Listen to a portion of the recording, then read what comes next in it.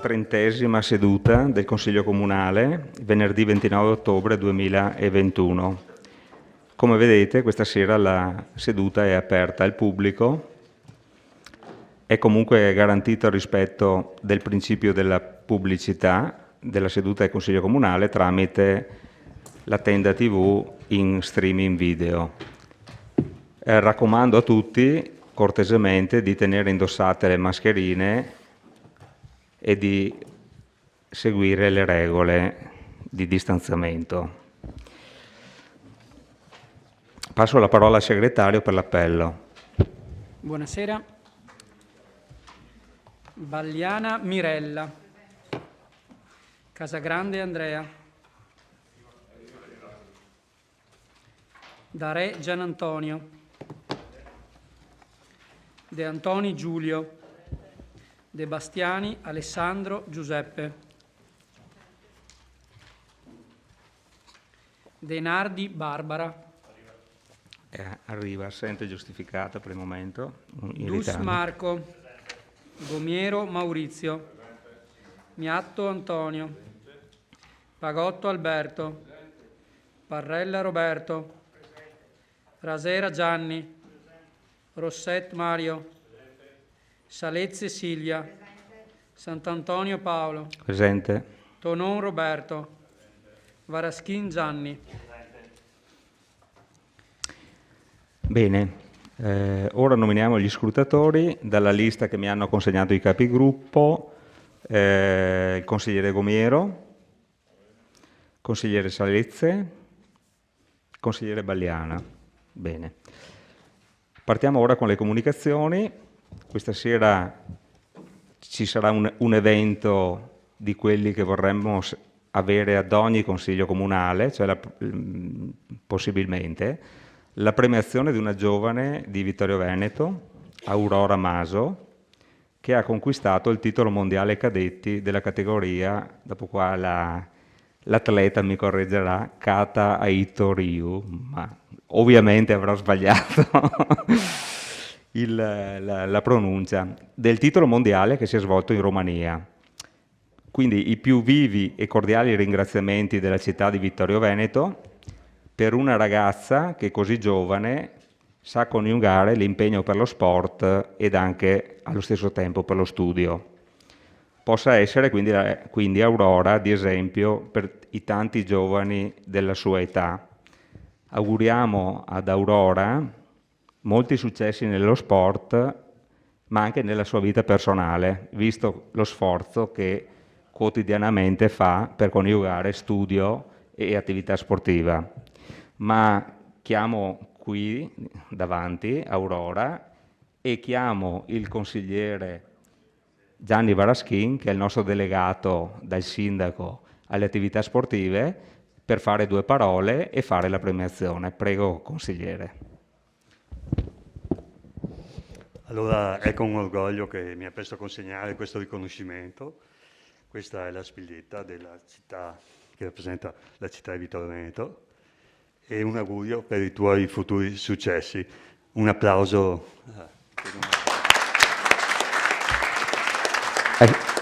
Anche il sindaco magari, ecco, il sindaco consegna il mazzo di fiori e poi lasciamo magari due parole anche a Aurora se vuol dire qualcosa. Ecco, e soprattutto Aurora, le parole che ho pronunciato prima, come si dicono veramente? Kata Cadetti Shitoriu. È totalmente diverso da quello che avevo detto io.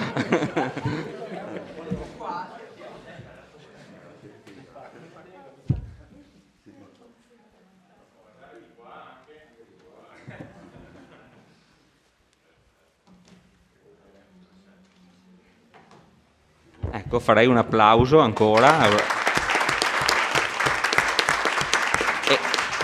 e un grazie dalla città di Vittorio Veneto. Bene. Il sindaco vuole fare alcune comunicazioni sull'andamento del coronavirus. Prego, sindaco. Allora, le ultime novità sono queste. Questa mattina ne avevamo 7 vittoriesi non gravi positivi. E il trend è in crescita perché nell'ultimo periodo eravamo scesi fino a 1 e nell'ultimo periodo si sta incrementando il numero. Speriamo che la cosa sia un fatto casuale, che si ricominci a scendere.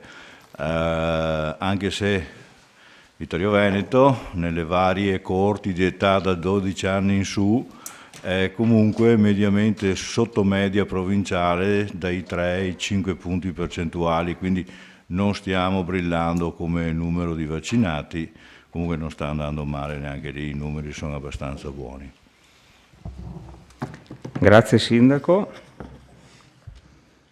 Bene, iniziamo con l'ordine del giorno della serata, che è piuttosto vasto, con l'interrogazione della consigliere, anzi no, c'è una domanda di attualità, scusate, c'è una domanda di attualità pervenuta dal consigliere Marco Dus. Prego consigliere. Sì, buonasera a tutti. La domanda di attualità si riferisce alla questione di cui abbiamo discusso il 22 settembre scorso, cioè l'area ex Borca e alla sua eventuale evoluzione. Questa domanda si riferisce anche ad un intervento che è stato preso dalle pagine del sito online QDP News, in cui il sindaco ha dichiarato in merito alla proposta di cessione di un ettaro dell'area ex Borca al Comune, previa trasformazione in parco, non è fattibile per il Comune, è fuori discussione e si presenta una spesa inutile. A noi non serve un giardino, ci servivano i posti auto per Serravalle. L'offerta così com'è non ci interessa. Al limite quindi, e per quanto ci riguarda, potranno essere ristrutturati i 2 rustici e per il resto rimane così com'è. La mia domanda verte su, con la presente si chiede se ad oggi siano state formulate nuove proposte dalla proprietà e se verranno discusse e presentate al Consiglio e con che tempistica. Inoltre chiedo di sapere se la Giunta condivide o meno la proposta che è stata avanzata tramite le pagine dei giornali dalla proprietà, che prevede la cessione di un'area verde previa trasformazione in un parco pubblico e la non realizzazione della piastra funzionale. Grazie. Grazie consigliere. Allora, vi chiedo la cortesia, se potete tenere le mascherine, dopo magari ogni tanto, anche quando parlate, se potete, e dopo le togliete ogni tanto, ma insomma, se potete tenerle, vi ringrazio. Bene, Sindaco, prego. Sì, posso rispondere.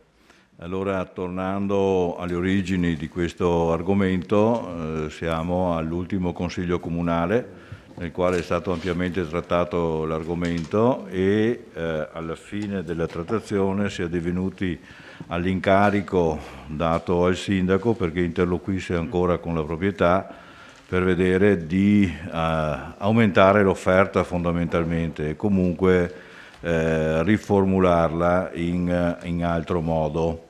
Mi sono dato da fare, ho interloquito con la proprietà, con una terza persona che rappresentava la proprietà e abbiamo esposto quanto detto in Consiglio Comunale, ancorché ne fossero già informati essendo stato pubblico l'incontro. La parte si è ritirata dicendo che avrebbero valutato la cosa e hanno formalizzato poi una lettera che mi è arrivata e preceduta fra l'altro da un incontro verbale con quei medesimi contenuti dove la proprietà tornava alla originale offerta di realizzare un giardino e parco, non si può chiamare essendo che la sovrintendenza non accetterebbe la piantagione di alberi proprio per non occludere quel cono ottico e da cedere al comune, quindi con tutte le spese, tutte le cose. Già lì per lì ho dichiarato che poteva esserci qualche fondato diniego a una simile proposta per tutto quello che comportava e fra l'altro ai giornalisti che mi contattavano, numerosi, perché era interessante l'argomento sulla città, ho detto quello che era la mia personale opinione. Dopodiché abbiamo provveduto a trattare il giorno 21 di ottobre in giunta l'argomento, dove abbiamo parlato di questo ulteriore contatto avuto, e la giunta ha concluso che l'argomento necessita di valutazione economica e sottoposto all'attenzione del Consiglio Comunale. Quindi le decisioni finali su quello che può essere la continuazione di quel dialogo iniziato, è chiaro, tornerà qua in Consiglio Comunale. Mi permetto di fare anche un'ulteriore osservazione, che forse tutti quanti sapete cosa è successo e forse era il caso di procrastinare l'argomento a un momento magari successivo. Questo è quanto comunque. Grazie Sindaco. Sì, la ringrazio per la risposta esaustiva. Francamente, siccome l'iniziativa è partita dal privato a successivamente quello che è successo, io mi sono sentito da consigliere comunale in dovere di porle una domanda che credo sia legittima. Comunque grazie per la risposta, quindi attenderemo ora di discutere nuovamente di questo progetto. Grazie consigliere Dus. Passiamo alla prima interrogazione in programma della serata, interrogazione del consigliere Balliana.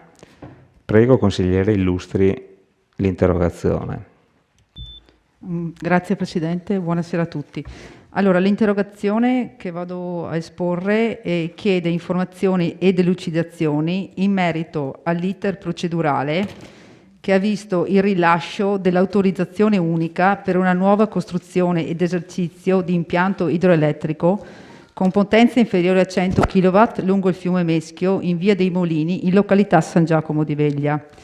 L'autorizzazione porta la data del 3 dicembre 2020. I cittadini, cioè l'impianto da realizzare, insiste su una zona densamente abitata, quindi non è in mezzo ai campi, e a pochi metri di distanza da numerose abitazioni. I cittadini residenti nelle immediate vicinanze del nuovo impianto hanno appreso, e anche noi consiglieri comunali abbiamo appreso dell'avvenuta autorizzazione solo da un articolo di stampa comparso sul Gazzettino il 29 aprile 2021, quindi 5 mesi dopo l'avvenuta autorizzazione.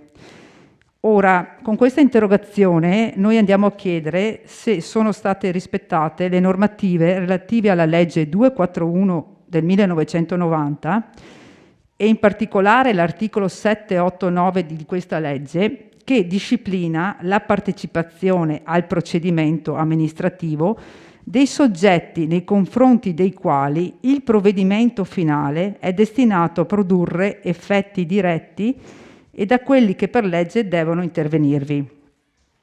In buona sostanza noi chiediamo se questi cittadini che potrebbero essere direttamente interessati dalla realizzazione di questa opera siano stati contattati, siano stati fatti partecipe dell'iter procedurale iniziato con la conferenza dei servizi, che si è svolta in forma semplificata e in modalità asincrona.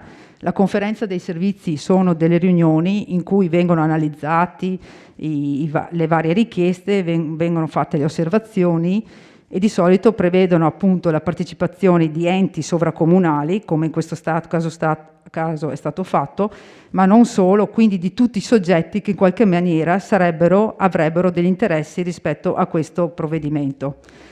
Considerato che l'articolo 14 bis di questa legge, che fa riferimento alle modalità con cui è stata fatta la conferenza dei servizi, quindi in maniera semplificata e asincrona, non esclude i citati articoli che ho detto prima, il 7, l'8 e il 9, che soprattutto il 7 dice che l'indizione della conferenza deve essere anche comunicata ai soggetti individuati o facilmente individuabili nel caso in cui dal provvedimento possa potenzialmente derivare un pregiudizio nei loro confronti e che questi ultimi possono intervenire nel procedimento stesso. Allora, noi abbiamo individuato questi soggetti portatori di interessi, nelle fattispecie sono 4. Primo, un cittadino residente nella zona limitrofa dove verrà l'impianto, quindi a confine, che potrebbe subire un danno rispetto alla realizzazione di questa opera. E tra l'altro a questo cittadino noi tutti dobbiamo essere grati, perché da più di 20 anni sottostà e sta attento, monitora e è sempre presente rispetto alla situazione di quella zona del Meschio, quindi alza le paratie quando c'è necessità, insomma regola anche la questione idrica, e questo cittadino sarà direttamente interessato con la propria proprietà da questa realizzazione. Secondo, ci sono dei cittadini residenti proprio in zona, nelle vicinanze, che quindi sono anche loro portatori di interesse rispetto a quest'opera. Terzo, ci sono i cittadini titolari di concessioni di emungimento idrico ad uso irriguo, quindi tutti coloro che hanno il diritto di avere dell'acqua dal Meschio e andare a irrigare i campi. E quarto e non ultimo, tutte le associazioni che quantomeno in questi anni si sono sempre dedicate alla salvaguardia anche dell'ittica del fiume, e quindi tutti questi soggetti noi li individuiamo come portatori di interessi. Ecco, tutti questi non sono stati minimamente avvisati dell'iter procedurale iniziato nel luglio 2019. Detto questo, altre 2 considerazioni, poi vado alle domande. Dunque, nel 2017 il Comune aveva negato l'autorizzazione alla stessa richiesta, e motivando con la mancanza di coerenza e di compatibilità del progetto con le previste misure di conservazione del fiume Meschio della rete Natura 2000. Inoltre il Comune aveva era in essere un ricorso al TAR del Veneto, in cui il Comune chiedeva appunto l'annullamento di una determina della Commissione VIA, e in più chiedeva che questo progetto fosse posto all'attenzione della Commissione VIA in quanto ricadente in una zona di ambito di rete Natura 2000, quindi che avesse una visione un po' più avanti. Ecco, allora noi chiediamo all'amministrazione comunale se nella mancata comunicazione a tutti i soggetti portatori di interesse dell'avvio del procedimento non ritiene di aver disatteso l'articolo 7 e 9 della legge 241 del 90, la motivazione per la quale l'amministrazione non abbia ritenuto opportuno aspettare la sentenza del TAR prima di concedere l'autorizzazione. Se oltre all'obbligo di osservanza da un punto di vista giuridico, noi chiediamo all'amministrazione se non ha disatteso le aspettative dei cittadini coinvolti direttamente o indirettamente in questa opera. E qui chiedo anche, quando parlate di concetti di trasparenza e di partecipazione, vorrei capire come li applicate voi i concetti di trasparenza e applicazione. Ultima domanda che faccio, chiedo se non fosse stato almeno più opportuno e soprattutto coerente con le pregresse determine dirigenziali decisorie convocare una conferenza di servizi sincrona, quindi in presenza, in relazione alla particolare complessità della determinazione da assumere. Grazie. Grazie consigliere. Lascerò la parola al sindaco per la risposta. Stiamo parlando di realizzazione di centraline per la produzione di corrente verde, di corrente da fonti rinnovabili, che sono delle fonti che fanno sì che queste realizzazioni vengano in pratica considerate quasi fossero delle opere pubbliche. Hanno quindi un percorso molto complesso che prende un po' in disamina un po' tutti gli aspetti che il consigliere ricordava. È così complessa la cosa che ho dovuto farmi aiutare anche in un excursus punto punto dai nostri uffici, per cui ordinatamente potrei provare a risponderle. Nella prima parte lei chiede se nella mancata comunicazione a tutti i soggetti portatori di interesse dell'avvio del procedimento e riesame relativo al rilascio dell'autorizzazione per la realizzazione dell'impianto idroelettrico non ritiene di aver disatteso gli articoli 7 e 9 della legge 241/990. Posso rispondere così, quindi. L'articolo 7 della 241/90, comunicazione di avvio del procedimento, al comma 1, prescrive che l'avvio del procedimento è comunicato ai soggetti nei confronti dei quali il provvedimento finale è destinato a produrre effetti diretti e a quelli che per la legge devono intervenirvi. Ove parametri non sussistano, le ragioni di impedimento predette, qualora da un provvedimento possa derivare un pregiudizio a soggetti individuati o facilmente individuabili diversi dai suoi diretti destinatari, l'amministrazione è tenuta a fornire loro, con le stesse modalità, notizia dell'inizio del procedimento. Quindi, dall'analisi preliminare del progetto, non sono state evidenziate possibilità di pregiudizio nei confronti di soggetto alcuno, per cui non vi è stata la necessità di estendere la comunicazione. Quando si guarda un progetto si cerca di valutarlo e valutarne anche le conseguenze dirette e indirette che questo possa avere, e quindi da questa analisi non è stata riscontrata la necessità. L'articolo 9, intervento nel procedimento, prevede che qualunque soggetto portatore di interessi pubblici o privati, nonché i portatori di interessi diffusi costituiti in associazioni o comitati cui possa derivare un pregiudizio del provvedimento, hanno la facoltà di intervenire nel procedimento, e tale possibilità è sempre stata garantita lungo il corso dell'intero procedimento. La motivazione per la quale, la seconda domanda sua è questa, la motivazione per la quale l'amministrazione non abbia ritenuto opportuno aspettare la sentenza del TAR Veneto in riferimento al ricorso effettuato dal Comune stesso. E qua si risponde così, cioè avendo valutato nel corso dell'istruttoria per il riesame della pratica anche la valutazione di incidenza ambientale presentata nel frattempo dalla ditta proponente l'intervento, si è ritenuto superato il ricorso al TAR.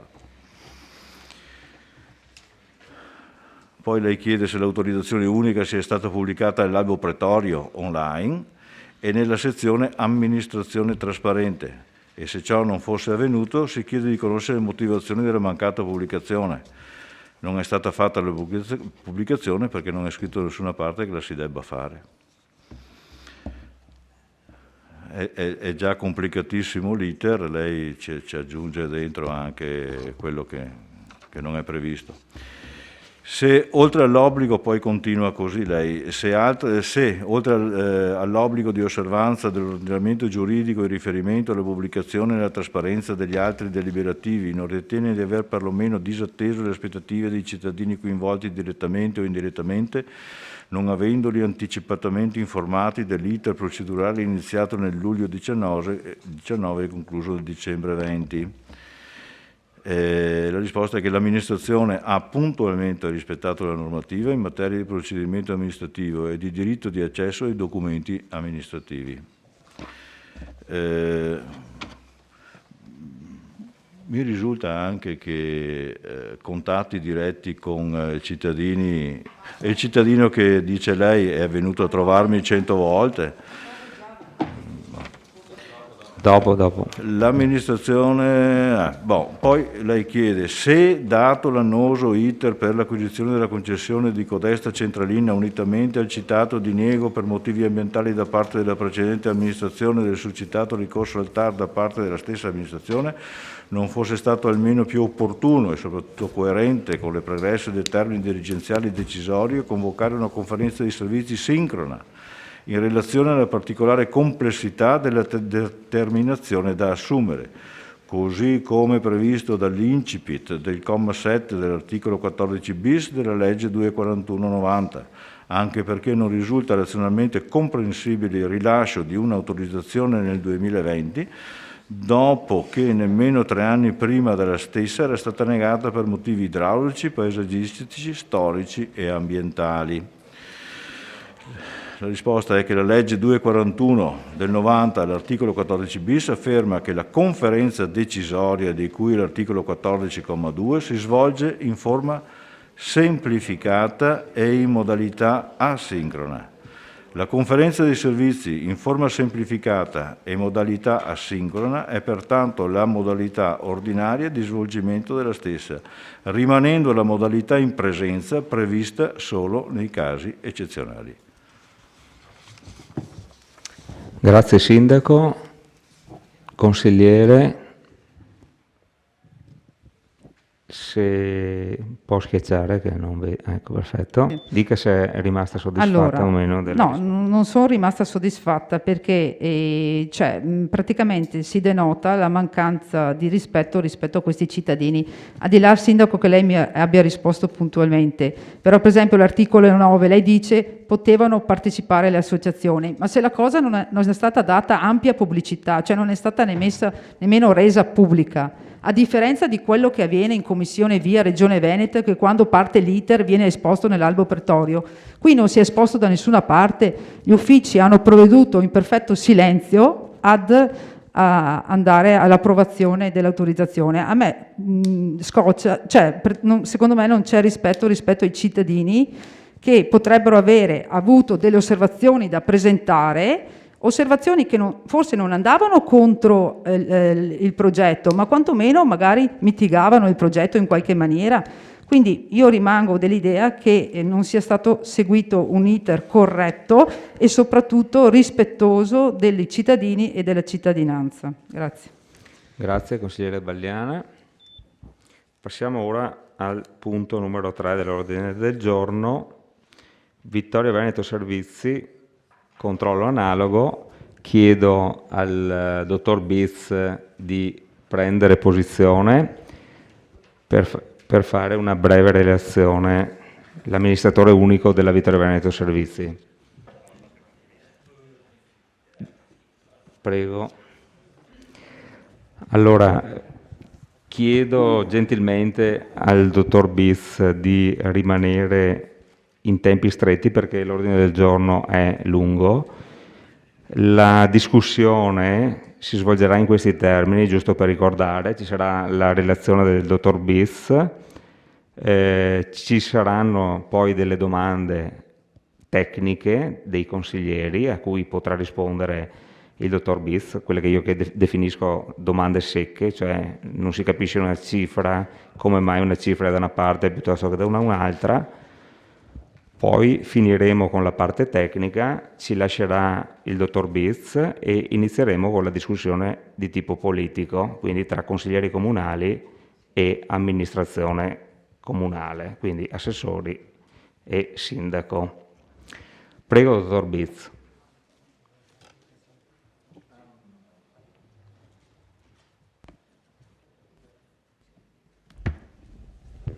Buonasera a tutti.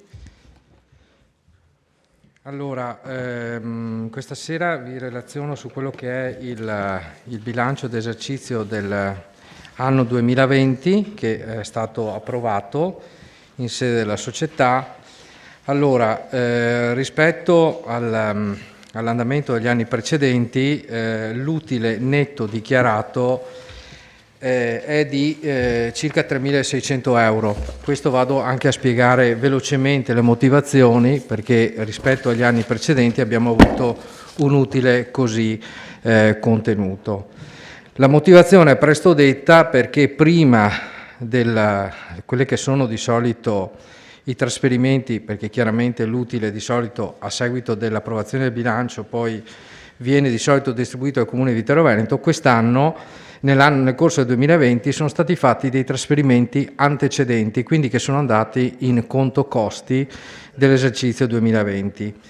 In questo vado in preciso a puntualizzare che sono state fatte un trasferimento di 50.000 euro, sempre a fronte del Comune di Vittorio Veneto, a fronte di una determina da parte del Comune di Vittorio Veneto, e quindi chiaramente andava per principio di cassa, quindi nel momento in cui è stato erogato chiaramente è andato per cassa e quindi è andato a costo. A questo si aggiungono i 30.000 euro che sono stati dati durante il periodo della pandemia, chiaramente date dalla Vittorio Veneto Servizi al Comune di Vittorio Veneto per tutte quelle che erano le esigenze che i servizi sociali ritenevano utile per i buoni pasto e quant'altro.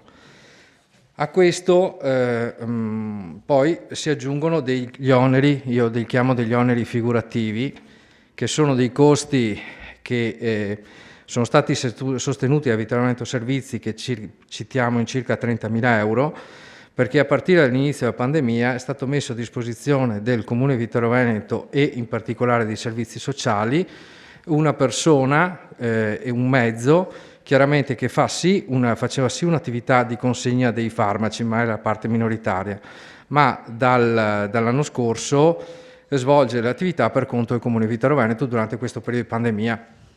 Chiaramente sono tutte esigenze che i servizi sociali hanno, dal trasporto delle persone, dalla consegna pasti, attività che in questo frangente il Comune di Vittorio Veneto aveva la necessità di coprire. Quindi, detto questo, prima della chiusura del bilancio a livello di costo, al Comune di Vittorio Veneto di fatto sono stati fatti trasferimenti per circa 120.000 euro, quindi ne consegue, ecco perché l'utile d'esercizio è così basso. Dal punto di vista, a questo aggiungo altri due aspetti. Dal punto di vista del valore della produzione dell'azienda è rimasto grosso modo similare al 2019, una piccola riduzione, siamo ai 4 milioni e 6 contro i 4 milioni 6 e 15 del 2019. A questo mi preme ricordare che una contrazione anche della marginalità del risultato d'impresa è dovuto a diversi fattori. In primis sono aumentati i costi della gestione delle pulizie, perché chiaramente durante il periodo della pandemia abbiamo dovuto implementare questo tipo di attività interna, proprio perché comunque c'è una forte frequentazione di persone all'interno della farmacia e quindi conseguentemente bisogna garantire un grado di sicurezza maggiore sia per i dipendenti che anche per i pazienti e clienti che frequentano le farmacie. A questo aggiungo che è cambiato anche il mix di vendita, nel senso che si è spostato, pur mantenendo un grado di fatturato pari al 2019, sono stati venduti, la tipologia di prodotti venduti, ricordo sempre che la tipologia di Vittorio Veneto Servizi, cioè le farmacie comunali, hanno una parte che deriva di entrate dalle ricette rosse e una parte da quelle che sono tutto il mix di vendita relativo a tutti gli altri prodotti venduti. Rispetto alla situazione di mercato, noi ci troviamo in una situazione in cui solo il 40% deriva dal mercato, dal settore delle ricette, mentre il 60% arriva da tutto il resto. Quindi chiaramente nella fase di pandemia c'è stata anche comunque una contrazione da questo punto di vista degli acquisti di tutto il resto del mix, quindi chiaramente è cambiato il mix di vendita e conseguentemente con le marginalità si sono un po' più contenute. A questo aggiungo che abbiamo avuto un implemento di circa 25.000 euro di ammortamenti dovuti alla capitalizzazione. Ricordiamo che nel corso del 2019 il valore del patrimonio della Vittorio Veneto Servizi è aumentato notevolmente con l'apertura della farmacia di Costa, quindi questo ha un effetto a livello di costo figurativo, ha un effetto chiaramente su quello che è l'utile netto. Chiaramente parliamo sempre di costi figurativi come lo è il costo dell'avviamento, quindi anche questi 25.000 euro in più hanno portato a un abbassamento di quello che è l'utile netto. In più, cosa che sparirà, chiaramente ne è sparita nel 2021, ricordo che avevamo ancora in questo frangente del 2020 avevamo ancora il costo di affitto dei locali della vecchia farmacia di Costa, che pesava circa per 25.000 euro. Questo chiaramente, come dico in succinto, dice i valori netti. Chiaro che ci tengo a precisare il valore di trasferimento che è stato dato al Comune di Vittorio Veneto, che sono i famosi gli 80.000 euro, aggiungiamo i 30.000 euro come valore di servizio dato al Comune di Vittorio Veneto.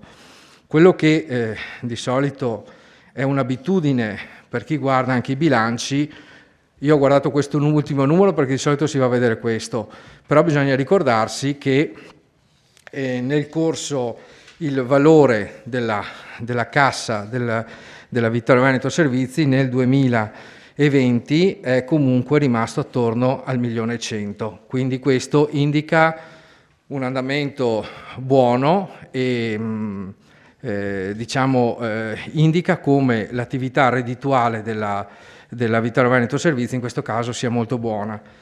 Mi permetto di sottolineare, proprio anche perché poi sono stati anche comunque nel corso del 2020 sono stati, rimangono 1.100.000 pur avendo gestito finanziariamente internamente il costo della farmacia, della realizzazione della nuova farmacia di Costa, e ricordo che nel corso del 2020 sono stati erogati, oltre a quei valori che vi ho indicato prima, al titolo di dividendi, nel 2020 sono stati erogati al Comune di Vittorio Veneto 356.000 euro. Quindi chiaramente questo per dire che il valore della cassa nel 2020 è di 1.100.000, però sono state fatte delle erogazioni al Comune di Vittorio Veneto. Io mi fermerei qua perché aspetto da parte vostra se ci sono domande in specifico. Ecco, se c'è qualche domanda tecnica da fare, prego, consigliere Tonon. Grazie Presidente, buonasera. Allora, un paio di osservazioni per il Presidente Bizz. Allora, per quanto riguarda il numero dei dipendenti, il bilancio finale e la relazione semestrale parlano di numeri diversi. È vero che uno parla di numero medio, Sì. 19, mentre nella relazione semestrale si parla di 22. Era per capire perché a fronte di numeri teoricamente uguali il costo è diminuito. Cioè se io guardo bilancio 19, bilancio 20, nel 19 i costi erano 839.000, nel 2020 822.000, cioè con una diminuzione di circa 17.000 euro nei costi del personale, era per capire l'evoluzione. Mentre invece, almeno in parte lei questo l'ha già spiegato, ci sono aumenti dal punto di vista dei costi di produzione più o meno rilevanti a seconda delle voci, per esempio nelle materie prime, sicuramente per i servizi, in maniera marginale, e qui se ci spiega come mai anche per godimento di beni di terzi, visto che si passa da 30.000 a 33 quando invece l'affitto è diminuito. Oneri di gestione, vabbè, sono aumentati anche quelli. Ha detto bene che la marginalità, anche se diminuita, siccome di fatto il fatturato è rimasto uguale, se sono calate le vendite, diciamo, di altro materiale, chiamiamolo così, rispetto alle ricette, vuol dire che sono aumentate le ricette di fatto. Lì la marginalità sarà inferiore, evidentemente, ma effettivamente il flusso di cassa è molto buono, perché considerando che il Comune di fatto ha portato a casa 456.000 euro, di fatto, fra erogazioni con fondi, diciamo, con utili pregressi e quelli dati durante l'anno, effettivamente la cassa, se facciamo i conti, è calata di 431.000, quindi di fatto sarebbe rimasta uguale senza queste uscite. La domanda tecnica riguarda una affermazione che c'è nella nota integrativa al bilancio, perché si parla, vabbè, a parte il numero quando si dice attività svolte, la società svolge attività di vendita di farmaci e medicinali da banco, eccetera, nel territorio del Comune di Vittorio Veneto. Qui ovviamente si parla fino al 31/12/2020, attraverso 4 distinti punti vendita. Se sono 4 bisogna includere Alpago, che comincia a gennaio, se no sono 3. È refuso. Bon, però quello che è importante è questo. L'assegnazione della farmacia, si parla dell'Alpago, è avvenuta mediante contratto di concessione di azienda. Io sono andato a guardarmi, francamente, siccome non sono esperto in materia, non ho trovato cosa sia un contratto di concessione di azienda, perché non è una cessione di ramo di azienda. Mentre invece nella delibera e anche nella semestrale, nella relazione semestrale, si parla di affitto. se non ricordo male, un attimo che trovo la delibera. Eccola qua. Nella delibera si parla acquisizione in affitto della farmacia comunale del comune di Alpago. La nota integrativa parla di altro tipo di contratto, allora chiedo una spiegazione rispetto a quello che c'è scritto in sostanza, perché è un contratto di concessione di azienda stipulato nel mese di dicembre del 20, vorrei capire cosa significa. Quello del personale gliel'ho già chiesta, mi pare che da un punto di vista tecnico non ho altre osservazioni da fare, salvo forse, vabbè, ma questa è una valutazione che possiamo fare successivamente. Grazie. Grazie consigliere. Altre domande tecniche?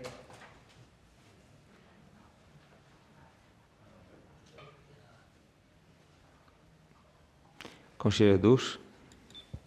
Sì, io vorrei tornare su una questione che avevo sollevato un anno fa e era quella riferita alla natura societaria della Vittorio Veneto Servizi e appunto a questa operazione che ha in Alpago.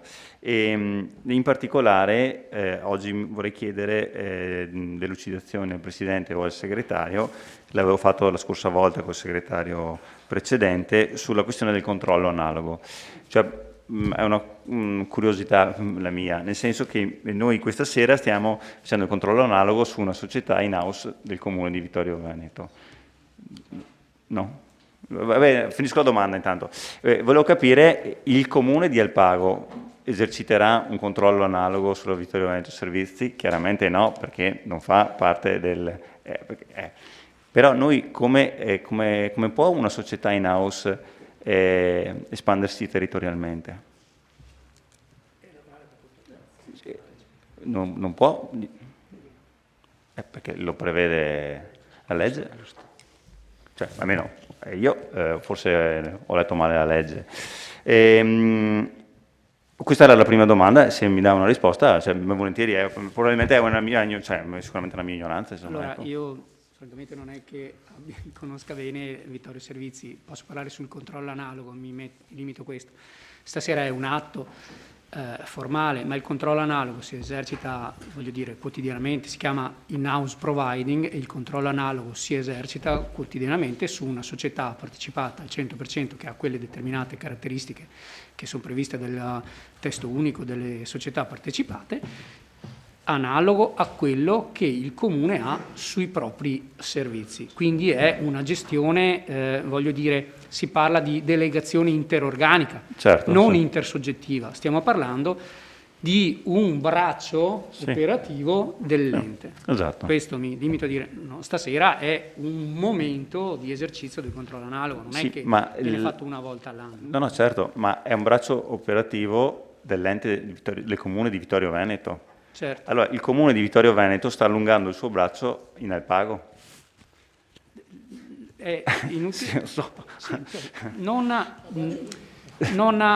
Su questo, se vuole farmi delle domande specifiche, io le risponderò in maniera più specifica, perché non conosco francamente, sono qua da poco, va bene. lo statuto societario, gli indirizzi. Magari gliele faccio, sì, no, non volevo focalizzare, però... No, è interessante, invece, esatto, anche per me è interessante. Al di là del dibattito stasera su questo punto all'ordine del giorno, il punto successivo, ad esempio quello del documento unico di programmazione che andremo a deliberare dopo, vedremo come anche là verranno dati degli indirizzi alle società partecipate, non solo all'in-house di Vittorio Veneto Servizi, e diciamo così abbiamo provato a dare un avvio, se mi è concesso, un modo un po' diverso rispetto di interrelazione con la nostra partecipata, che spero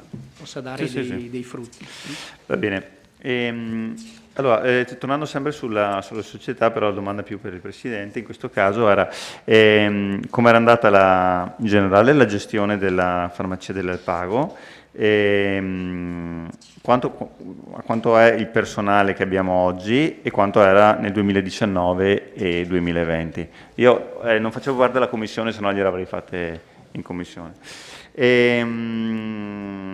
Poi volevo capire anche, siccome c'era stato un intervento molto preciso delle consigliere da Re ancora un anno fa sull'operazione Rent to Buy, quella legata alla farmacia del centro e alla perizia, volevo capire un attimo quanto ci costa l'affitto del locale e appunto se era stata fatta una stima sul valore della porzione di fabbricato della farmacia. Basta, questo intanto per il momento, grazie.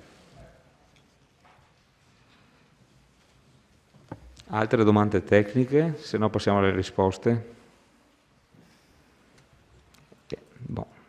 Dottor Biz vuole rispondere al consigliere Tonon no, un'altra domanda tecnica prima di... Prego, consigliere Bagliana. Sì, allora, io volevo chiedere rispetto al servizio introdotto durante la pandemia, che ha investito circa 90.000 euro di impegno di spesa, e a questa figura di questa persona che sicuramente sarà stata utile, però quando lei parla consegna pasti, cioè mi viene in mente che la consegna pasti viene anche fatta aiutatemi, il Piazzone, no? Sì, dell'associazione, e quindi volevo capire se questa va a integrare l'associazione dei Piazzoni o era una cosa a parte. Poi se voglio dire, se questa persona portava vorrei capire l'effettiva necessità rispetto al comune di avere un'ulteriore figura di questo tipo. Dopo sono d'accordo di portare i farmaci nelle case di chi ha bisogno, infatti era anche una richiesta avanzata anche dal consigliere De Antoni anche le scorse volte di provare sia che diventi una cosa un po' sistematica questa cosa qua. Altra cosa, anch'io volevo capire rispetto all'Alpago, alla farmacia dell'Alpago, anche rispetto alle altre farmacie, dottor Biz, se ci può dare un prospetto in linea generale rispetto alla gestione delle farmacie, cioè la differenza tra quella del centro, quella dell'Alpago, quella di San Giacomo e quella... cosa abbiamo ancora? Ecco, grazie. Grazie consigliere Bagliana. A questo punto direi di passare con le risposte del dottor Biz. Prego, dottore. Allora, relativamente al discorso dei punti vendita, effettivamente c'era un refuso perché nel 31/12 del 2020 avevamo solo 3 punti, sono un refuso. Sono 3 le farmacie. La farmacia dell'Alpago è entrata, l'abbiamo in gestione dal 1° gennaio del 2021 e sottolineo in questo caso è entrata in gestione anche dopo che era passata in consiglio comunale, non mi ricordo se era il 30 novembre o giù di lì del 2020, in cui sì, noi abbiamo partecipato alla gara d'appalto, però è stata l'ufficializzazione, la firma è stata fatta nel mese di dicembre, dopo che era comunque stata approvata dal Consiglio Comunale, se non vado errato. Per quanto riguarda il discorso del contratto, allora, la farmacia dell'Alpago è stata data cioè è come le farmacie del comune di Vittorio Veneto.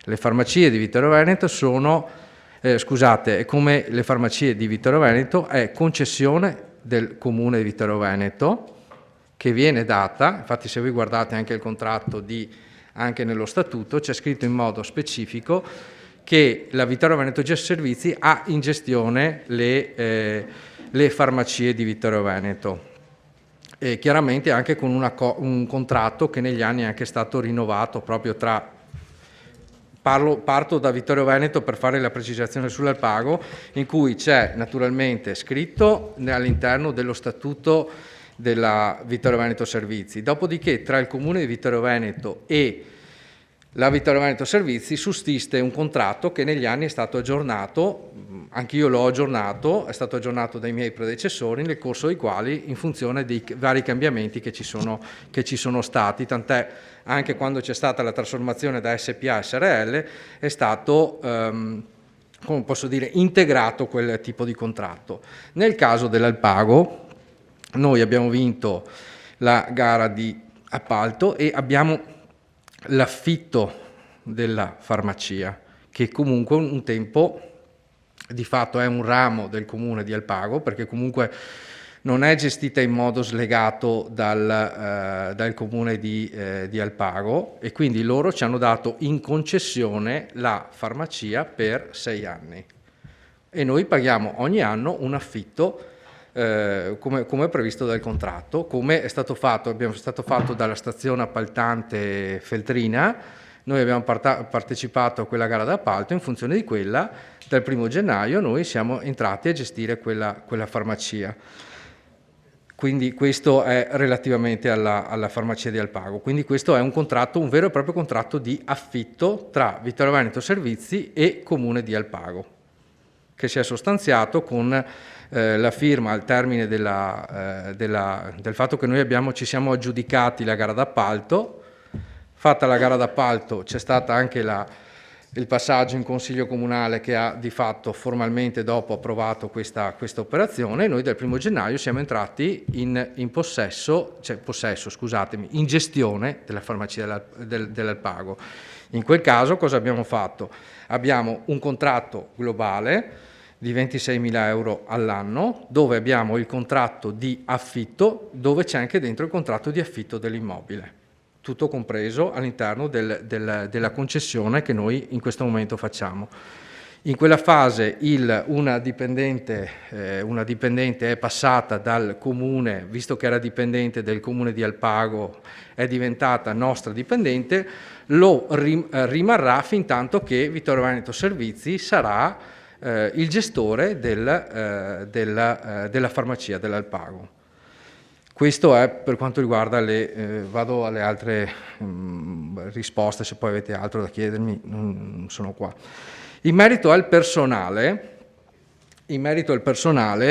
il valore medio sì è di circa 20 persone, poi tenete conto che ci sono stati fortunatamente anche delle maternità, per cui c'è una fase abbastanza da questo punto di vista ondivaga, perché principalmente i dipendenti della Vittorio Veneto Servizi sono delle donne, e quindi chiaramente ci sono stati anche degli effetti da questo punto di vista del personale proprio dovuto a questo.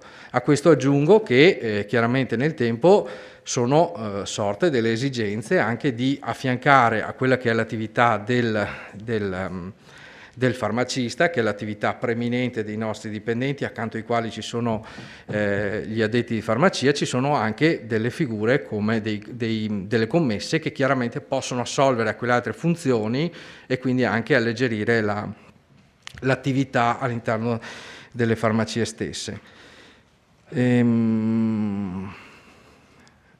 Poi c'era, sul controllo in house io non credo di dover intervenire, perché nel senso c'è il contratto di affitto, io con il comune di Alpago devo solo ottemperare a quelle, come posso dire, in funzione del contratto di affitto che è stato sottoscritto. Vittorio Veneto Servizi deve rispettare quanto è stato previsto nel contratto, insomma, ecco. E in merito al discorso del rent to buy, sì, è stato fatto, come mi era stato chiesto anche nel corso del Consiglio Comunale dal consigliere D'Arè, è stato fatto una perizia, e in funzione della perizia noi abbiamo provveduto all'acquisto dell'immobile. Il valore dell'immobile è di io vi dico il valore globale, sono 150.000 euro, che chiaramente è diluito chiaramente di una piccola parte di affitto che è attorno ai 600 euro al mese. Comunque alla fine del 2024 concluderemo l'operazione, e quindi questa operazione costerà da qui al 2024 nella sua globalità i 150.000 euro, che erano i valori che avevamo della stipula del contratto che è stato fatto. Ecco, in merito il consigliere Bagliana chiedeva, allora, la farmacia del pago è in questo momento qua una fase di divenire, è sicuramente una farmacia completamente diversa dalle nostre farmacie per la tipologia anche di utenza, e quindi chiaramente è in una fase, come ho sempre detto, è una fase di, al termine del 2021 sapremo fare una stima coerente di quello che è la situazione. Comunque la situazione in questo momento è buona e ci sono due persone, c'è una dipendente, la direttrice che viene dal Comune del Pago, affiancata da un'altra dottoressa, anche perché comunque non è pensabile di lasciare una persona da sola, e era lo stesso problema che comunque il Comune di Alpago aveva precedentemente, solo che aveva solo una dipendente, l'altra era una dipendente assunta con contratto interinale. La differenza, come dico, è sostanziale, ma è sostanziale perché lo è come per le nostre 3 farmacie, nel senso che la tipologia sono tutte e 3 impostate nello stesso modo. È chiaro che vi sono delle farmacie con caratteristiche un po' più diverse e questo si adatta un po' di più alla clientela. La farmacia di Costa adesso è quella sicuramente più grande, che riesce, con la possibilità di avere più spazio, il fatto di avere parcheggi, di dare determinati tipi di risposte. Quella del centro chiaramente ha avuto con con il fatto di averla rivisitata, avergli dati spazi più ampi, garantisce anche un servizio diverso.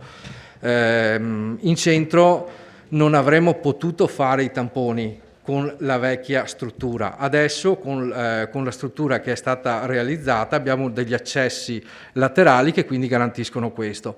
E San Giacomo chiaramente per i tamponi comunque usiamo la parte retrostante, però sono 3 realtà completamente diverse. San Giacomo chiaramente assume una funzione territoriale molto importante perché è molto più distaccata dalle altre, quindi quello che posso dire, la filosofia è la stessa, chiaramente ci sono delle peculiarità un po' diverse.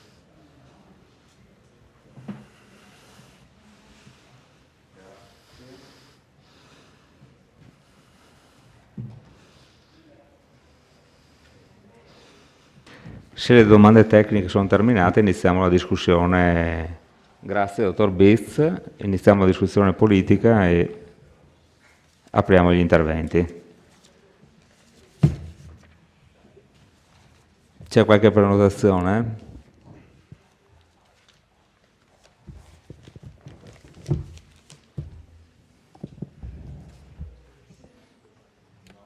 Prego, consigliere De Antoni.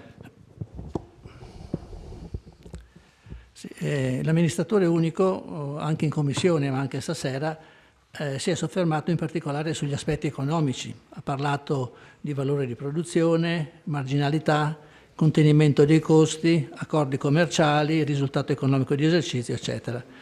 Sono tutti aspetti da tenere presenti per poter raggiungere almeno il pareggio di bilancio. Infatti il pareggio c'è stato anche quest'anno, seppur risicato, diciamo, ma io credo che una società partecipata al 100% dal Comune, che per statuto eroga un servizio pubblico, debba anche e soprattutto tenere conto, come previsto dallo statuto, di svolgere servizi utili al pubblico, come il noleggio di apparecchi medicali, ripeto quello che c'è scritto nello statuto, noleggio di apparecchi medicali, effettuazione di test di autodiagnosi, teleprenotazione di diagnostica strumentale, eccetera, servizi finalizzati alla prevenzione e alla tutela della salute, ma anche, come c'è scritto sempre nello statuto, gestire percorsi di informazione e di educazione per la salute dei cittadini, insomma assumere ogni altra iniziativa di natura economica ma di rilevanza sociale atta a sviluppare un servizio adeguato ai bisogni dell'utenza nel territorio e con le modalità tese alla salvaguardia delle fasce deboli della popolazione.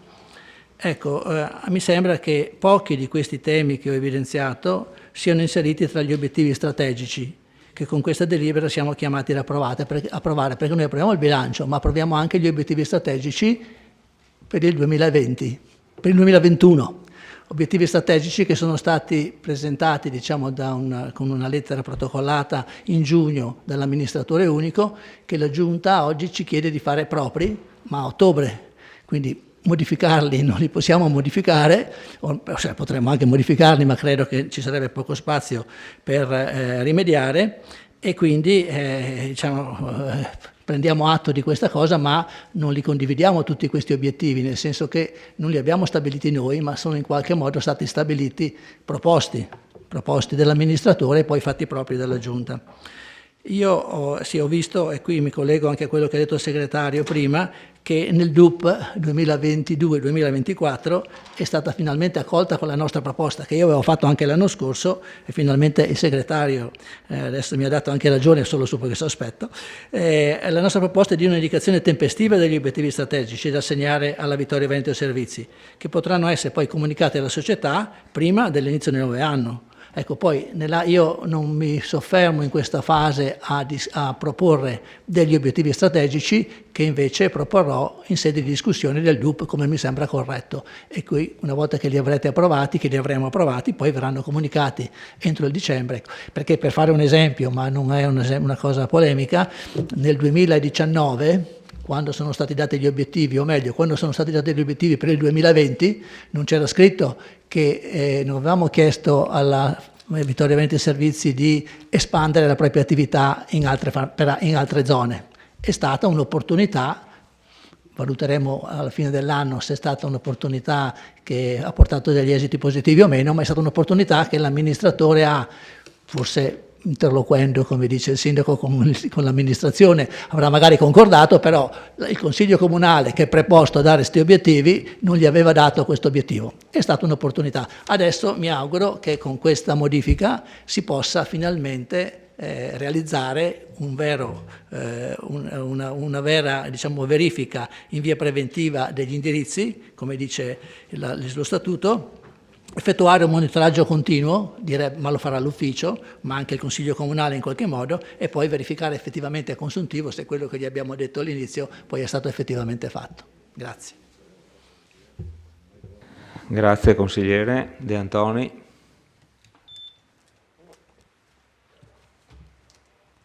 Consigliere Balliana. Sì, io volevo chiedere, l'avevo segnata, poi mi sono dimenticata nel primo intervento, anche al segretario comunale. E nella relazione ispettiva della Ragioneria dello Stato, che ha fatto qui in questo comune nel 2018, si legge a pagina 24 di questa relazione che si rileva infine che in sede di approvazione del consultivo della medesima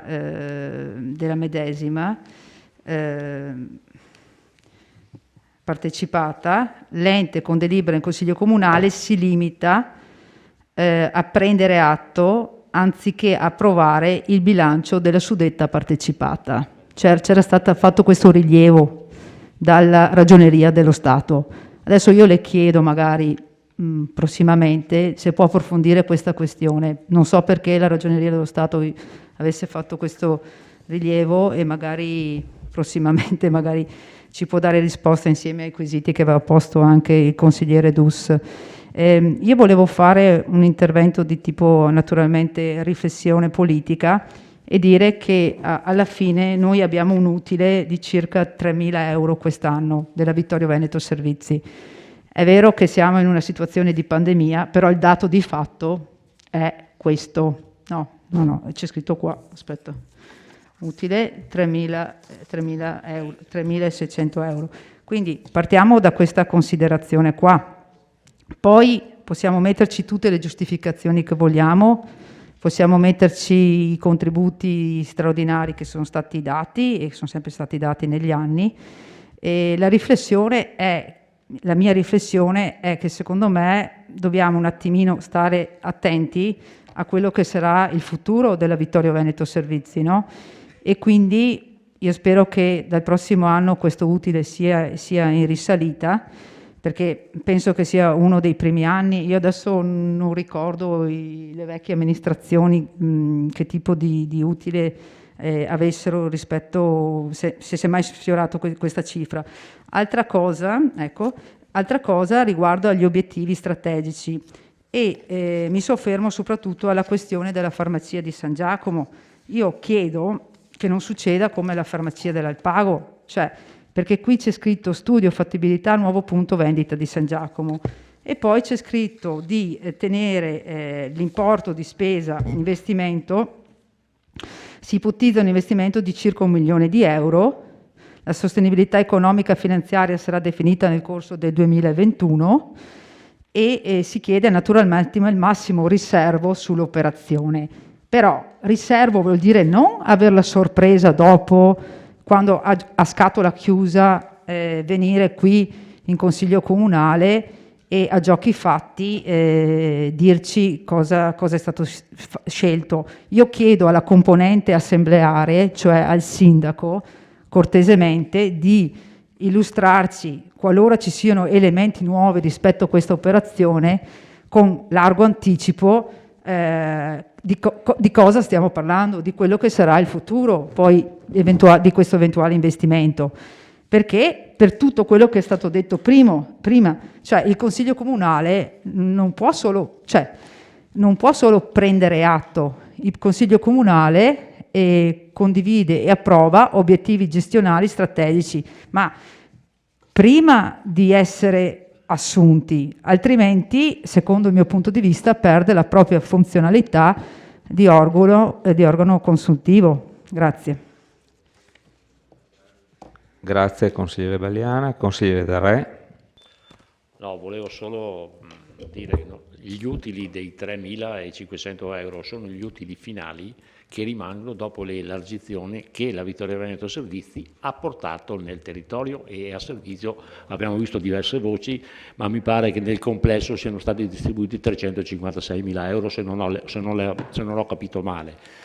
Perché facciamo questa operazione? Facciamo questa operazione perché è inutile pagare le tasse, tenere in cassa 356.000 euro e darne metà in quel di Roma. Mi pare che, tra l'altro, è previsto dalla legge nazionale che le partecipate, tra l'altro ribadita, è stata anche la fonte per cui noi abbiamo vinto il ricorso a Roma contro la Corte dei Conti di Venezia, perché nelle finalità delle partecipate è quello di investire i propri utili all'interno del proprio territorio, del proprio comune. Quindi i 3.500 euro sono la finale, perché dobbiamo chiaramente chiudere l'esercizio in attivo di tutta l'operazione che viene fatta durante. È un utile, diciamo, fittizio, cioè vero, ma perché l'utile vero è stato reinvestito all'interno del Consiglio del Comune di Vittorio Veneto, in varie forme, nelle varie tipologie che l'amministratore ha spiegato. Grazie consigliere Del Re. Consigliere Gomiro. Buonasera. A margine del tuo discorso, prima era stato chiesto il dipendente l'autista che utilizza il furgoncino, e non è stato risposto da lei, penso alla sorella Bagliana, se serve solo per i buoni pasto, perché io l'ho visto che viene utilizzato nel sociale oltre che nella distribuzione, perché mi sembra che l'Auser non ha più volontari per portare in giro sti anziani. Sì, pasti, ma a prescindere dai pasti l'ho visto raccogliere qualche anziano o trasportarlo, se ha esigenze, in giro. Quindi volevo sapere, oltre che per i pasti, se viene utilizzato anche per tutto il resto. Grazie. Grazie consigliere Gomiro. Consigliere Pagotto. Sì, buonasera a tutti. Non mi sembra una cosa così grave che la nostra Vittorio Veneto Servizi, come amministratore unico, dottor Biz, chiude i bilanci in attivo. È vero che si possono chiudere in pareggio, ma ricordiamoci che gli utili vanno al comune che li utilizza per il sociale, ad esempio i 200.000 euro destinati per il PEVA, progetto eliminazione barriere architettoniche. Il dottor Biz è indubbiamente una figura fondamentale per lo sviluppo delle nostre farmacie comunali. Infatti a fine mandato è stato riconfermato proprio perché, e questo bisogna dare merito anche all'amministrazione precedente che per prima l'ha scelto, ha dimostrato di essere all'altezza della situazione, con lo spirito imprenditoriale che fa la differenza. La farmacia di Costa ha trovato una nuova sede e è diventata un punto di riferimento per la nostra città e per le zone limitrofe. La farmacia del centro è stata ampliata e con un occhio di riguardo al futuro si guarda anche per la farmacia comunale di San Giacomo con una nuova sede. Grazie. Grazie consigliere Pagotto. Sindaco, prego. Scusate, volevo semplicemente dare atto al consigliere De Antoni e delle sue attenzioni particolari in tutti gli argomenti, ma anche su questo, per cui volevo ringraziarlo. E questa nuova impostazione che abbiamo dato anche al DUP, eccetera, io credo che porterà dei miglioramenti così prospettici nell'affrontare i temi.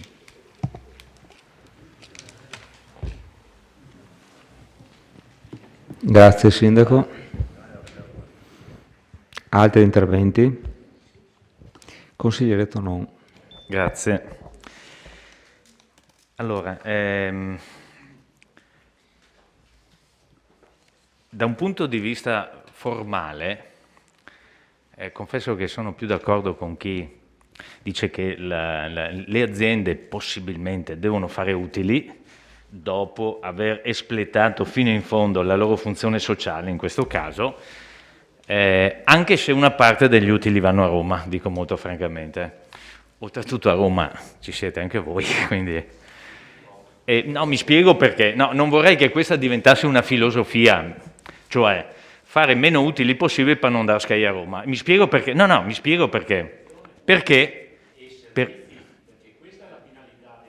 certo, sì, ma anche dell'Asco Piave e dare servizi, però fanno un sacco di utili. E allora o abbiamo 2 metri e 2 misure o usiamo lo stesso. Perché alcune aziende controllate dagli enti pubblici è bene che facciano utili a dismisura e altre invece poche? Dovremmo usare, credo io, il medesimo metro. Perché i soldi che vanno a Roma, a parte il cattivo uso che qualcuno potrebbe farne, fanno tante buone cose per tutti i cittadini di tutti i colori di tutto il nostro bellissimo paese. Ma perché dico questo? Perché se portassimo alle estreme conseguenze che le aziende è bene che non facciano utili per pagare tasse, ahimè ci sarebbe il disastro in tutto il territorio. Eh sì, perché se le aziende non fanno utili, difficilmente coloro che lavorano per le aziende fanno utili e hanno redditi cospicui. Di conseguenza le dichiarazioni IRPEF si restringerebbero, l'addizionale IRPEF sindaco, giusto?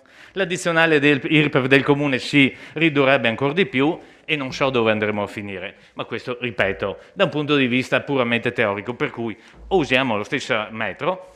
È bene che le aziende, in questo caso, come dire, strumentali del comune, facciano a fondo il loro mestiere, che investano, che facciano il loro servizio al massimo per la cittadinanza e se poi fanno utili, ben così, che facciano utili. Anche perché se no, caro collega D'Arè, non capisco perché deve tenersi 1.100.000 in cassa e non lo dà direttamente al comune a questo punto. Ci vuole un equilibrio. Le aziende devono essere equilibratamente gestite, con equilibrio e intelligenza, come mi pare la Vittorio Veneto Servizi sia condotta non solo con l'attuale amministratore Biz, ma anche con le precedenti gestioni. Perché se no viene fuori ogni anno storia, manco utili possibili così non paga in tasse. Vabbè, io non sono di questa linea. Che paga tutte le tasse? Sì, è vero. Detto questo, io raccomanderei 2 cose. È vero che non... mi permetto di fare una valutazione, pur non essendo un tecnico, ovviamente il segretario comunale sa 1000 volte più di me come affrontare l'argomento, ma non concordo con quanto scritto nella relazione della Ragioneria Generale dello Stato per quanto riguarda il bilancio. Io faccio tutt'altro di mestiere, se volete che parliamo di musica qualcosa me ne intendo, su questo settore no, però essendomi informato, in una società di capitale come la SRL, chi approva il bilancio è l'azionista, in questo caso l'azionista è il sindaco, perché è il rappresentante legale del comune che possiede tutte le quote. Chi approva il bilancio è il sindaco, punto. Non questo consesso. Questo consesso dà, come ha precisato il collega De Antoni, dà gli indirizzi, ma non approva il bilancio, ne prende atto. la Ragioneria dello Stato, o meglio chi ha un'altra opinione, va bene, non la condivido per niente. Vado avanti dicendo che secondo me, siccome in base a quello che ho appena detto noi non possiamo modificare la nota integrativa perché è stata approvata così, direi solo di controllare in corso di la correttezza, diciamo così, formale, non sostanziale, di quanto scritto, perché o consideriamo una concessione come un affitto oppure, come dire, bisogna calibrare bene i termini e poi verificare soprattutto la questione del personale strada facendo, perché che non ci troviamo con qualche sorpresa alla fine, solo questo. Mi riferisco ovviamente alla questione del personale della farmacia dell'Alpago, onde evitare che arrivi magari un'altra ispezione della... Ecco, il segretario vedo che ha colto immediatamente quale potrebbe essere la problematica.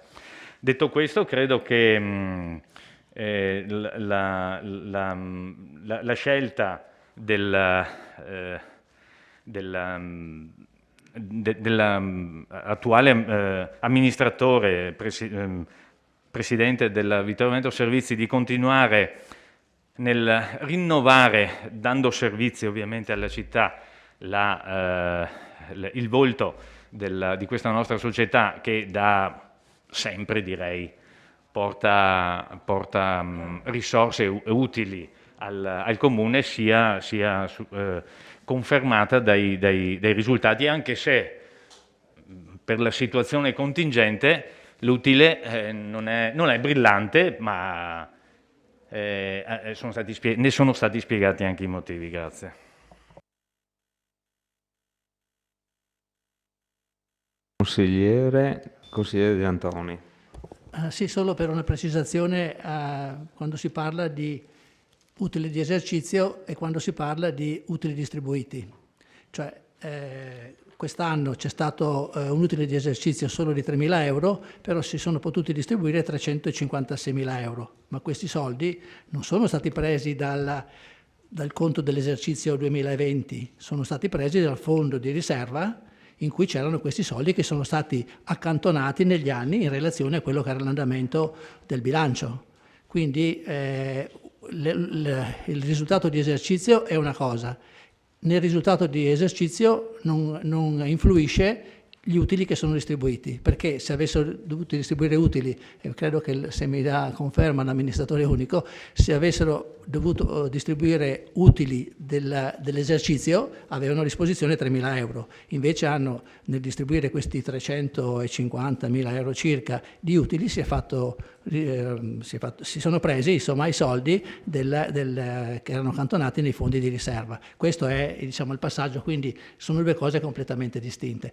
Io credo, ma chiedo all'amministratore unico, ma siccome in una società normale, diciamo privata, quando distribuisci gli utili, poi gli azionisti pagano delle tasse. Volevo capire se su quegli utili che vengono distribuiti qualcuno paga le tasse oppure si considerano non so che cosa.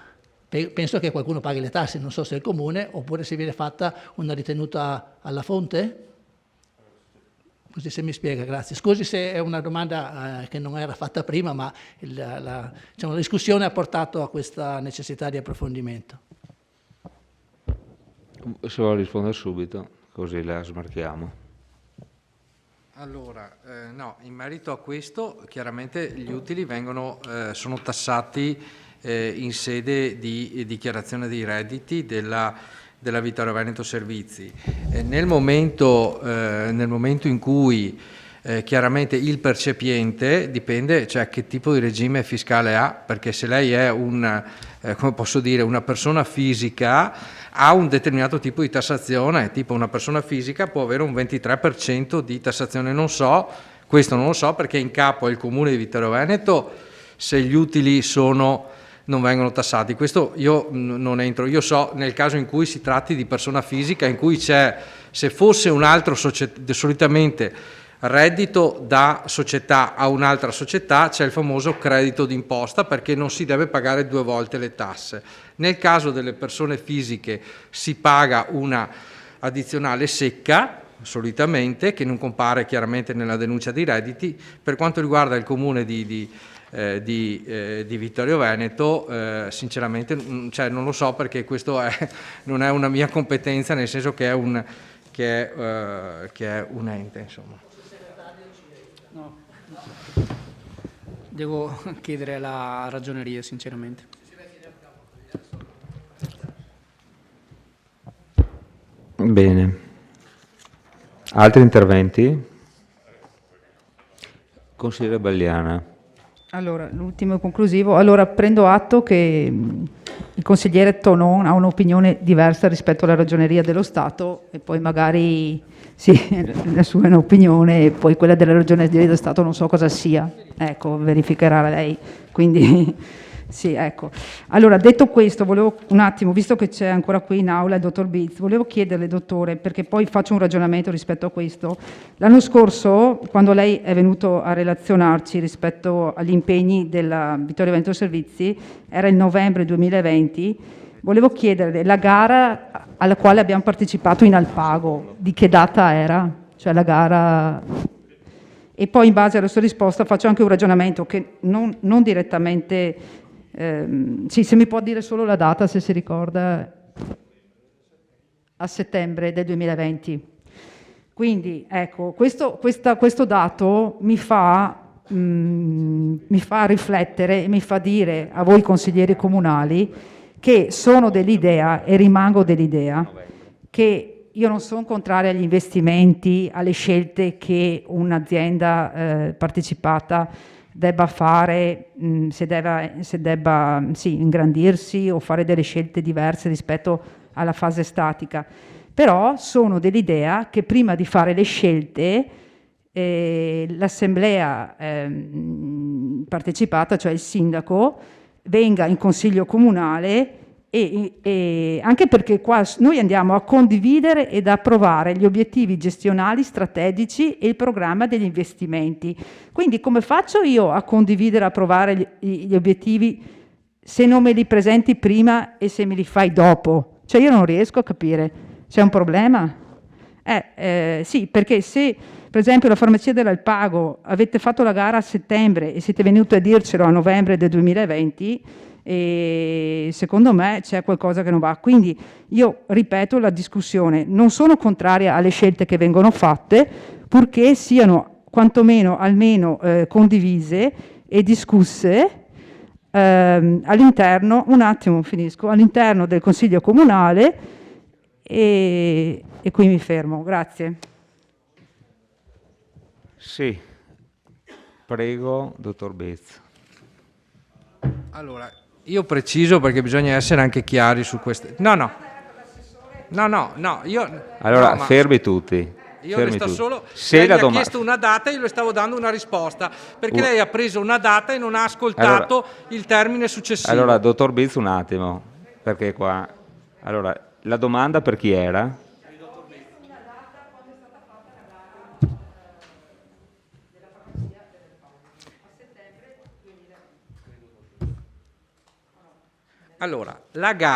Allora, la partecipazione alla gara è stata fatta a settembre. C'è stata la provvisoria assegnazione, ma ascolti, quando si partecipa a qualcosa poi si firma un contratto, ok? Io non ho firmato nessun contratto, prima sono venuto qui e poi sono andato a firmare il contratto e l'ho firmato, potete andare a verificare, a dicembre. Quindi... mi scusi se però bisogna essere, perché adesso bisogna usare i termini, quelli che sono coerenti con queste cose qui. Come mi permetto di sottolineare un altro tema, non è che i bilanci qui, scusatemi, che è il massimo consesso e è il proprietario della Vittorio Veneto Servizi, e su questo non ci piove. I bilanci, la società Vittorio Veneto Servizi è una società SRL, e ha i suoi organi interni sono composti dall'amministratore unico e dall'assemblea dei soci. Abitualmente viene fatto il bilancio, viene approvato, ok? E dopodiché io vengo a presentarlo. Dopodiché, per quanto riguarda tutto quanto riguarda le indicazioni e quant'altro, è il Comune di Vittorio Veneto che decide. Però questa è la procedura. E in merito alla gara di Alpago, io non ho firmato niente prima. Ho partecipato, ho vinto, potevo anche ritirarmi. Grazie, dottor Biz.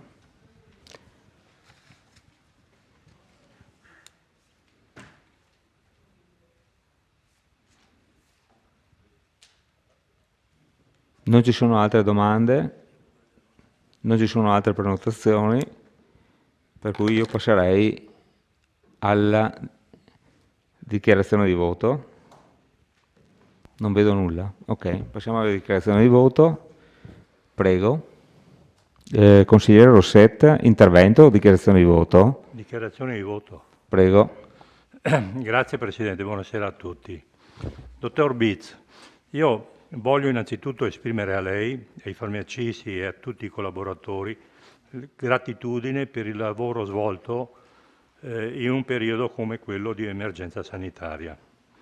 Apprendiamo che per mantenere la posizione centrale nel servizio farmaceutico cittadino, nelle farmacie comunali si è iniziato un percorso di cambiamento e rinnovamento e stanno maturando importanti decisioni. Farmacie comunali che, secondo me, vedono saggiamente riconfermata la loro gestione e per questo mi associo a quanto detto dal collega Pagotto e quindi mi sento di fare un plauso a questa e alla precedente amministrazione che hanno creduto e continuano a credere in questa azienda senza spartizioni politiche. I migliori auguri di buon lavoro a lei, dottor Biz, e a tutti i suoi collaboratori. Ovviamente noi consiglieri comunali vigileremo con assoluta attenzione riguardo a ogni aspetto della società. Quindi il nostro voto è assolutamente favorevole a questo punto dell'ordine del giorno. Grazie.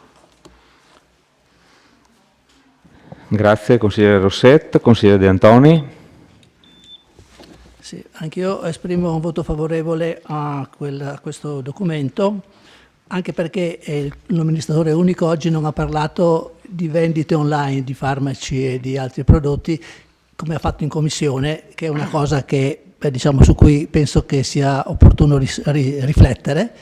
E nonostante appunto gli obiettivi strategici siano stati presentati a metà anno e solo oggi li andiamo ad approvare, quindi è un voto favorevole, tenuto conto di questo aspetto che in qualche modo farebbe pensare di votare in un altro modo, ma sì, effettivamente gli obiettivi sono un po' quelli che sono girati anche negli anni passati e quindi proprio faccio un voto anche, come dire, di fiducia, tenuto conto del cambiamento che c'è stato e che quindi ci consentirà, per quanto riguarda gli obiettivi strategici, di operare in maniera diversa da quest'anno in poi.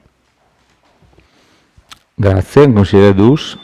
Sì, anch'io mi associo ai ringraziamenti al dottor Biz per la disponibilità che ha dato nell'esercitare ancora per un altro mandato questo incarico che, come potete vedere, per noi è rilevante e lo è a tal punto che vogliamo controllare e seguire dettagliatamente ogni fase del procedimentale, diciamo.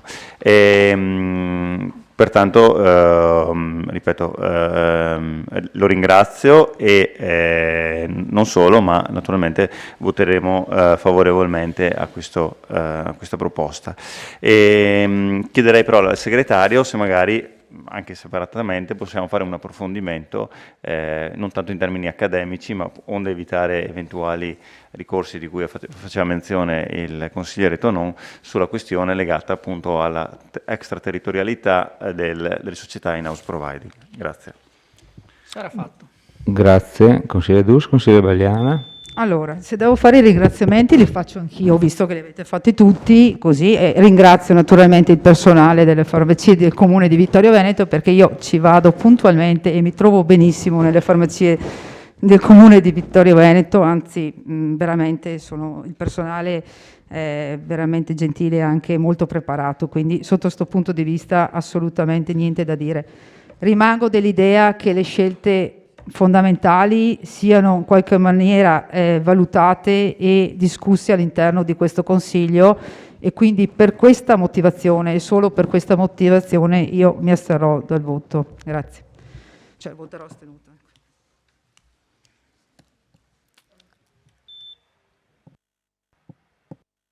Grazie, consigliere Bagliana. A questo punto mi sembra che tutti abbiano fatto le loro dichiarazioni di voto. Giusto? Sì. Passiamo alla votazione della delibera. Favorevoli? 1, 2, 3, 4, 5, 6, 7, 8, 9, 10, 11, 12, 13 favorevoli. Contrari? 0. Astenuti? 2. Allora, la delibera è approvata con 13 favorevoli, contrari 0 e astenuti 2. Passiamo alla prossima.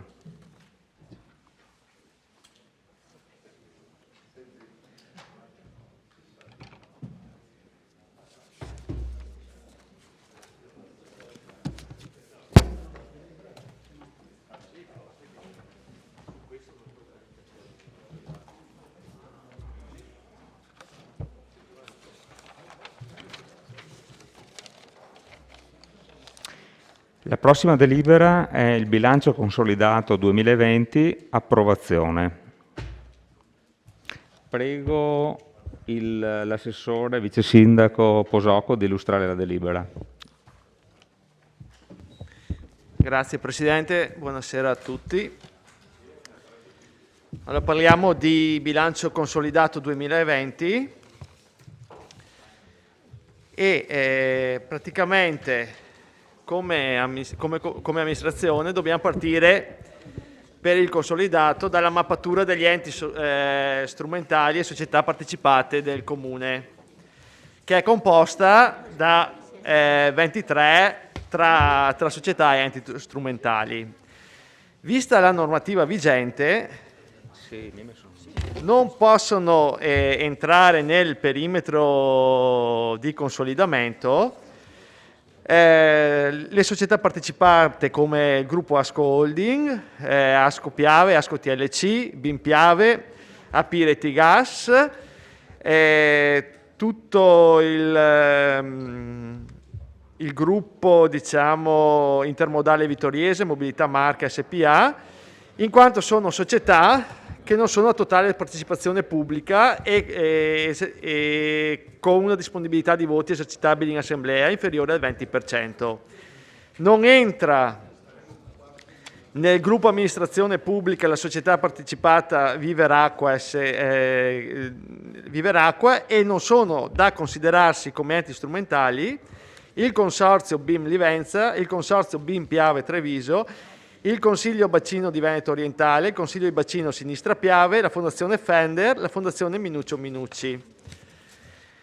Quindi, effettuata questa ricognizione, entrano nel perimetro di consolidamento 4 e nel gruppo amministrazione pubblica 4 società, che sono il Consorzio per i Servizi Igiene e Territorio CIT, l'Istituto Cesana Malanotti, Piave Servizi SPA e Vittorio Veneto Servizi SRL.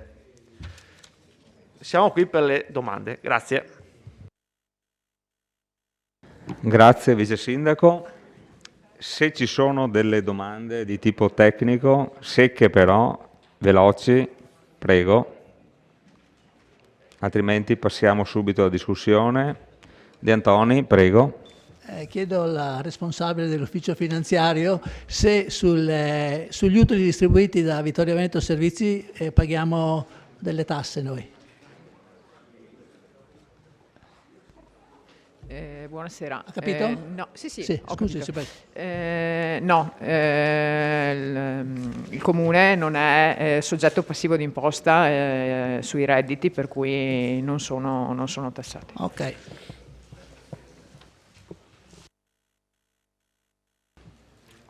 Altre prenotazioni? Tonon, prego, consigliere Tonon. Sì, io confesso che avrei una domanda tecnica per ovviare a quella che è una mia ignoranza. Però siccome francamente se mi mettessi a farla credo che tedierei non solo l'assemblea ma anche quelli che non ci stanno ascoltando. No, confesso perché purtroppo l'ho letta oggi pomeriggio la nota integrativa, non sono riuscito a farlo prima. Quindi quando mi sono approntato a leggere pagina 33 della nota integrativa, ahimè ho scoperto tutta la mia una parte della mia ignoranza quando parla dei ricavi infragruppo. La dottoressa Del Versore sicuramente... No, chiedevo no, io confesso mi sono arenato, perché l'ho trovata particolarmente ostica.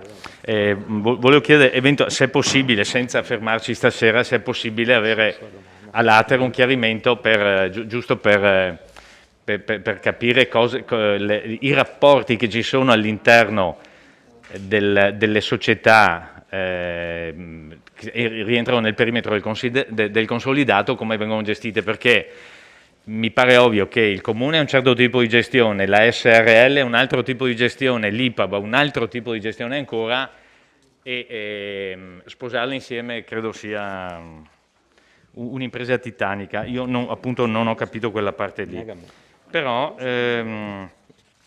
speravo, confesso, che ci fossero anche i revisori del conto per chiedere quello che ha chiesto del resto il collega De Antoni in sede di commissione consigliare riguardo alle raccomandazioni che il collegio di revisori fa, cioè quello di chiedere alla Vittorio Veneto Servizi la documentazione prevista dall'articolo 6, commi 2 e 4 del decreto legislativo 175/2016, e poi quella questione dell'IVA del Cesana, perché in commissione secondo me non è stato spiegato tutto in maniera, non dico lineare, ma per me comprensibile, ecco. Quindi se era possibile questo, grazie.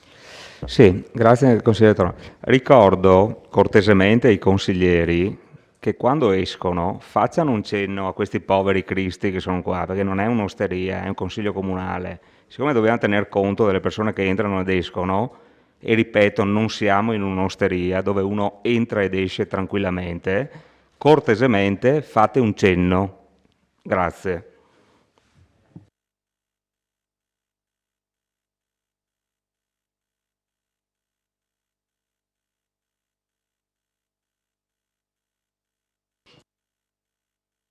Prenotazioni?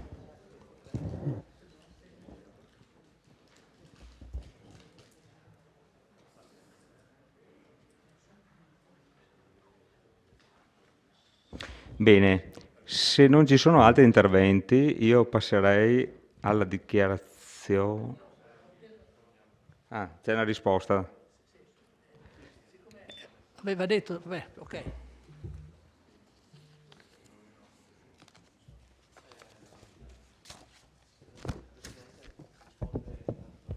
Sì, dottoressa Del Vassore risponde alla domanda del consigliere De Antoni.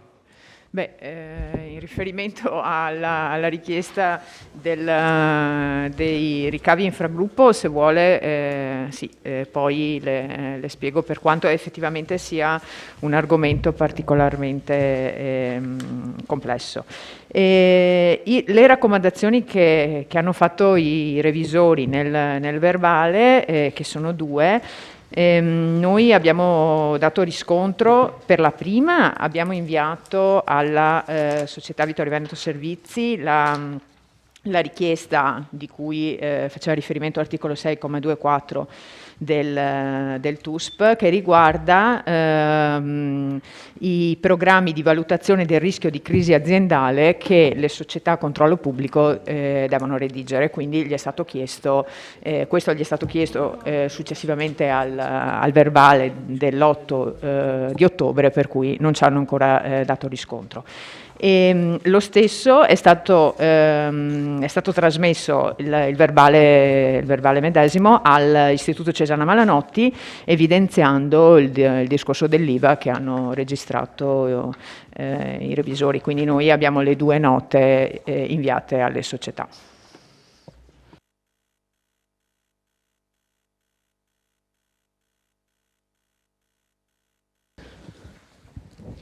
Bene, entrata il consigliere Denardi, quindi bene. Altre prenotazioni? Consigliere De Antoni,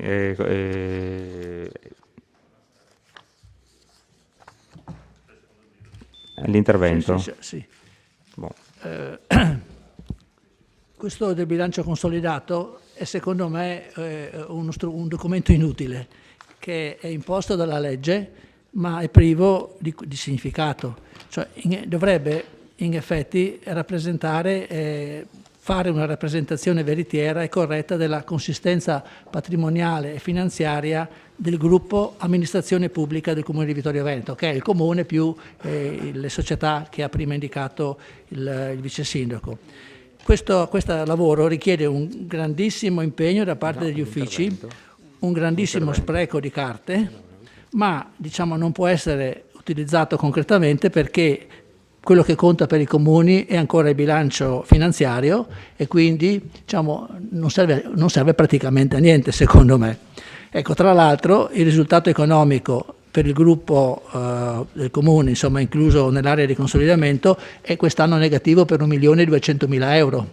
Per gran parte è una perdita di esercizio, se possiamo chiamare riferendoci alle discussioni di prima, che è tutta in carico al Comune di Vittorio Veneto, ma perché è stata fatta un'operazione sui residui attivi e passivi, di residui attivi in particolare di pulizia, che ha determinato in sostanza, se fossimo in un bilancio economico, una eliminazione di crediti che ormai erano deteriorati oppure che ormai non si potevano più incassare e diciamo questo ha portato a questa perdita che risulta una perdita di esercizio insomma del bilancio del comune consolidato. Se guardiamo il bilancio finanziario abbiamo chiuso il 2020 con un avanzo di 6 milioni di euro circa, ecco, quindi sono proprio due cose completamente diverse.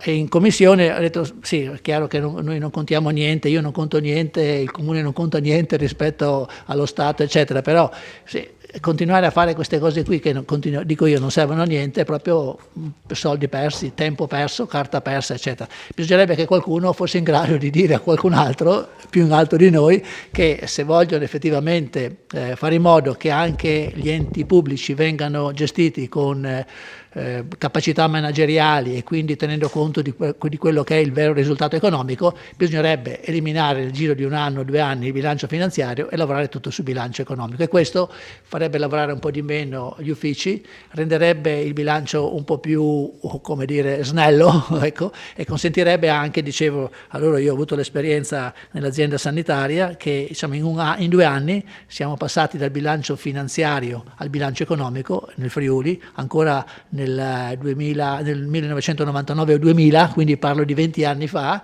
e poi questo passaggio ha determinato, con questo cambiamento tra residui attivi e crediti, tra residui passivi e debiti, ha determinato un utile, una disponibilità diciamo, nel bilancio a quella volta di milioni e milioni di euro. Ecco, quindi quello bilancio era di 250 milioni di euro, ma insomma ecco, alla fine c'è stato questo. Allora continuiamo a farlo perché ci dicono di farlo, però insomma non ha molto senso, quindi ecco, questa mia premessa era proprio, e faccio anche la dichiarazione di voto, che io voto favorevole solo per gratificare gli uffici che hanno lavorato così tanto su questo documento, che poi alla fine anche loro si rendono conto che credo che non serve a niente. Quindi voto a favore. Bene. Altri interventi? Prego, Tonon. Sì, visto che è citata nella delibera, chiedo se c'è qualche evoluzione riguardo alla quota che da anni si è tentato di cedere della intermodale vittoriese, visto se si può sapere, visto che è citata. E poi, visto che è in delibera e dovremo approvarla, comunque si è chiamati a votarla, a pagina 5, gli ultimi 2 punti, c'è scritto Fondazione Fender IPAB, chiedo se è ancora IPAB. No, appunto lo correggiamo visto che dobbiamo approvarlo. E poi l'ultimo, Fondazione Minucci, c'è scritto 3 membri, secondo me sono 5. Così almeno è un errore formale, ma la approviamo correttamente, insomma. Grazie consigliere Tonon. Altri interventi? Bene, passiamo alla dichiarazione di voto.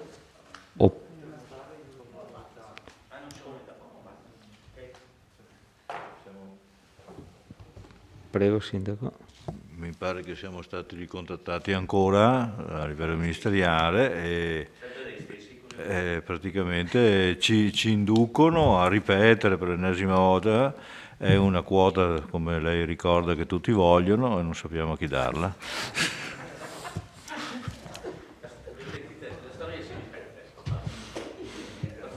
Bene.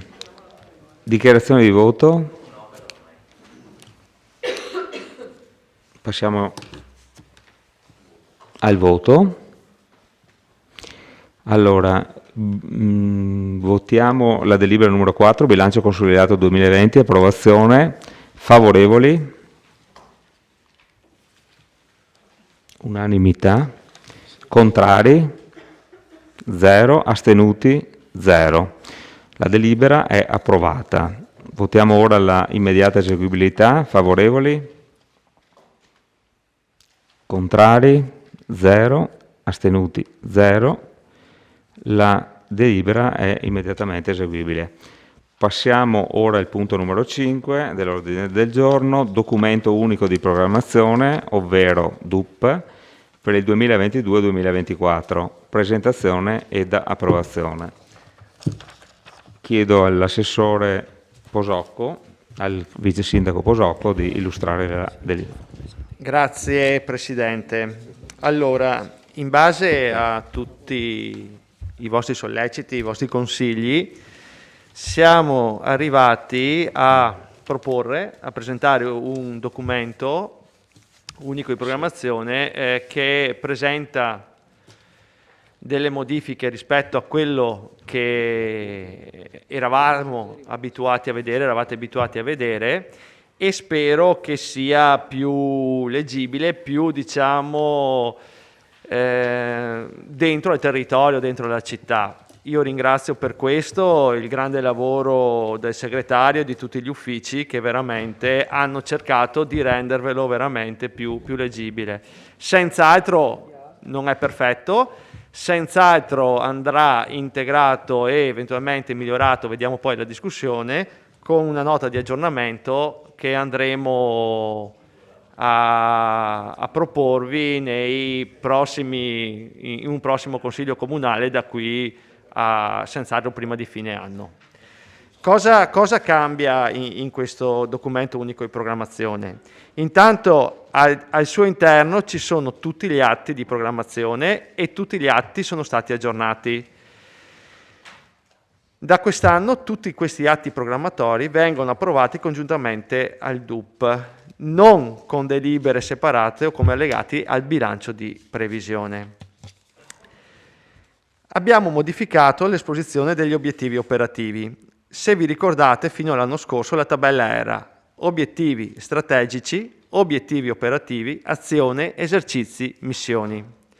Si lasciava poi una tabella successiva il raccordo tra gli obiettivi operativi con i programmi e i relativi referenti.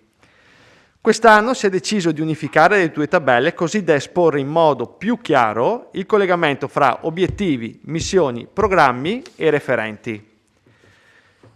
Non compare più inoltre l'azione che è specifica dell'obiettivo operativo che deve essere inserita in PEG. Compare invece la colonna indicatore, che è la terza colonna che trovate, che specifica il parametro che deve essere poi utilizzato nel PEG per misurare il raggiungimento dell'obiettivo. Quindi queste diciamo sono le due modifiche più importanti. Poi sono state inserite altri cambiamenti, tipo è stato aggiunto nel paragrafo indirizzi per l'ente strumentale controllato del Cesanna Malanotti per valutare gli amministratori. Niente, lascio la parola a voi, facciamo una discussione e siamo qui a disposizione per le risposte ai vostri quesiti. Grazie Vice Sindaco. Allora, per questa delibera, intanto ringrazio il segretario e i dirigenti che sono presenti in sala proprio appositamente quindi la dottoressa Costalonga, vice segretario, e l'ingegner Curti. Abbiamo previsto la presenza dei dirigenti proprio perché se ci sono delle domande di tipo tecnico e dettagliato possono rispondere direttamente. Ringrazio anche i consiglieri che hanno letto questo mallopo di 200 pagine, perché non è semplice digerirlo in pochi giorni. Ecco. Quindi è aperta la discussione.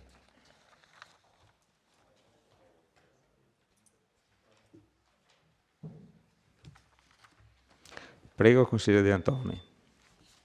Sì, evidentemente il vice sindaco dà per scontato che tutti i consiglieri siano riusciti a leggere il documento, perché ha detto poche parole, no, di presentazione. Ad ogni modo, cioè, anch'io confermo l'apprezzamento per il cambiamento che è stato fatto. Come diceva il vice sindaco, sono stati anche, oltre alle cose dette, sono stati anche inseriti tutti questi documenti programmatori dalle opere pubbliche, eccetera, eccetera. Questo naturalmente ha reso il documento completo, ma molto impegnativo. E diciamo, il tempo che ci è stato dato per leggerlo e per approfondirlo e per confrontarlo è stato proprio breve.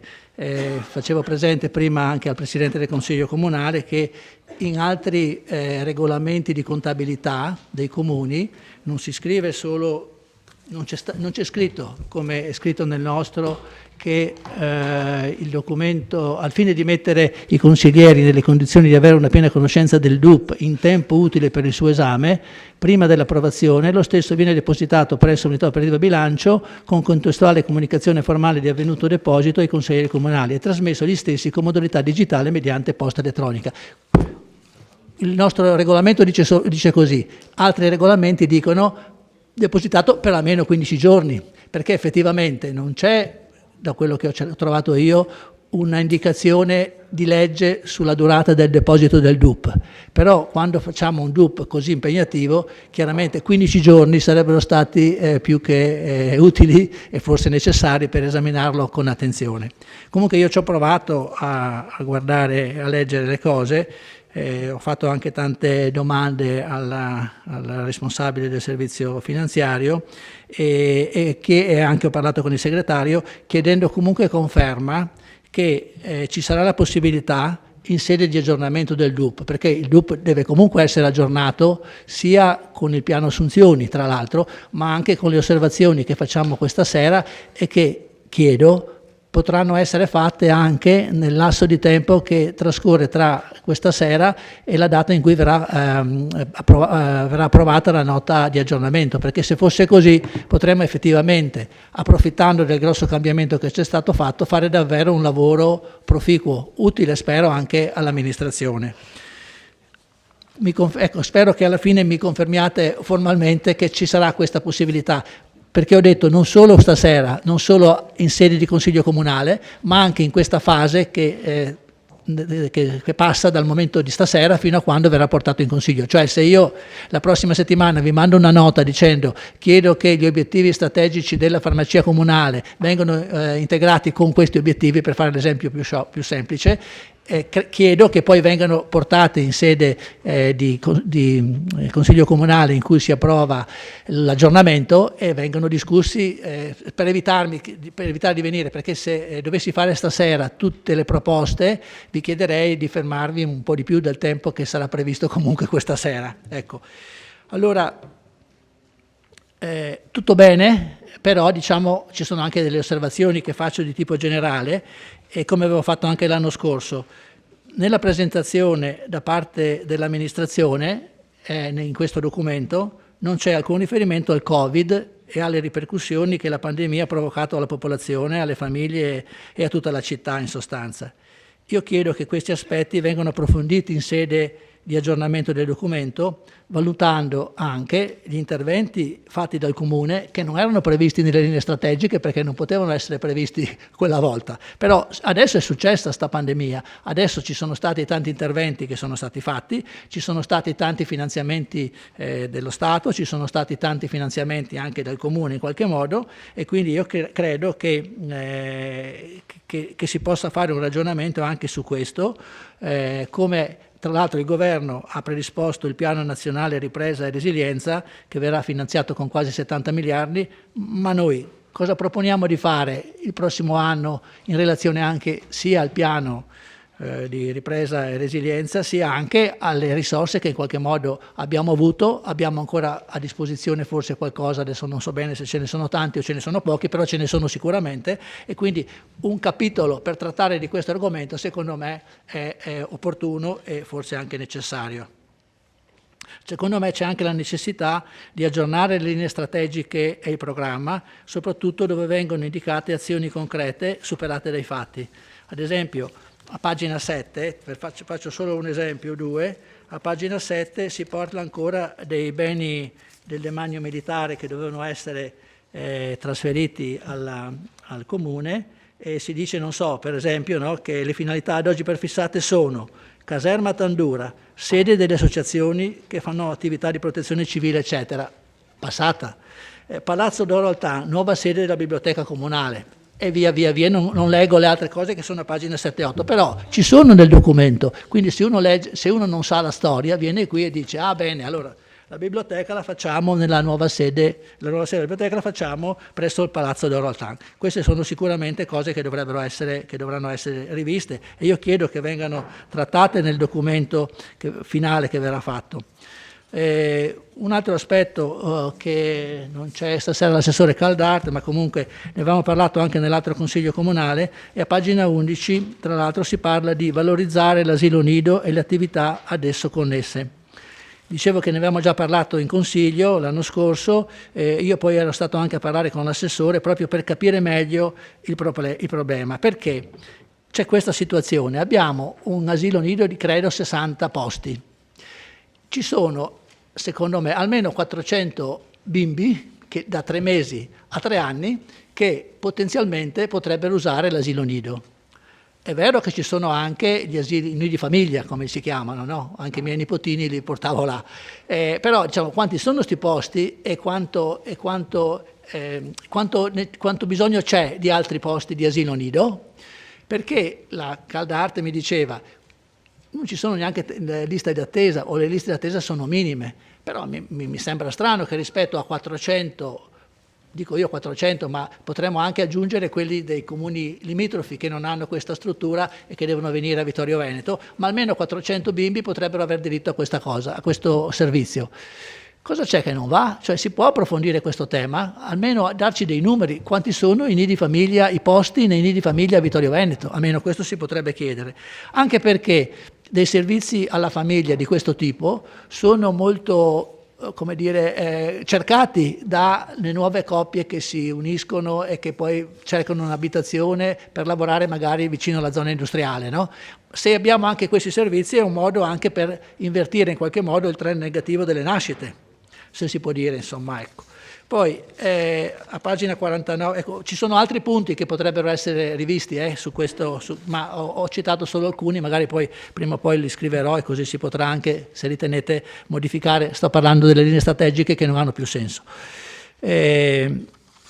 Io sugli obiettivi della Vittorio Veneto Servizi vorrei fare alcuni cambiamenti, li scriverò, però rientrano tutti nella finalità di cui parlavo prima, di non parlare sempre solo di soldi, sì, parlare di equilibri di bilancio e di attenzione alle spese, cioè, però alla fine dobbiamo tenere conto anche di quello che è la funzione di una farmacia comunale gestita in house, cioè è anche quella di fornire dei servizi alla popolazione, soprattutto alla popolazione più debole. Quindi, ad esempio, io torno sul caso, la fornitura di farmaci a domicilio potrebbe essere fatta, perché non viene fatta, cioè l'ha detto stasera l'amministratore, portano in giro le persone che devono dare trasporto di persone, portano pasti e residualmente quello che sono poi qualche farmaco che arriva. Adesso con la situazione che c'è oggi, in cui io telefono al medico per un farmaco di quelli ripetitivi, il medico fa la ricetta, me la manda in farmacia, la farmacia riceve questo, una parte, una croce, e che c'è il beneficiario, il paziente chiede che venga fornito a domicilio, si può organizzare questa cosa. In tanti comuni lo fanno, in comuni soprattutto soprattutto come il nostro, che ha un'estensione di non mi ricordo quanti chilometri, non c'è l'assessore Fasan che sarebbe preciso per dirmi quanti sono i chilometri in cui si divide la nostra città, insomma, no? E quindi penso quelli che vengono dalla valle che va su verso l'Alpago e devono venire giù a Vittorio Veneto per comprarsi i farmaci. Cioè, se potessimo mandarli su forse faremmo un buon servizio, soprattutto per le persone più anziane che magari devono chiedere un piacere al vicino di casa e farsi portare con la macchina per prendere queste cose. Quindi io ho individuato 5-6 di questi obiettivi e spero che potranno essere esaminati con calma e riportati nelle linee strategiche che daremo all'amministratore unico per il 2022. A pagina 153 poi c'è una linea strategica che si chiama mobilità efficiente e sostenibile. Prevede l'obiettivo strategico di ricalibrare la viabilità comunale, garantire la sicurezza e l'efficienza della rete stradale e l'obiettivo operativo rivedere il sistema viabilistico cittadino e metterlo in sicurezza. Non ho trovato tra gli indicatori di risultato riportati in questo prospetto alcun riferimento alla realizzazione di questo obiettivo, cioè se leggiamo lì pare che non sia stato fatto niente. Noi ne avevamo parlato un anno fa in relazione alla, la chiamo io, sciagurata sperimentazione di via Oberda. Quella volta si era detto, no? A seguito di tale discussione è stata fatta poi una determina il 29 ottobre del 2020, in cui è stato affidato al professor Della Lucia l'incarico per l'aggiornamento e l'attuazione del piano urbano del traffico, prevedendo un compenso complessivo di 21.000 euro. Il contratto di servizio, come era in uso in quel tempo, che il segretario per fortuna ha bloccato questo uso, è stato concluso e definito con corrispondenza commerciale, un modo del tutto anomalo per definire i rapporti tra l'ente pubblico e il professionista incaricato. Comunque è stato fatto così, è stato fatto anche per altri incarichi in quel periodo, poi alla fine 2 incarichi, ad esempio per il PAT, si sono dovuti annullare e riprendere con una delibera che prevedeva anche la convenzione. Anche qui è stata fatta questa definizione dei rapporti con corrispondenza commerciale. A me è sfuggita, l'ho ritrovata adesso andando a vedere questa determina. La domanda in sostanza è: a che punto siamo con col PUT? Stanno lavorando, è passato esattamente un anno da quando gli abbiamo dato l'incarico sembra che ci siamo dimenticati di quella cosa. Comunque nel documento non si fa minimamente riferimento a questa attività. Sulla programmazione del fabbisogno di personale mi è stato detto che comunque verrà rivista. Io avevo notato solo una cosa: nel 2021 oggi insomma sono in servizio 149 dipendenti, si prevede che nel 2022 saranno 142 e mi chiedo se già oggi gli amministratori si lamentano per la carenza di personale, basta parlare con l'assessore Fasan, no? La situazione peggiorerà l'anno prossimo, quindi sono 7 persone in meno. Io non capisco un altro passaggio, perché la spesa per il personale nel 2022 è la stessa del 2021, nonostante ci siano 7 persone in meno, ma ci sarà qualche spiegazione. Ma comunque mi chiedo qual è il motivo per cui non riusciamo ad assumere persone. Sono le leggi dello Stato, ci sono degli aspetti economici, ci sono del rispetto di qualche norma, facciamo difficoltà a fare i concorsi come era durante la pandemia. Di fatto il numero di persone che lavorano in comune sta sempre più diminuendo. Passo al problema che mi sta più a cuore, e mi perdonerete se mi arrabbio un po'. Nel documento opere pubbliche e investimenti, nel piano delle opere pubbliche, secondo me in modo subdolo e non facilmente leggibile è stata inserita una grossa novità, e cioè il nuovo costo per la realizzazione del sottopasso di via Callarga, che tempo fa io ho definito una cattedrale nel deserto, non costerà più 2 milioni di euro come era previsto, ma costerà circa 2.500.000 euro, e forse anche qualcosa di più, perché lo dirò dopo. Un'opera che al momento favorirà solo l'accesso al centro di raccolta dei rifiuti della Savno. Di fronte alle mie reiterate osservazioni e critiche, mi è stato risposto che questo manufatto potrà essere utile per un eventuale ampliamento della zona industriale e per una futuribile realizzazione di un 4° casello autostradale. Casello autostradale che nel programma di mandato la stessa Giunta comunale che è qui, a pagina 8 definiva un desiderio probabilmente impossibile. Scusi un attimo, un desiderio probabilmente impossibile da realizzare, parole riportate tra virgolette nella linee strategiche, nel programma di mandato. Mi domando, ma si possono investire 2,5 milioni di euro per un desiderio probabilmente impossibile? E non venite a dirmi, come farebbe l'assessore Fasan e forse l'assessore Antiga, che ci sono 1.340.000 euro della rete ferroviaria italiana, perché prima sono soldi pubblici anche quelli lì, e poi non è che con i 1.340.000 euro delle rete ferroviarie italiane dobbiamo fare solo il sottopasso, dobbiamo anche pagare i 500.000 euro che ci è costato la chiusura del passaggio a livello di Via dei Ganuti. Quindi, insomma, alla fine, da parte del Comune di Vittorio Veneto verranno investiti quasi 2 milioni di euro, quasi 2 milioni di euro di fondi propri per quest'opera. E quando parlo di fondi propri parlo dei soldi di tutti i cittadini di Vittorio Veneto, perché questi soldi sono stati sempre presi dall'avanzo di amministrazione. Ma mi chiedo se è possibile una cosa del genere, amministratori, consiglieri, vi rendete conto di quante cose si potrebbero fare con 2 milioni di euro? Biblioteca, sistemazione della piazza Giovanni Paolo I, via dei Martiri della Libertà che è tutto un buco, la rotonda di via Vittorio Emanuele in attesa che l'ANAS lo finanzi, la sistemazione delle piscine, abbiamo letto sul giornale di oggi l'assessore Fasan e l'assessore allo sport che hanno giustamente rilevato questa cosa, la messa a norma del palazzetto dello sport, tutte opere che non sono finanziate neanche nel programma annuale.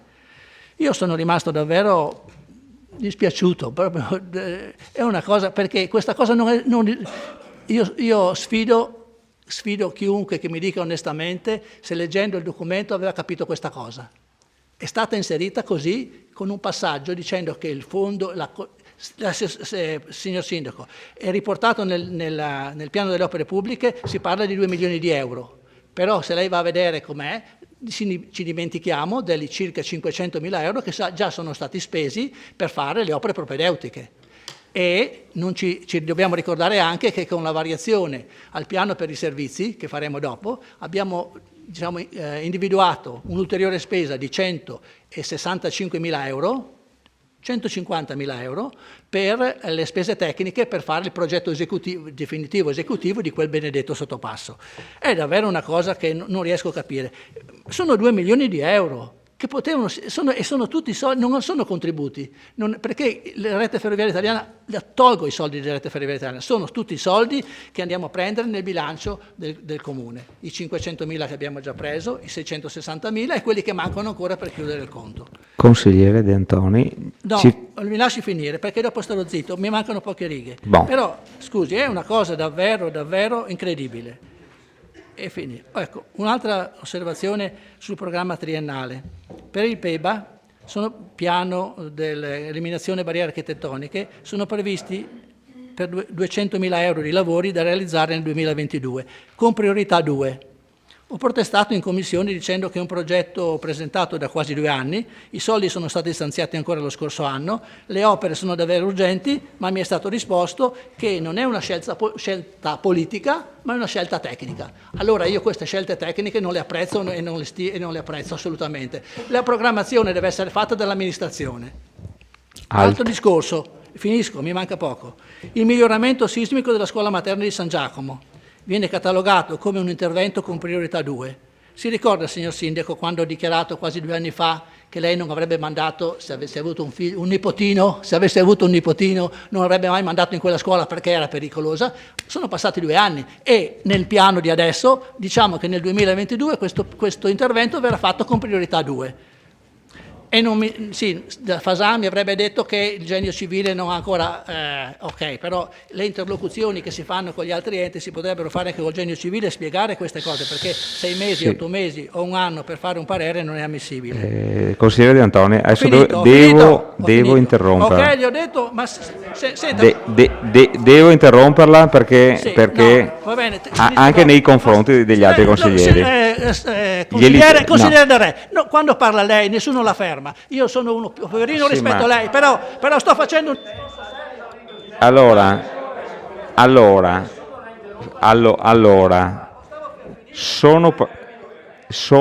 ma è un pezzo che dice... è un pezzo che dice che sta per finire. Allora, li recupera dopo, ci sono altri 10 minuti di intervento dopo, altri 10 minuti. Allora, giusto per correttezza, scusate consiglieri, per correttezza, visto che si tratta il DUP stasera, che è un documento importante, ci dovrebbe essere tutta la giunta.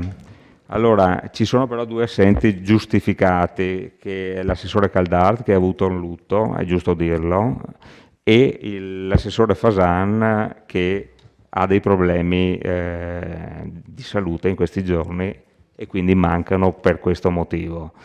Comunque abbiamo invitato i dirigenti che suppliscono, insomma, ad eventuali richieste e domande. Bene.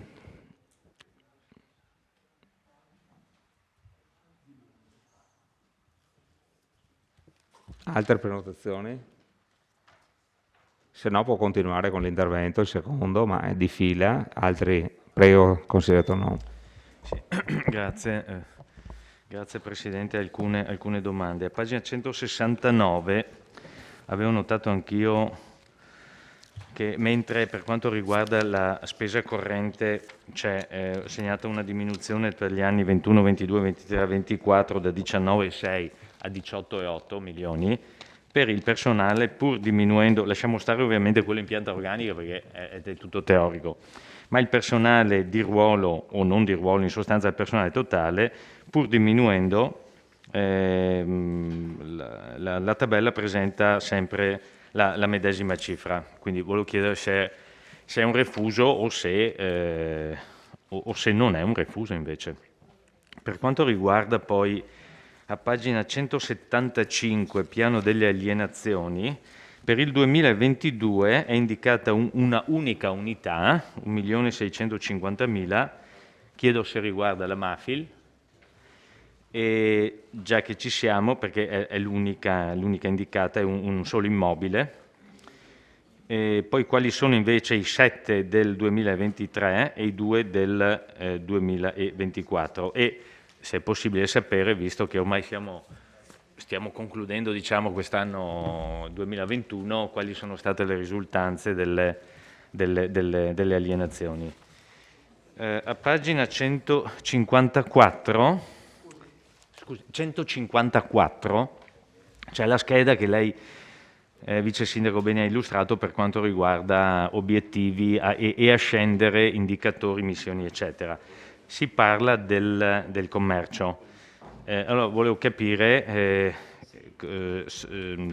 cosa si è fatto, uno, per favorire, parlo del 7.1.2, cioè per favorire l'imprenditorialità giovanile, e dall'altro, visto le anche recenti, ahimè, chiusure di alcuni negozi anche in questo stesso stabile, quali sono le iniziative avviate dall'amministrazione per sostenere soprattutto il commercio, visto che anche quel provvedimento che era stato fatto e che noi avevamo chiesto fra l'altro di modificare, ma proposta che non venne accolta, illustrata anche dal vice sindaco recentemente su un quotidiano locale, non ha dato i risultati attesi, perché se non ricordo male su 257 forse domande potenziali, mi riferisco allo sconto IMU, diciamo, su 257 mi pare qualche decina, insomma, solo aveva aderito all'iniziativa. Poi, giusto per capire anche, adesso vado a pagina 152, chiedo ovviamente, essendo assente l'assessore, se eventualmente l'ingegnere può cortesemente rispondere quali sono i CAM, cioè i criteri ambientali minimi previsti che intendono applicare dal codice dei contratti, visto che io credo correttamente è un indice indicato come necessario, diciamo, nell'azione amministrativa. A pagina 150 invece si parla, visto che ogni tanto emergono anche notizie sui giornali e si sbizzarriscono le idee più... Vittorio Veneto è abbastanza prolifica da questo punto di vista, su immobili comunali, a volte anche non comunali, per cui lì facciamo questo. Il sindaco giustamente sorride perché penso ne abbia sentite di tutti i colori anche lui, alcune anche simpatiche, altre decisamente improponibili razionalmente. Siccome si parla del ricercare possibili sinergie con i privati per il recupero e valorizzazione di Villa Papadopoli e per un destino più utile dell'ex Mafil. Allora, destino più utile presumo si riferisca a quanto ho detto prima, cioè la vendita. Presumo, perché se è indicata poi come obiettivo, presumo sia quello. Prego? Sì, no, ma appunto, no, dicevo, presumo che la finalità sia quella, più utile. Mentre invece se c'era qualche ipotesi o se c'era qualche interessamento per quanto riguarda Villa Papadopoli, visto che di tanto in tanto c'è qualche ipotesi. Beh, per quanto riguarda poi pagina 146, adeguare le piscine ai nuovi standard prestazionali, come indicatore parliamo ovviamente della nostra ultra cinquantennale piscina comunale. C'era anche oggi un articolo sul giornale, volevo capire com'è la situazione, mi spiego perché. Perché non ho capito bene le cifre come sono in sostanza, quello che è stato già impegnato, quello che è stato utilizzato e quello che è previsto, perché poi se ne parla anche nei lavori pubblici. A pagina 125 si parla di immobili, eccola qua, immobili comunali da assegnare, proseguire nel percorso di assegnazione di immobili comunali a vocazione produttiva, commerciale o terziaria con la messa a reddito del patrimonio. Capire se questo riguarda solo ed esclusivamente le filande, gli immobili di proprietà delle filande, o se c'è anche qualche altra ipotesi nelle intenzioni dell'amministrazione. Poi vado a pagina 122,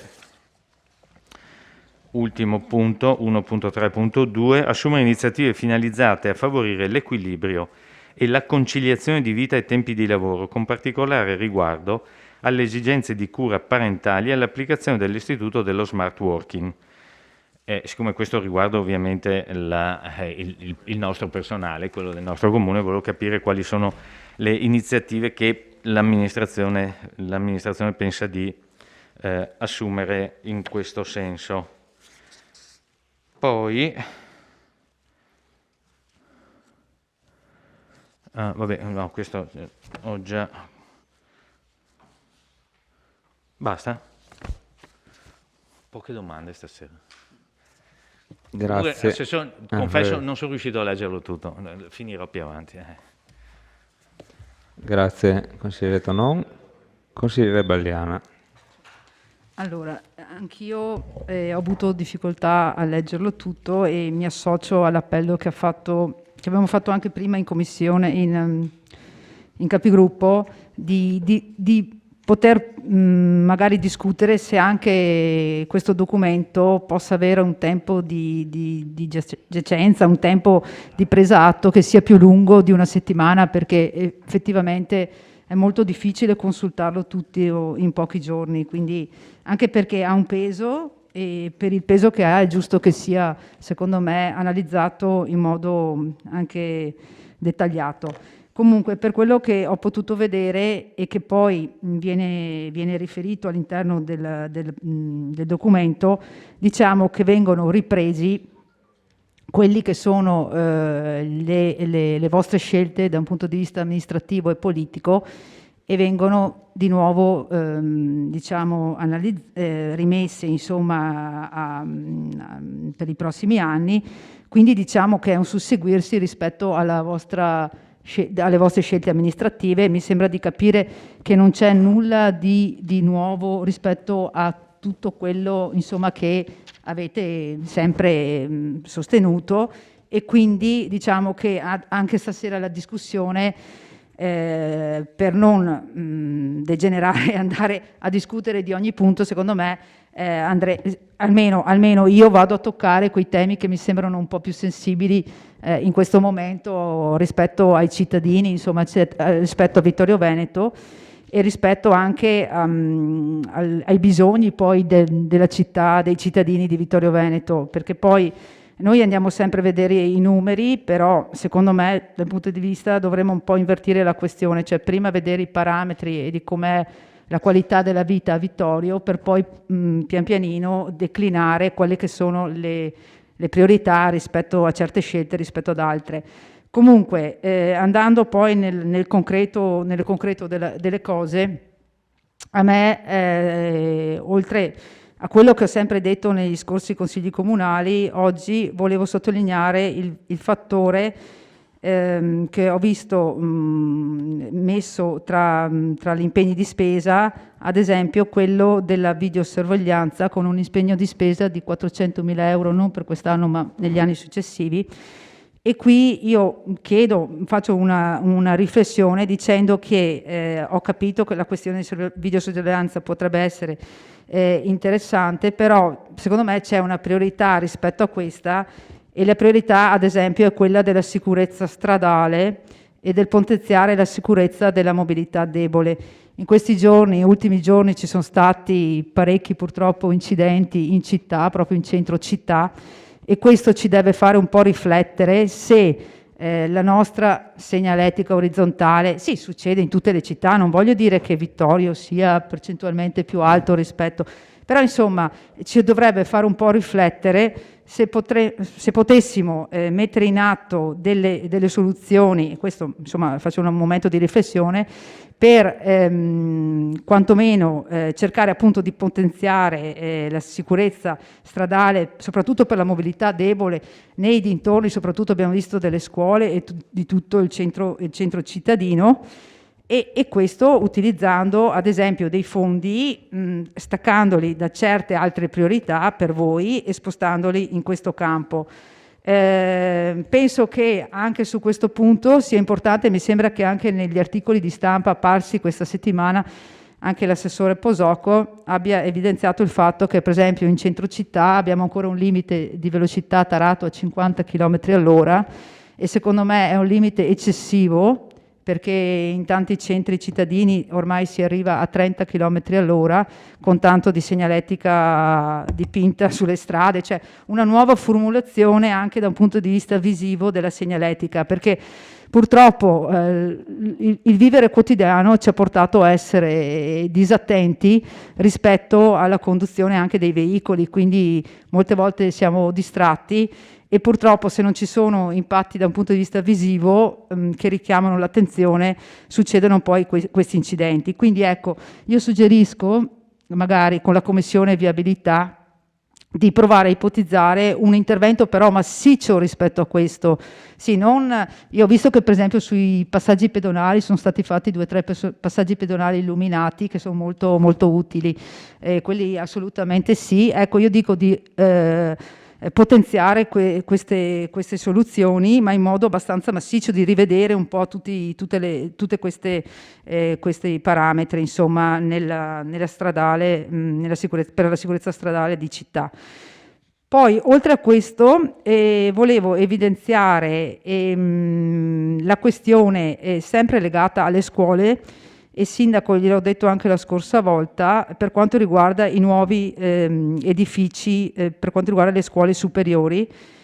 Non entro nel merito della scelta dove si farà la nuova scuola superiore, prendo atto della vostra decisione anche se io non concordo, però volevo sottolineare il fatto che, e le chiedo di nuovo, se effettivamente i ragazzi dell'ITE che sono presso la scuola Cosmo di Vittorio Veneto lasceranno quel plesso là, o si trasferiranno in un altro plesso, se è previsto, se magari può chiedere alla provincia, oppure rimarranno in quel plesso là. Faccio questo semplice intervento perché la scuola media Cosmo, da un punto di vista numerico, è veramente limitata per quello che riguarda la scuola media, cioè ci sono 7 sezioni e per 3, cioè ci sono quasi 500 ragazzini all'interno di quella struttura, e con anche scarse aule a malapena, ma non ci sono anche aule aggiuntive,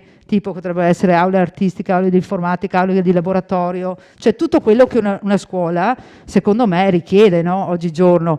Quindi magari proviamo a pensare anche a questa cosa qua, cioè degli spazi aggiuntivi, e per far trovare degli spazi aggiuntivi a fianco bisogna liberare, secondo me, ma è una riflessione che faccio anche questa, magari la prenda in considerazione e la provi a sviluppare.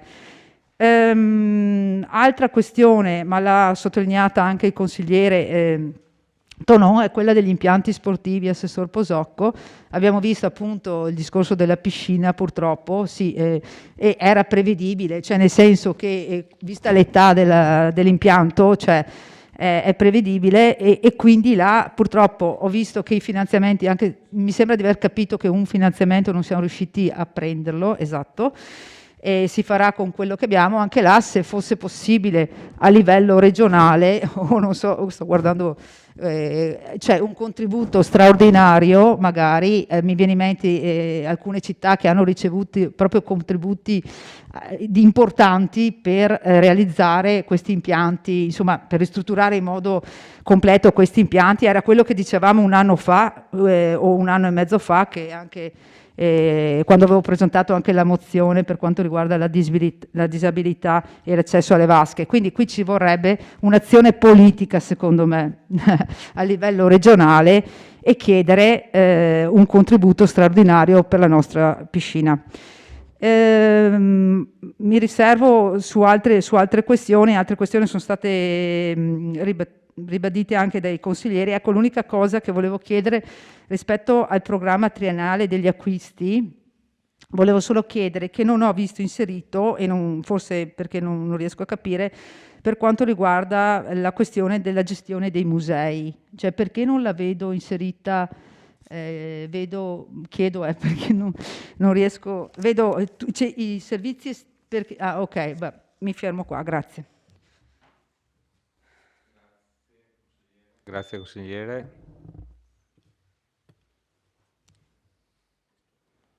Altri interventi?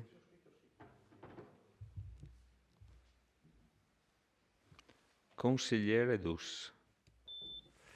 Sì, allora, condividendo quello che hanno già sottolineato i consiglieri che mi hanno preceduto, mi permetto di fare una banalissima battuta, e so che non se la prenderà l'assessore Posocco. Lei, assessore, è un assessore alle buone intenzioni, nel senso che tutto quello che è contenuto all'interno di questo programma, una parte di quello che è contenuto all'interno del programma delle opere pubbliche, che è il punto in cui vorrei concentrarmi, è assolutamente condivisibile, e in particolare anche quello legato alle attività sportive. Il problema è che non verrà fatto. Non verrà fatto perché hanno priorità opere, come abbiamo sentito prima, che sono molto onerose e che richiedono un grande sforzo sia progettuale che operativo e soprattutto finanziario. E come abbiamo visto, se il sottopasso va a erodere gran parte del bilancio, non è che rimane poi molto altro con cui realizzare le opere. Quindi il mio invito a lei, assessore, è quello di battere un po' di più i pugni all'interno in giunta e della sua maggioranza, affinché quelle priorità 2 diventino priorità 1. Perché credo che una città, con un bilancio come quello della città di Vittorio Veneto, non possa impegnare 3 milioni di euro per risolvere il problema di via Martel. Credo piuttosto, e la cronaca in questo caso mi viene in aiuto, che ci siano altre priorità. Le piscine, come ha detto, sono state elencate prima. Lei ha realizzato dei campi da beach volley Quelle ritenevate essere delle priorità, però ce ne sono molte altre che richiedono molti altri soldi. Se questi soldi li spendiamo per fare un sottopasso che non serve a nessuno, capite che dopo i soldi finiscono. Ci sono 300.000 euro di asfaltature e vengono fatte con le alienazioni. Cos'è che riusciamo a vendere? La Mafil? No, perché la Mafil ci sono 20 anni che proviamo a venderla. C'è il PEBA, anche il PEBA, adesso siamo riusciti a prendere i soldi dalle farmacie, priorità 2 anche il PEBA. Cioè, io adesso non so se queste priorità siano delle sigle che vengano scritte così sul foglio di carta o poi concretamente invece siano delle cose che verranno fatte con una seconda priorità. Però dal mio punto di vista queste sono delle operazioni che andrebbero in priorità 1. Ecco. Poi ci sono delle questioni legate ai bandi. In quest'Aula l'assessore Fasan ha sempre rivendicato un ruolo attivo per quanto riguarda i bandi, però i bandi, come abbiamo provato più volte a dirle, si fa fatica a farli, impegnano anche questi risorse, impegnano personale e sono una scommessa che a volte si vince, e come è il caso della scuola di San Giacomo, dove però dopo vedremo un dettaglio non da poco, e altre volte si perde, come il bando Sport Periferie. Allora, si sono impegnate risorse, si sono impegnati i tempi, e il tempo passa per tutti, però poi le opere non si riescono a realizzare. È il dramma un po' di tutte le amministrazioni, non solo della vostra naturalmente. Io torno a dire, il mio è un invito cuore aperto, assessore Posocco. Batta pure di più i pugni e porti a casa priorità 1 su queste opere che sono veramente fondamentali. Grazie consigliere. Consigliere Varaschin. Grazie Presidente. Una riflessione, mi sono scritto 2 righe.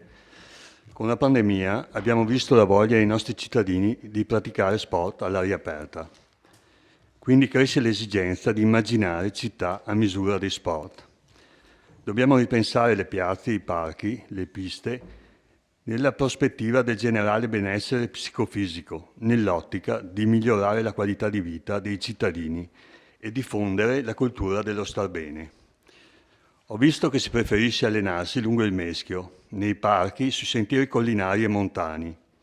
Questo per 2 motivi. Si mettono insieme gli obiettivi di salute con il bisogno di vedere qualcosa che ci gratifica.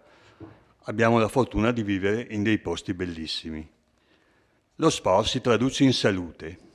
Da studi fatti in passato, ad ogni euro investito nello sport corrispondono 5 euro di risparmio nella sanità pubblica.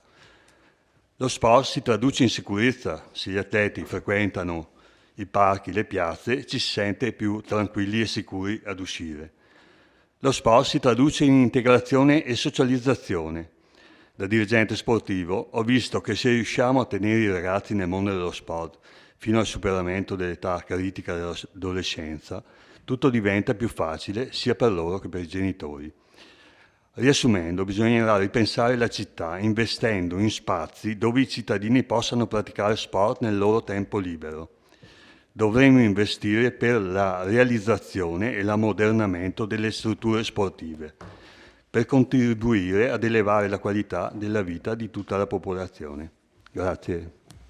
Grazie consigliere.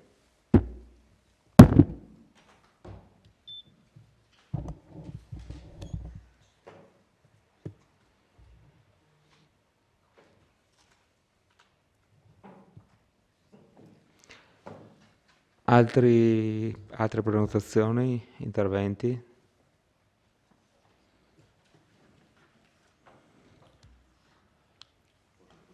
Prego, Sindaco. No, magari faccio qualche piccolo intervento, ho preso delle note, ma si fa notte. Consigliere Antoni, i farmaci vengono recapitati nelle case di chi le chiede? Già oggi. In Alpago è stato introdotto da poco, appunto con l'intervento della nostra esperienza in merito e grazie a un'associazione che la sua opera e che si fa carico del trasbordo. Circa il sottopasso, mi permetta, consigliere, ho visto che è un argomento al quale ci tiene.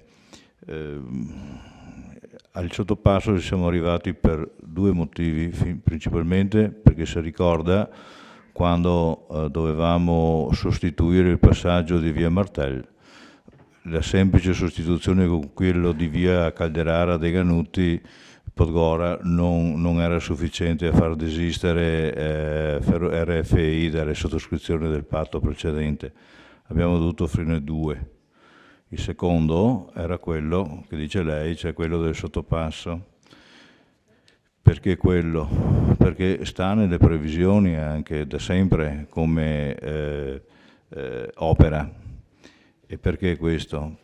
Perché la zona industriale, così com'era, ricomprendeva un'area che era anche oltre quella ferrovia e che nessuno ha mai toccato proprio perché c'era l'impedimento dei binari.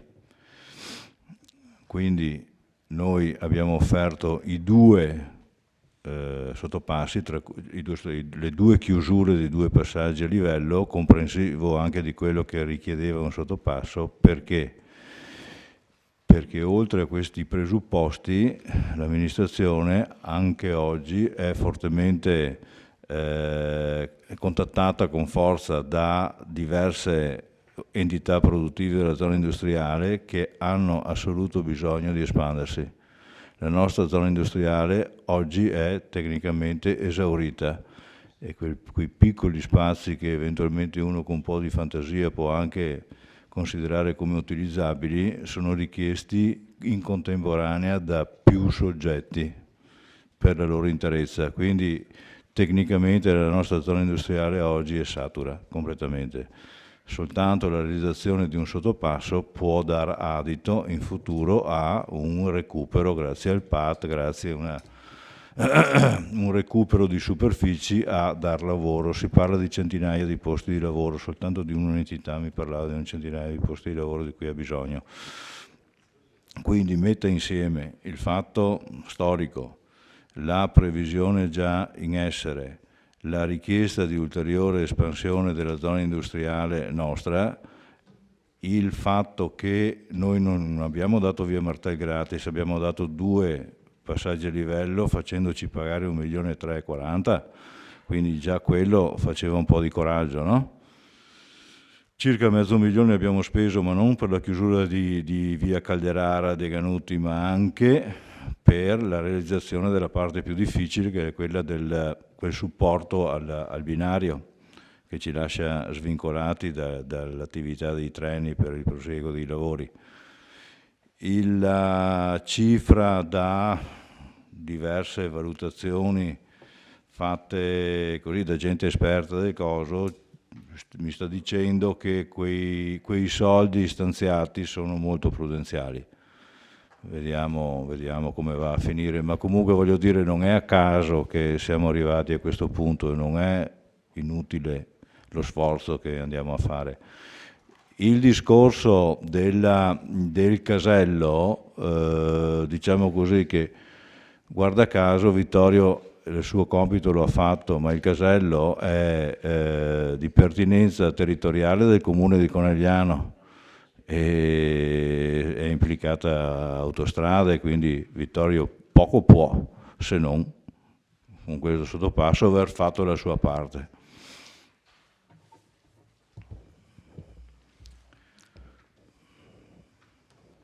Bene. Prego, Vice Sindaco. Sì, do delle risposte al consigliere Tonon, più che altro.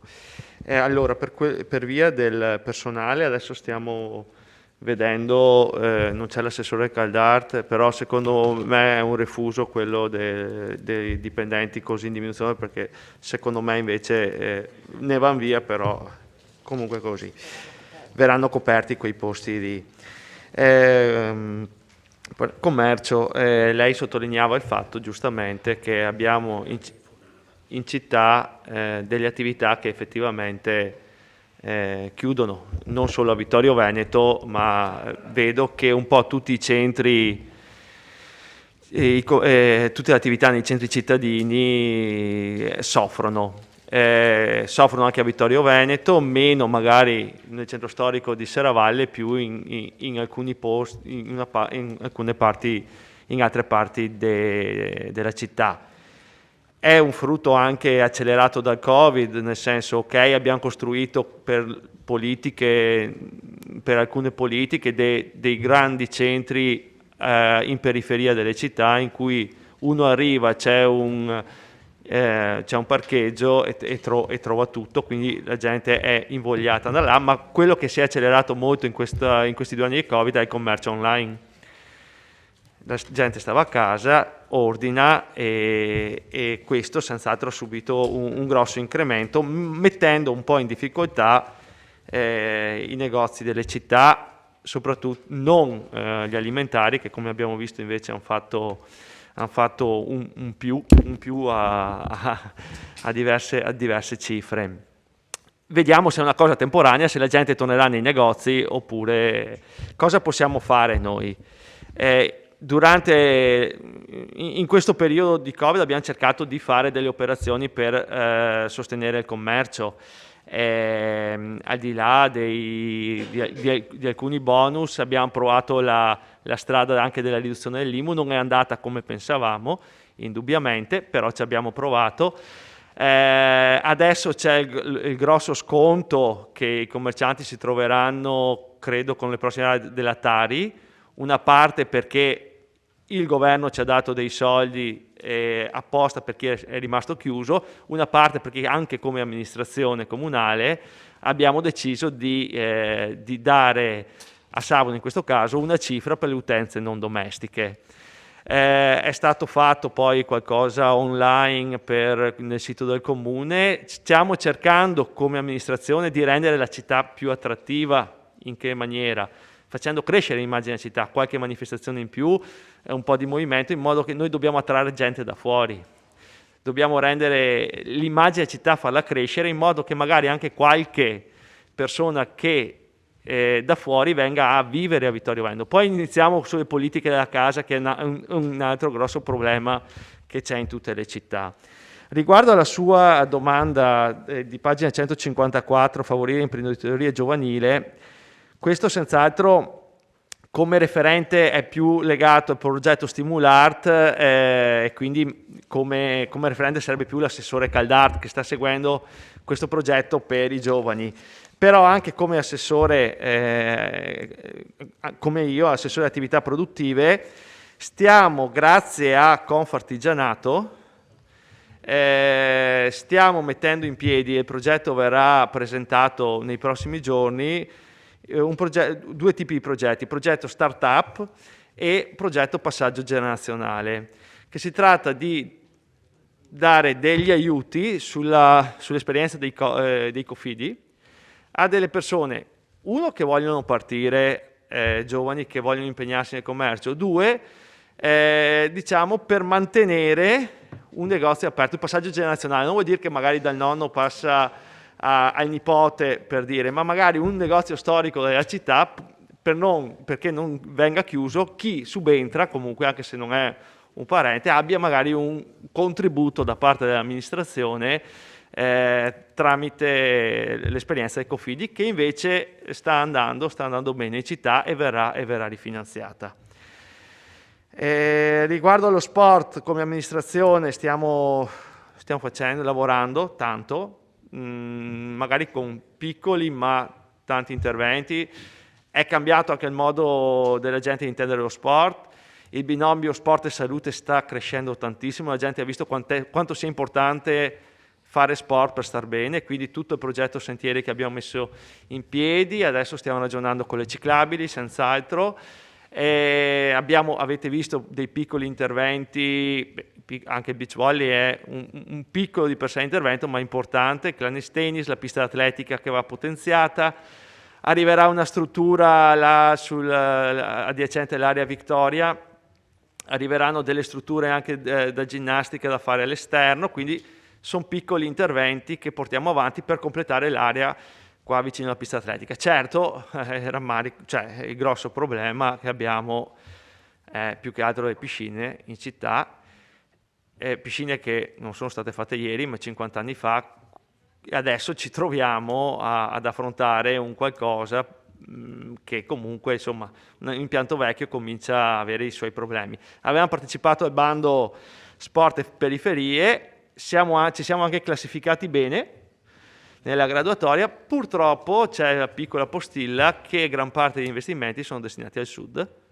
e quindi 20 per il nord, l'80% al sud, e quindi per questo motivo i 900.000 euro che avevamo chiesto non ci sono stati assegnati. È specificato nel risultato nel bando, e alcuni comuni qua vicino hanno preso dei soldi perché sono posizionati bene in classifica, ma molti comuni che sono arrivati dietro di noi hanno preso il finanziamento proprio perché sono situati in una zona d'Italia che non è questa. Giusto o non giusto, non entro nel merito, ma è così. Vediamo se ci sono altri bandi, perché penso che per le piscine stiamo parlando di diversi milioni di euro per riuscire a far tutto, e ci proveremo, ecco, ci proveremo. Grazie Vice Sindaco. Altri interventi?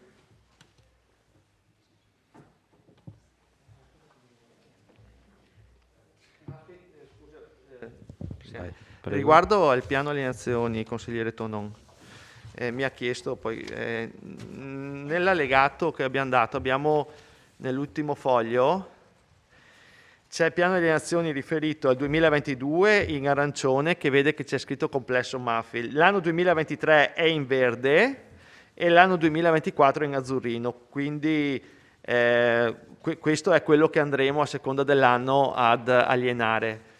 E per via del piano magari l'assessore Antiga cioè, lo so, insomma, ho immaginato. Grazie.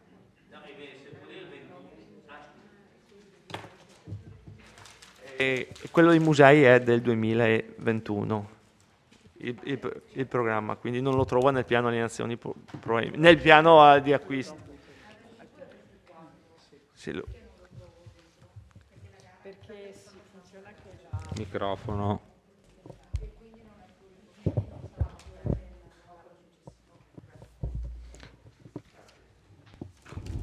Bene.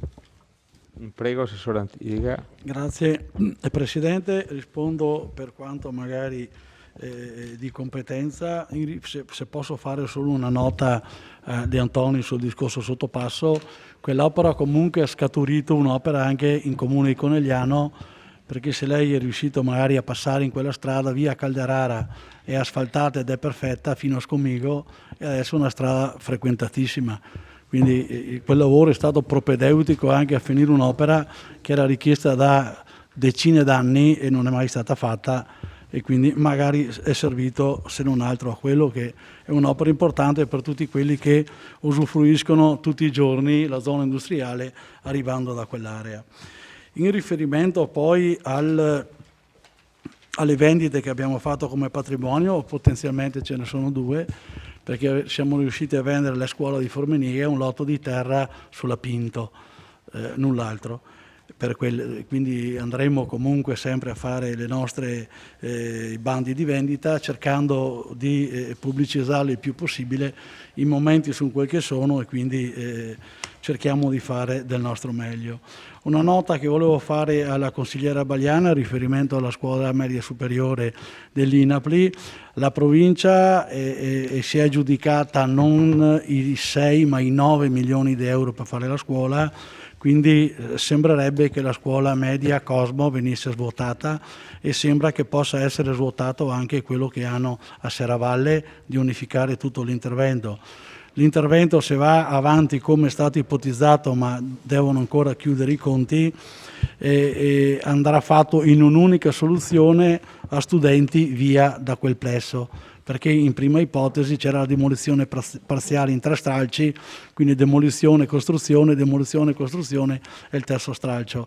C'è la possibilità che l'istituto venga spostato da un'altra parte, e che quindi i tempi di realizzazione della scuola sono sicuramente molto inferiori, con il bene anche degli studenti stessi che possono lavorare in tranquillità. Per quanto riguarda poi, penso lei facesse accenno al tragico fatto che è successo a Serravalle sull'attraversamento delle strisce pensionali della ragazza oppure anche altri, è un problema purtroppo che si rinnova. Personalmente dico che le strisce pedonali poche e fatte bene, perché farne tante e fatte male poi si incorre sempre non si è capito come, ma se andiamo a vedere tutti gli incidenti nei centri città, la gran parte degli incidenti succedono attraversamento delle strisce pedonali. Ovvio che io dico sempre la ragione chi attraversa la striscia pedonale, perché per legge e per norma ha ragione. Io dico anche che morire da parte della ragione non è mai una bella cosa.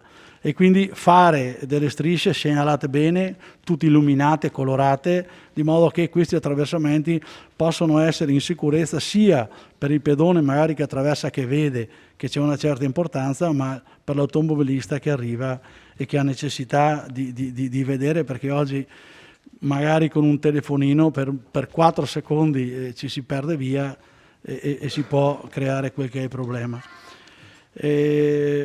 Altre cose, sì, sul discorso poi viabilità, torno al consigliere D'Antoni, il progetto viabilità non è assolutamente fermato, non so se ha notato, ma da poco tempo sono riprese di nuovo tutte quante le misurazioni del traffico per poter comparare quelli che sono i dati che avevamo acquisito in allora. Poi c'è stata una pausa necessaria perché la circolazione naturalmente si è ridotta.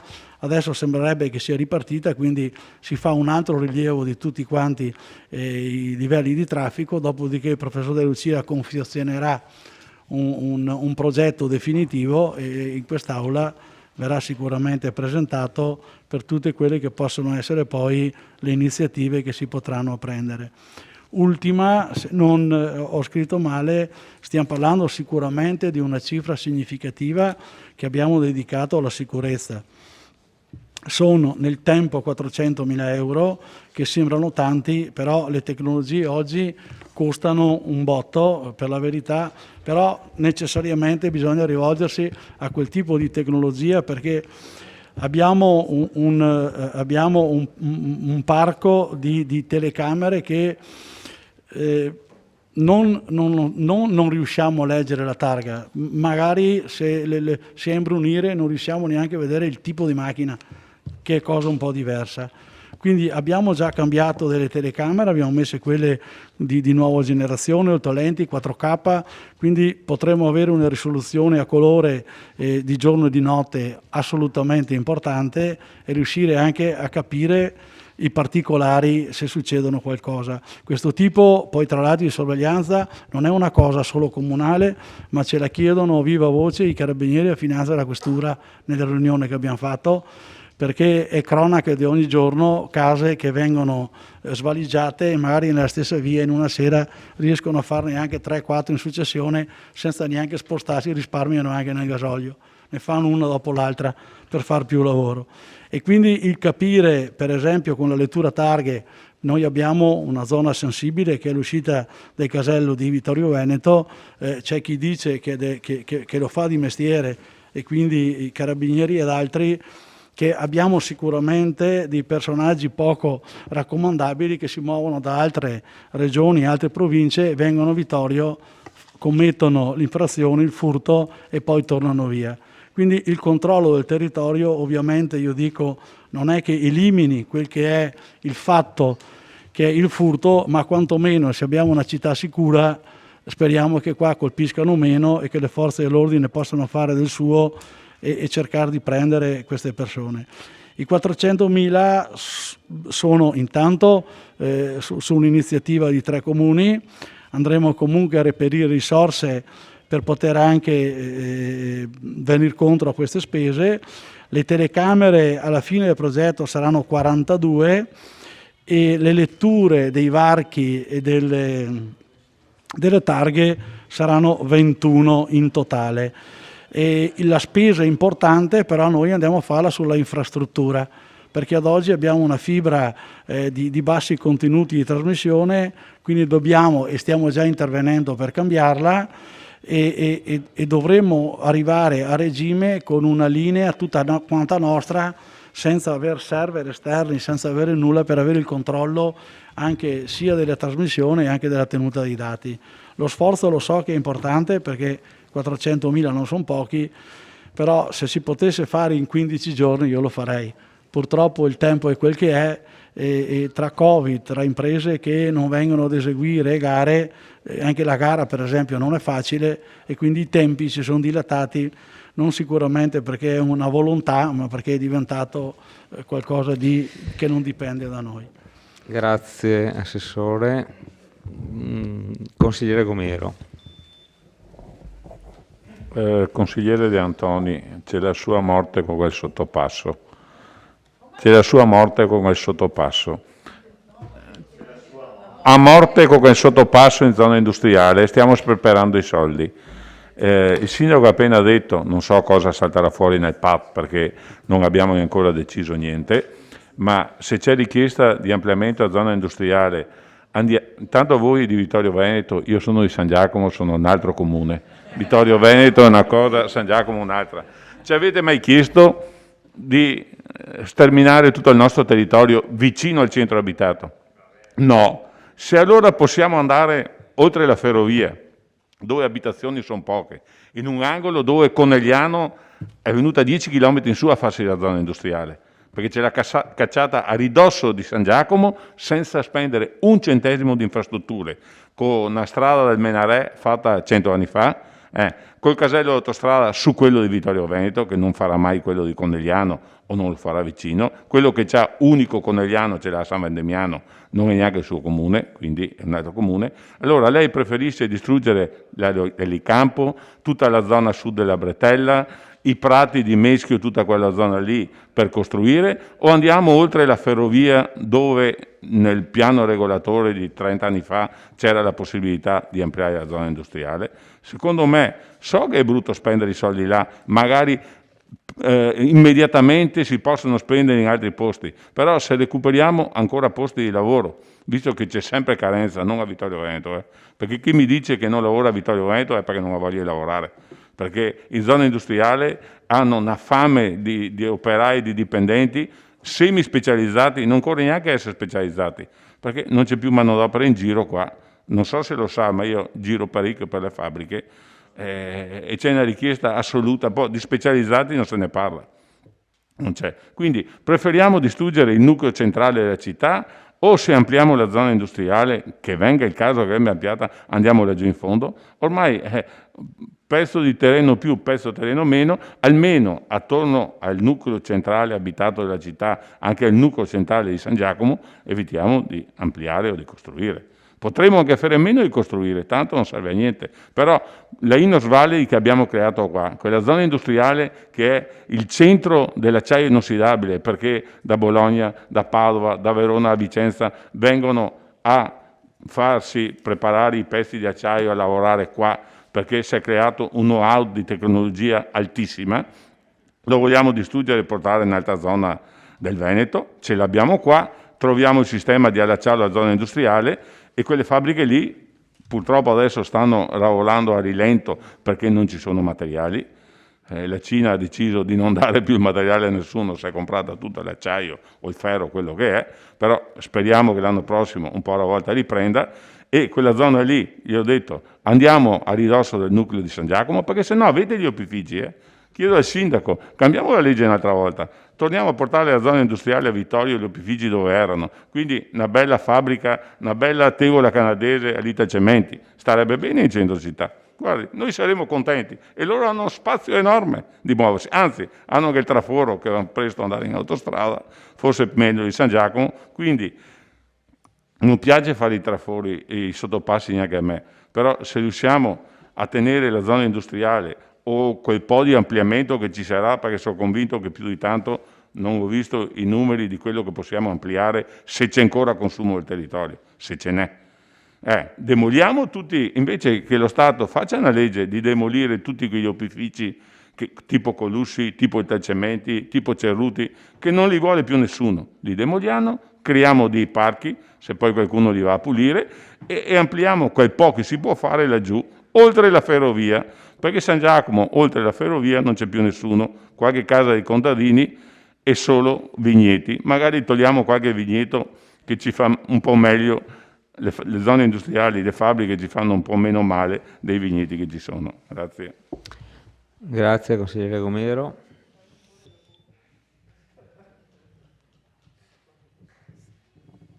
Altri interventi? Prenotazioni? Consigliere Rasera. Sì, vedevo a pagina 154, tra gli indicatori, aggiornare il piano per il commercio su area pubblica. Poi vedevo favorire eventi di richiamo per il territorio. Così, ultimamente. Poi promuovere azioni a tutela delle botteghe storiche e artigianali per la loro valenza sociale e turistica. Cosa abbiamo intenzione di fare qua? Sul discorso favorire gli eventi di richiamo per il territorio, qualcosina, magari qualche lì mattina su qualche manifestazione possiamo anche darla. Posocco, chiedo. Questa domanda è diretta all'assessore, al vice sindaco. E cercherò di limare le manifestazioni, quindi le 40.000 persone che c'erano qua lo scorso weekend faremo a meno, le manderemo a Conegliano. E detto questo, sono domande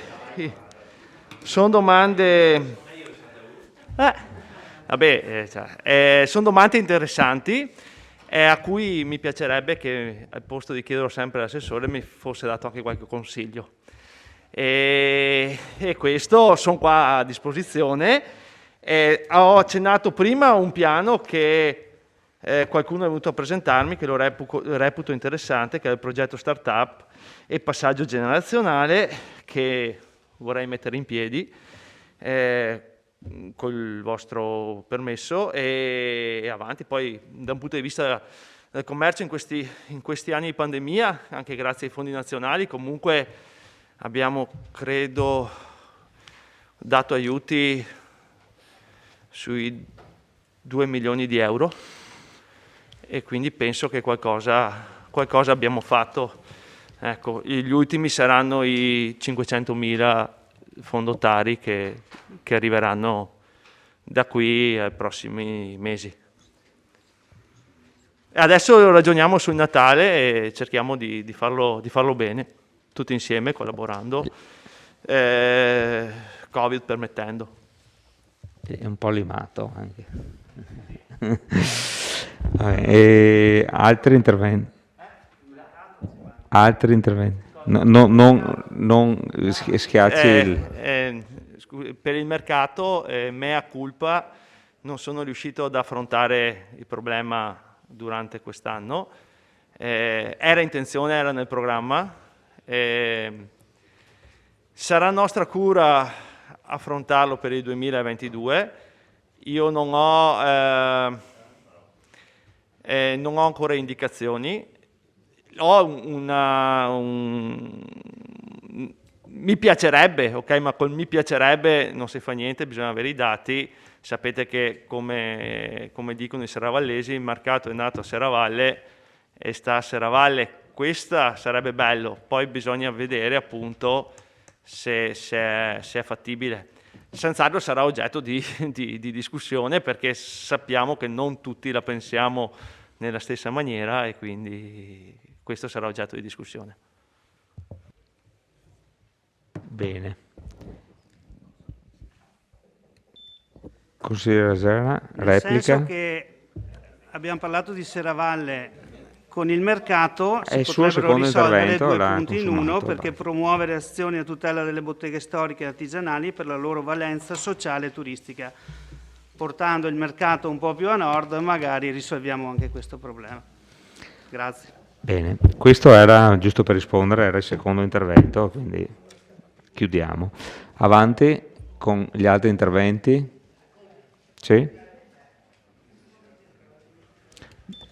Consigliere De Antoni, prego. Sì, allora io intanto mi scuso di essermi scaldato prima, però Nessun problema. Presidente, nella riunione di capigruppo avevo chiarito che volevo fare il mio intervento complessivamente e che sospenderlo quasi alla fine mi avrebbe un po' creato il problema di non essere completo nell'esprimere la cosa.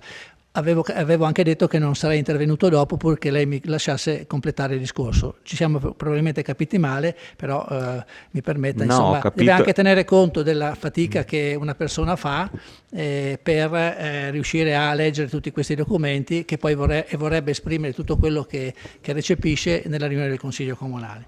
No, io ho capito benissimo, ma lo sforamento era troppo elevato rispetto a... Purtroppo non ho controllato. 4 minuti circa. Anche perché, Presidente, avevamo detto che c'era in discussione il DUP, che è un documento, e il piano opere pubbliche. Allora il DUP poteva chiedere 7 minuti, il DUP, il piano delle opere pubbliche doppio, 14 minuti, quindi 14 più 7 fa 21. Ma ci vuole anche la sensibilità per capire quello che i consiglieri vogliono fare, ma probabilmente non ci siamo capiti. Comunque, volevo solo, finisco l'intervento semplicemente con due considerazioni. Uno era, che poi è già stato anticipato in qualche modo, l'intervento di riqualificazione delle piscine comunali, per i quali sono previsti 940.000 euro, con priorità 2 nel 2023 e con finanziamento derivante da alienazioni, quindi una di quelle opere che è molto molto difficile realizzare. Ho letto sul giornale anche gli interventi fatti sia dall'assessore allo sport sia dall'assessore ai lavori pubblici, e siccome questa cosa è venuta fuori già da qualche giorno, mi sono meravigliato che non si fosse pensato di modificare un po' il piano in relazione a questa urgenza. Mi chiedevo anche dove sono finiti quei 500.000 euro che mi sembra fossero nel piano 2019, ed era per pagina, adesso l'ho persa, a pagina non mi ricordo quale, c'erano comunque interventi per, mi hai preso tu? C'erano interventi per 500.000 euro per le piscine, no? Di cui 46.000 a memoria, adesso non ricordo, che pagina era? Sì, c'erano verifica sismica e riqualificazione energetica piscine, progetto esecutivo approvato, bando di importo di 500.000, di cui realizzati 49.000 euro. Dove sono finiti quei lavori là e perché non sono completati, visto che il problema è anche di natura sismica, da quello che diceva l'assessore Fasan. Questa era una cosa, e l'ultima cosa era quella, sono stato anticipato dal consigliere Rasera, era quello degli interventi che vengono fatti per promuovere anche l'enogastronomia, eccetera, eccetera. Io ho visto sabato che cosa c'era a Vittorio Veneto, ho apprezzato che ci fosse tanta gente, anche se l'insieme di 3 manifestazioni nello stesso giorno comunque ha creato qualche problema probabilmente, ma quello su cui secondo me lei dovrebbe lavorare, assessore, è studiato da lei, dovrebbe lavorare è, diciamo, coinvolgere di più gli esercenti di Vittorio Veneto su queste iniziative, nel senso che sembra, girando per Vittorio Veneto, sì, c'era tantissima gente, però sono tutte persone che se sono venute hanno comprato, si sono sedute a bere, c'era di tutto in quella cosa, non c'era solo enogastronomia, c'erano borse, c'erano monili, c'erano elettrodomestici, se hai potuto fare il giro di tutto, c'era di tutto. Allora, secondo me sono iniziative che in qualche modo non portano tanto valore aggiunto per gli esercenti che operano a Vittorio Veneto, anzi sono quasi una perdita perché nessuno poi è andato al bar di quelle persone lì. Dove sono andate? Hanno fatto il giro, hanno mangiato, hanno bevuto e poi se ne sono andati via. Certo, erano tanti, però hanno visto una città un po', diciamo, con un odore nauseabondo che girava per la città, questo profumo di pollo che si mescolava con le fritto e altre cose. Non so come abbiano potuto apprezzare, insomma, ecco, sicuramente ce n'erano tanti, ti do atto che c'erano tante persone, però quale sia stato l'utile per la città non lo conosco. Io sono disponibile, penso che tutti noi siamo disponibili a ragionare su queste cose. Sarebbe da fare anche una valutazione dei costi e dei benefici che questi tipi di iniziative portano, anche con tanta attenzione a evitare che ci siano tanti interventi contemporaneamente, perché c'erano i bersaglieri, c'era la corale e c'era questo che io chiamo bazar. Ribadisco per quanto riguarda quello che diceva il sindaco, cioè i soldi che noi spendiamo per fare il sottopasso sono più di 2 milioni di euro circa a carico del bilancio del comune, perché È vero che c'è un progetto di 2 milioni di euro, è vero che abbiamo speso anche 460.000 euro già spesi e mancano ancora dei soldi per fare i collaudi, eccetera, quindi 2 milioni del progetto, più 460.000, 500.000 dell'intervento già fatto, più i 500.000 della bretella per portare la via dei Gannutti all'impianto della Savno. Quindi sono i soldi, i 1.340.000 della rete ferroviaria sono per una parte impegnati con la bretella e per il resto per ridurre l'importo complessivo dell'intervento ok. Io, consigliere Gomiero, ho sempre detto che dobbiamo pensare alla grande, che dobbiamo vedere lontano, però capisco l'urgenza di trovare una soluzione per via Martel, però in questo tempo è stato fatto un approfondimento con la Regione, se è possibile, alla luce della legge sull'uso del suolo, alla luce di tutti i capannoni che ci sono in giro, non dico a Vittorio Veneto, ma in giro per la provincia, vuoti. Ha senso? La Regione ci consentirà di ampliare la zona industriale là? Perché c'è una regola anche di carattere generale e regionale su questo. Quindi prima confrontiamoci con la Regione, se l'avete fatto, poi confrontiamoci, come diceva Fasan, con la società Autostrade, perché Fasan insiste sempre sul casello, e poi partiamo con quest'opera che ci costa 2 milioni di euro. Questo è quello che io volevo dire. E concludo. Va concluso.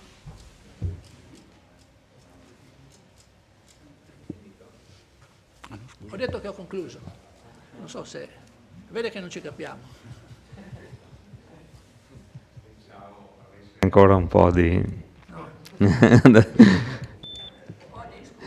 No, pensavo volesse parlare ancora. Casa Grande. Sì, grazie. Volevo permettermi di fare un commento, spezzare una lancia a favore del nostro assessore al bilancio e alle attività produttive, perché ho avuto modo di collaborarci in diverse occasioni e so l'impegno e l'attenzione che c'è stata trasversalmente, sia l'attività che chiaramente anche il commercio. È chiaro che non è facile riuscire a cercare di stimolare o di coinvolgere tutte le attività, però sentire dei commenti su, come ha fatto lei collega Di Antoni, sull'evento che ha chiamato Bazar di questo weekend, dove ritengo che siano venuti sicuramente molte persone da altri comuni. Al di là degli odori, le posso garantire che ho passato ore, per piacere, in questo street food. Ho visitato anche i bar, che erano tutti pieni, tutti strapieni erano, e soprattutto erano contenti, perché la gente non solo si è fermata a mangiare, ma poi si è riversata comunque nei bar della città. È chiaro che è stato un evento organizzato in fretta e furia, ci sono state delle ripercussioni sicuramente nei negozi, non lo metto in dubbio, poi figuriamoci i parcheggi, magari era meglio segnalare anche meglio i parcheggi, perché so che i negozi davanti, la zona dell'ex stand, per capirci, la gente non si rendeva neanche conto che c'erano i parcheggi là, però sono piccole cose, errori che pian pianino andremo a sistemare ogni volta che andremo a organizzare degli eventi. C'è in vista il Natale, le casette, ci teniamo molto a farle, chissà che ci sia anche una partecipazione di organizzatori con la stessa voglia, le stesse idee, per riuscire a creare un polo attrattivo e soprattutto che porti anche gente ovviamente nelle attività sia produttive che nei negozi di Vittorio, dove c'è bisogno. Non dimentichiamoci che i nostri cittadini hanno i negozi qua a Vittorio e quindi siamo anche più contenti anche noi se loro lavorano. Certamente, accolgo sicuramente il suo appello, come l'appello del collega Rasera. Abbiamo tutti lo stesso obiettivo, cerchiamo di andare tutti nella stessa direzione. Chiaramente spesso non è facile, si prova, certe iniziative hanno un buon risultato, però insomma cerchiamo anche di essere contenti ogni tanto quando avviene qualcosa. Almeno metà i bar almeno sono andati bene, quindi citiamo almeno quelli. Grazie. Consigliere Dus? Sì. Tra le varie iniziative che hanno interessato la città in questo periodo c'è stato anche il concorso di violino. Chiederei all'assessore se magari può dirci 2 parole su come è andato questo concorso di violino, che era un evento sicuramente molto sentito e molto richiesto da questa amministrazione, quindi volevo sapere un attimo in quanti hanno partecipato, i costi, insomma se si può avere un piccolo resoconto del concorso, insomma, ecco, perché abbiamo parlato di eventi, iniziative, costi e ricadute sul territorio. Sicuramente il concorso di violino è un concorso molto prestigioso internazionale che pone la nostra città al centro di un panorama internazionale, appunto, grazie a questa iniziativa. Però volevo capire, si fa sempre fatica a capirne costi e benefici delle iniziative, come abbiamo visto. Si possono avere molti pareri e spesso discordanti, però un minimo di quantificazione credo sia dovuta a quest'Aula. Tornando sulla questione delle opere pubbliche, io ho fatto un ragionamento su le priorità e francamente non ho capito come vengano assegnate. Cioè, capisco le esigenze dell'assessore Gomiero che porta avanti la bandiera.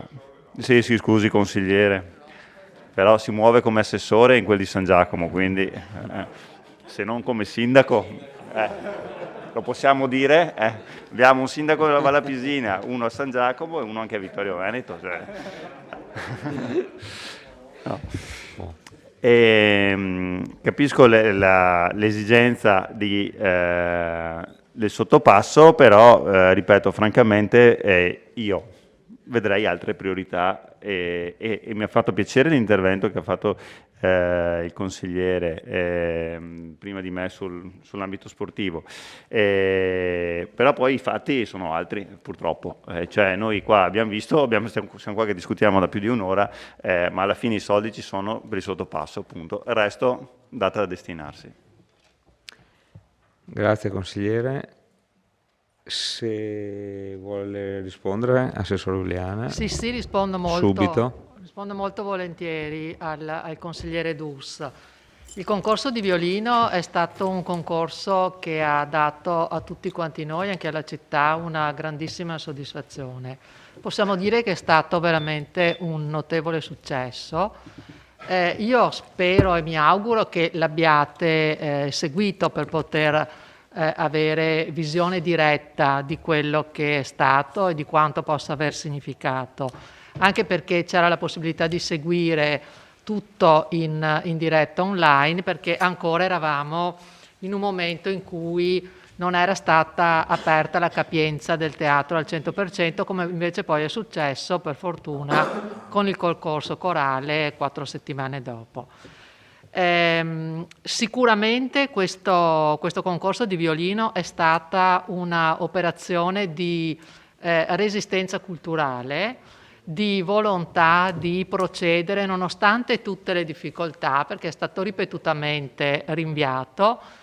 Alla fine l'abbiamo fatto in un momento in cui non eravamo ancora sicuri e tranquilli su come avrebbero potuto andare le cose. Sono andate molto bene, anche se devo dire abbiamo avuto un calo di concorrenti rispetto all'iscrizione iniziale per motivi legati appunto al Covid e alle difficoltà soprattutto di spostamento da parte di certi paesi europei per arrivare qui a Vittorio Veneto. Quindi io direi che possiamo essere veramente molto soddisfatti a Vittorio Veneto, perché siamo riusciti a fare ripartire un qualche cosa che ci ha sempre dato lustro. L'abbiamo fatto ripartire dopo 7 anni in cui il concorso era stato fermato e l'abbiamo fatto partire in modo completamente diverso. Questa scelta, che poteva essere anche una scelta pericolosa, ancora di più in un periodo di pandemia, si è invece rivelata una scelta particolarmente azzeccata, perché in questo modo siamo riusciti a mettere in contatto con l'Europa la nostra città e sempre di più stiamo lanciando la città di Vittorio Veneto come città della musica. Per quanto riguarda i costi, il bilancio conclusivo dobbiamo ancora farlo e quindi sarò più chiara e potrò dettagliare meglio in un secondo momento. Posso dire che metà dei costi che noi abbiamo avuto sono stati sostenuti da sponsor. Quindi c'è stata anche questa capacità di raccogliere nel territorio degli sponsor che hanno sostenuto in buona parte la spesa. Sì, possiamo essere proprio molto contenti, dobbiamo dircelo. Grazie, Assessore Veliana. Una brevissima battuta al consigliere Rasera, deve essere velocissima. Sì, perché no, intendevo solamente puntualizzare una cosa, che quando parlo di manifestazioni non intendevo la manifestazione organizzata nell'ultimo weekend, che comunque era una bellissima manifestazione, intendevo le manifestazioni di cui si può anche fare a meno. Quando l'organizzazione è buona, la manifestazione è di qualità, benissimo, ben venga, e sono assolutamente d'accordo con l'assessore di questo. Ok, grazie. Consigliere Casagrande, prego. Sì, per concludere l'intervento di prima volevo aggiungere che sicuramente un mea culpa da parte dell'amministrazione dovrebbe riguardare la comunicazione, nel senso che è successo più volte che ci siano degli eventi, per esempio anche al teatro da Ponte, e succede che dei partecipanti all'evento escano e non trovino i bar aperti, quindi c'è anche da una parte l'imprenditoria a volte dovrebbe capire e recepire i messaggi degli vari eventi che andiamo a istituire. Forse anche noi dovremmo essere più incisivi in questo, per fare in modo che poi magari le varie attività capiscano che quella sera può esserci un determinato evento e quindi cogliere l'occasione, anche se è il giorno di chiusura, di dire aspetta che ne approfitto e tengo aperto. Ecco, questa è una comunicazione che comunque certi assessori stanno utilizzando, secondo me, in maniera eccezionale. Magari qualcun altro potrebbe sfruttare di più questo mezzo, perché indubbiamente quando si chiude una strada, anche per esempio parlavamo con l'assessore Fasan, si fanno gli interventi pubblici, è anche bello poi dimostrare il risultato finale, oltre che agevolare prima le persone che potrebbero avere un disguido, un disagio dagli eventuali lavori. Ecco. Quindi sicuramente avere anche più comunicazione può portare a più partecipazione anche delle attività. Grazie. Sì, velocissima, prego. Volevo aggiungere a questo proposito che manifestazioni come il concorso di violino e poi soprattutto anche il corale hanno totalmente riempito la città e hanno sicuramente, i risultati sicuramente li hanno visti gli albergatori, bed and breakfast, era tutto pieno, e anche i ristoratori, perché anche loro hanno avuto sicuramente un grossissimo vantaggio da queste manifestazioni. Quindi manifestazioni che hanno molto gratificato e arricchito la città dal punto di vista culturale, ma non soltanto, perché c'è stata una ricaduta assolutamente tangibile per quanto riguarda le attività produttive. Grazie. Prego, Assessore Antiga. Grazie Presidente, solo una risposta veloce al consigliere D'Antoni, perché il tema stasera è sottopasso. Evidentemente la Regione può sicuramente entrare in merito sulla ubicazione di una zona industriale, questo è ovvio, ma è anche ovvio che è il Comune che propone alla Regione un luogo dove questa zona industriale c'è o si può espandere. Nel vecchio PRG la locazione dell'ampliamento della zona industriale era al di là della ferrovia ed è stata approvata perché c'era una condizione, c'è la condizione di eseguire il sottopasso che è stato previsto in quella variante, altrimenti la Regione non approverà mai una zona industriale con quel tipo di problematica. Quindi se facciamo due numeri, noi abbiamo fatto, è vero, una strada che abbiamo collegato via De Ganuti, via Callarga, e abbiamo avuto un contributo dall'RFI che abbiamo eseguito la strada e abbiamo messo, tra virgolette, in saccoccia 200.000 euro.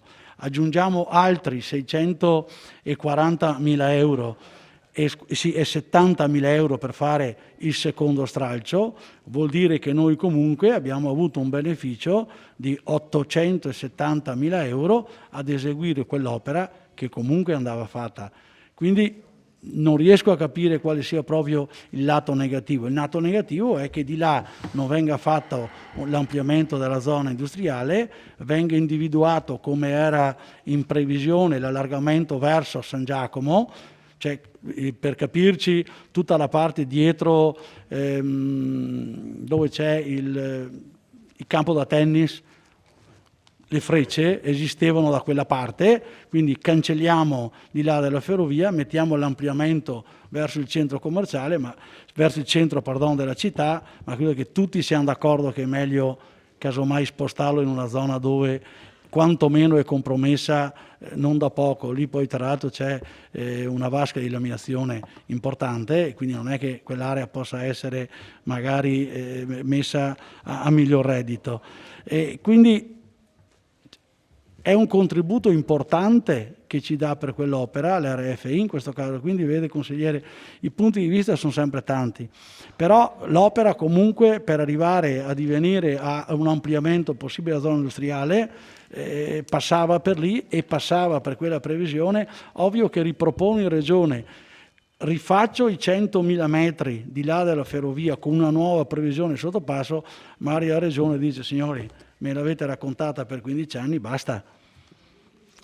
Grazie Assessore. Consigliere Tonon.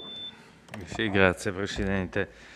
Allora ribadisco le domande inevase riguardo ai criteri ambientali minimi, a Villa Papadopoli, se c'è qualcosa, agli immobili produttivi comunali da assegnare e allo smart working. Aggiungo a questo una valutazione per quanto riguarda la videosorveglianza, visto l'intervento dell'assessore Antiga. Allora, non sarà sicuramente risolutrice, non sarà la panacea, speriamo che possa servire per la sicurezza di tutti. A questo proposito sono andato a guardarmi un po' di articoli, di commenti che c'erano stati negli anni passati, quando accadeva che, ahimè, qualche parte della città era colpita da furti e c'erano delle levate di scudi da parte, non di tutta, a onor del vero, di una parte dell'allora minoranza che finiva un giorno sì, un giorno anche, come si dice sul giornale. Ho guardato solo, ma velocissimamente, una rapidissima carrellata solo sul 2021, e parlo per esempio, cito quotidiani, carta stampata, Carpesica 13/3 2021, via Diaz 7 luglio, via De Amicis 20 agosto, poi 4 settembre, 28 settembre, 15 ottobre, tralasciando gli ultimi. La sfido Assessore a trovare un commento, una voce di uno della minoranza. Uno solo. Non troverà nulla.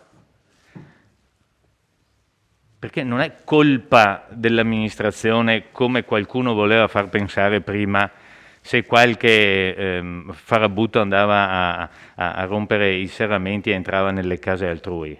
Non è colpa dell'amministrazione, l'amministrazione fa quello che può, ovviamente.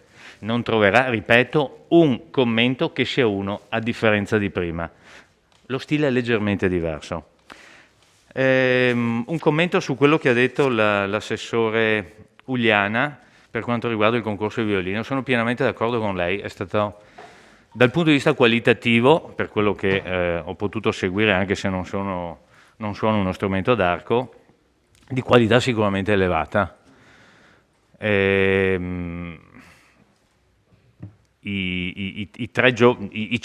di tutti quelli che erano in semifinale, a dire la verità, secondo me, però evidentemente la giuria necessariamente doveva scegliere, ne ha scelti 3, erano tutti quelli che erano in semifinale, erano veramente di elevata qualità e il risultato, diciamo, si è visto. Per quanto riguarda il numero di partecipanti è stato, mi pare, di gran lunga inferiore alle attese, ahimè, speriamo che possa migliorare. Se posso, un appunto su una parte dell'organizzazione, mi spiego, l'ho già anche espresso a chi di dovere, per quanto riguarda la tavola rotonda, che c'è stata, mi pare forse venerdì 1 ottobre, se non ricordo male, molto valida nella numero e qualità dei relatori, chiamiamolo così, alla tavola rotonda. Erano ben 8. A me è arrivata la lettera il giorno precedente, una mail, se non ricordo male, alle 11:30 circa, ma non sono tutto il giorno a guardare le mail, tanto che quando mi sono accorto all'1:30 ho risposto subito dando la mia adesione per poter partecipare. Ahimè, eravamo in 6, a parte gli organizzatori, partecipanti nella sala, c'erano 8 relatori e 6 partecipanti. Perché lo dico? Perché davvero gli intervenuti erano non solo esperti nel settore, ma avevano anche una non comunissima capacità di coinvolgere, chi più chi meno, ma alcuni davvero in maniera egregia. E che un invito così sia fatto il giorno prima non va bene, perché è chiaro che magari non tutti le vedono, non tutti riescono a essere liberi per il giorno dopo, anche se ammetto che non era la festa della birra, cioè, in senso buono lo dico, cioè non tutti forse, però avvisare un po' prima forse non sarebbe stata una cattiva idea. Perché dico questo? Perché pur essendo un'attività, diciamo, collaterale al concorso di violino, da un punto di vista anche questo qualitativo, sicuramente era di buon livello. Un'ultima annotazione per quanto riguarda questo DUP. L'avevo chiesto prima qual era la situazione delle piscine, mi spiego perché, qualcuno l'ha già detto, ma i numeri a me non tornano. Allora, pagina 51, esercizio 2019, verifica sismica, riqualificazione energetica piscine, il famoso bando sport e periferie, 500.000 euro, realizzato quasi 50.000. Dopodiché, nel piano del programma delle opere, troviamo, eccolo qua, all'intervento numero 23 del 2023, interventi di riqualificazione piscine comunali, 940.000. Penso, io da quel che capisco, siano ulteriori rispetto ai 500.000, di cui 52 con finanziamento o contributo, presumo una gara, e 888.000 da alienazioni.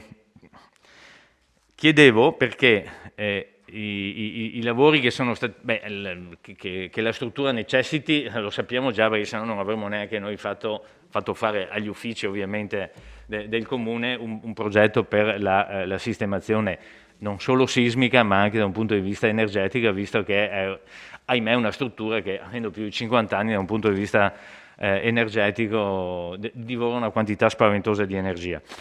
Ma mi pare di capire che, essendo spostato in là, o meglio, soldi sono arrivati nel 2019, siamo a fine 2021 e su 500.000 ne abbiamo spesi 50.000 circa. Ne sono stanziati altri però neanche nel 2022, nel 2023. Volevo capire la sequenza, la consecuzione, diciamo,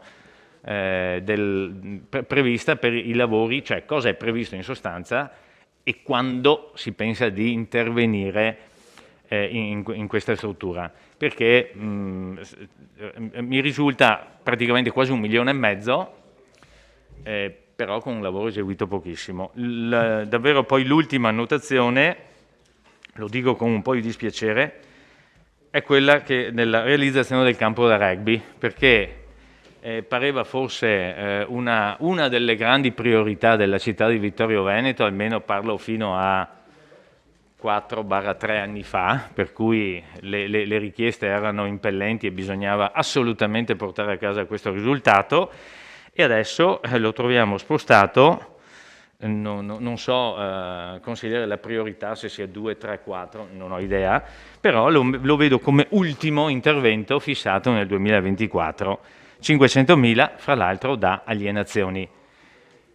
Come del resto, non me ne voglia l'assessore Fasan, visto che non c'è, ma era una battuta, come tutte le sue asfaltature, sono tutte da alienazioni, se non ho visto male. Mi pare siano 300.000 ogni anno, ottima cifra perché con 300.000 qualcosa si asfalta, però sono tutti da alienazioni, quindi speriamo che, come ha detto l'assessore Antiga il mercato si riprenda, anche se in realtà mi creda, rispetto a qualche anno fa è molto meglio, cioè adesso c'è un po' di richieste, sono stati anni, ma il collega, il consigliere Darè lo sa benissimo che durante il suo mandato, abbiamo anche chi c'era assessore, ahimè il mercato era fermo, statico, non si riusciva a vendere nulla.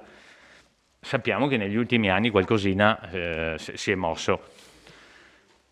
Speriamo che poi questa crescita davvero preoccupante dei costi delle materie prime e dell'energia non affossi, insomma, la crescita che il governo, che mi pare di capire forse al consigliere D'Alè non piace tantissimo, però insomma in qualche modo ha portato a casa.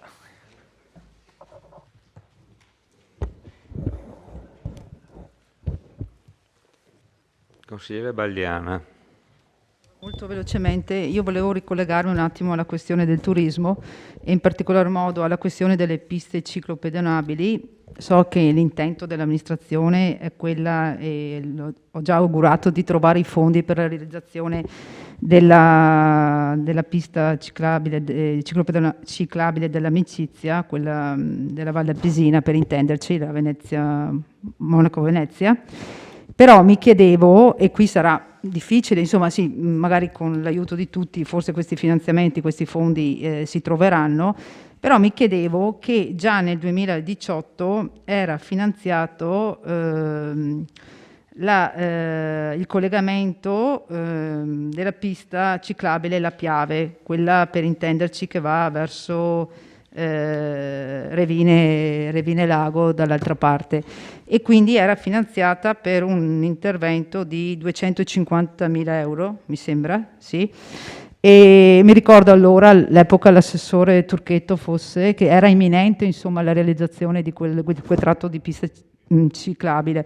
Quindi mi chiedo, e non mi sfugge, forse l'avevate già anche detta, la motivazione per la quale non è stato più portato avanti quello stralcio di pista ciclabile che ci collegherebbe con la parte della Piave, insomma, ecco, per intenderci. E sempre per la questione turistica, mi veniva in mente che avevamo parlato anche di mettere, non solo per la questione turistica, ma anche la questione delle colonnine elettriche in città, che era da 1 anno e mezzo, 2 che ci stavamo lavorando, e vedo che insomma avevo visto una delibera di giunta dove era stato fatto un certo tipo di lavoro, chiedo informazioni rispetto a quello, e su questo mi viene anche da dire che è un servizio che secondo me dovrebbe essere un po' diciamo guidato da un ente sovracomunale, ma non solo quello delle colonnine elettriche, perché per esempio al discorso della comunità montana, adesso la consigliera Salezza è uscita, però tutti questi servizi che sono servizi anche per il turismo o insomma che trovano un ampio respiro, secondo me dovrebbero essere in qualche maniera organizzati e condotti da un ente sovracomunale che potrebbe essere quello della comunità montana. Ecco, era questa la questione.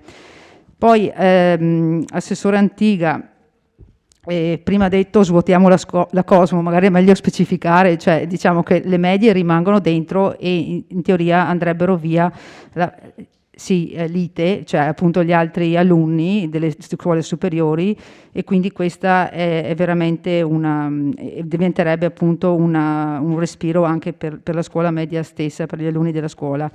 Sul discorso della sicurezza stradale io lo ribadisco, perché ho visto che non l'avete preso in esame, oppure l'avete ma non l'avete detto questa sera, per la questione di rivedere eventualmente, se ci sono le condizioni, io non me ne intendo, di velocità in centro città, quindi naturalmente attraverso magari la commissione di viabilità, di vedere se ci sono appunto le condizioni per ridurre i limiti e quantomeno per individuare un nuovo tipo di segnaletica. Non intendevo di aumentare le strisce pedonali, assessore Antiga, dicevo di caratterizzarle in modo diverso. Vedo che in tante città si stanno facendo delle cose innovative. Ultimo appello lo faccio all'assessore alla cultura per quanto riguarda il discorso dei musei.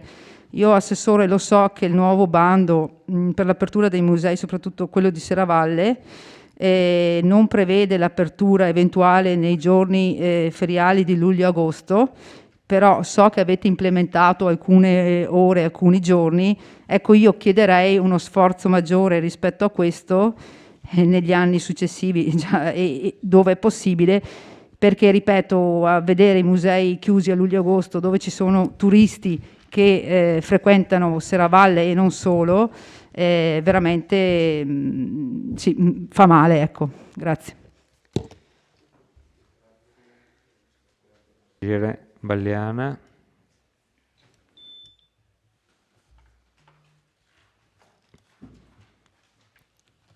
Altre prenotazioni? Sindaco vuole? No. Bene. Sì, una battuta veloce. Allora, mi fa piacere che sia stato sollevato questo problema, perché siete anche usciti con la stampa ripetutamente, post, eccetera, non tenendo conto del fatto che i musei che sono chiusi possono essere aperti contattando semplicemente il numero. Allora, uno entra nel sito, chiede, trova. Questo finora. Adesso comunque abbiamo previsto, con i prossimi bandi, di poter ampliare l'apertura, soprattutto, anzi direi nel periodo estivo in cui ci sono i turisti. Però sono entrati in molti gruppi, anche se voi non lo sapete, proprio attraverso il contatto telefonico e l'apertura dei musei, ogni qualvolta è stato chiesto. Grazie. Sindaco, prego. E dopo faccio la mia parte, no? Allora, sono d'accordo con il consigliere Tolon, non è colpa di un'amministrazione se i ladri imperversano, però dobbiamo anche incartarcela che in qualche modo il sindaco ha sempre colpa di qualcosa, no?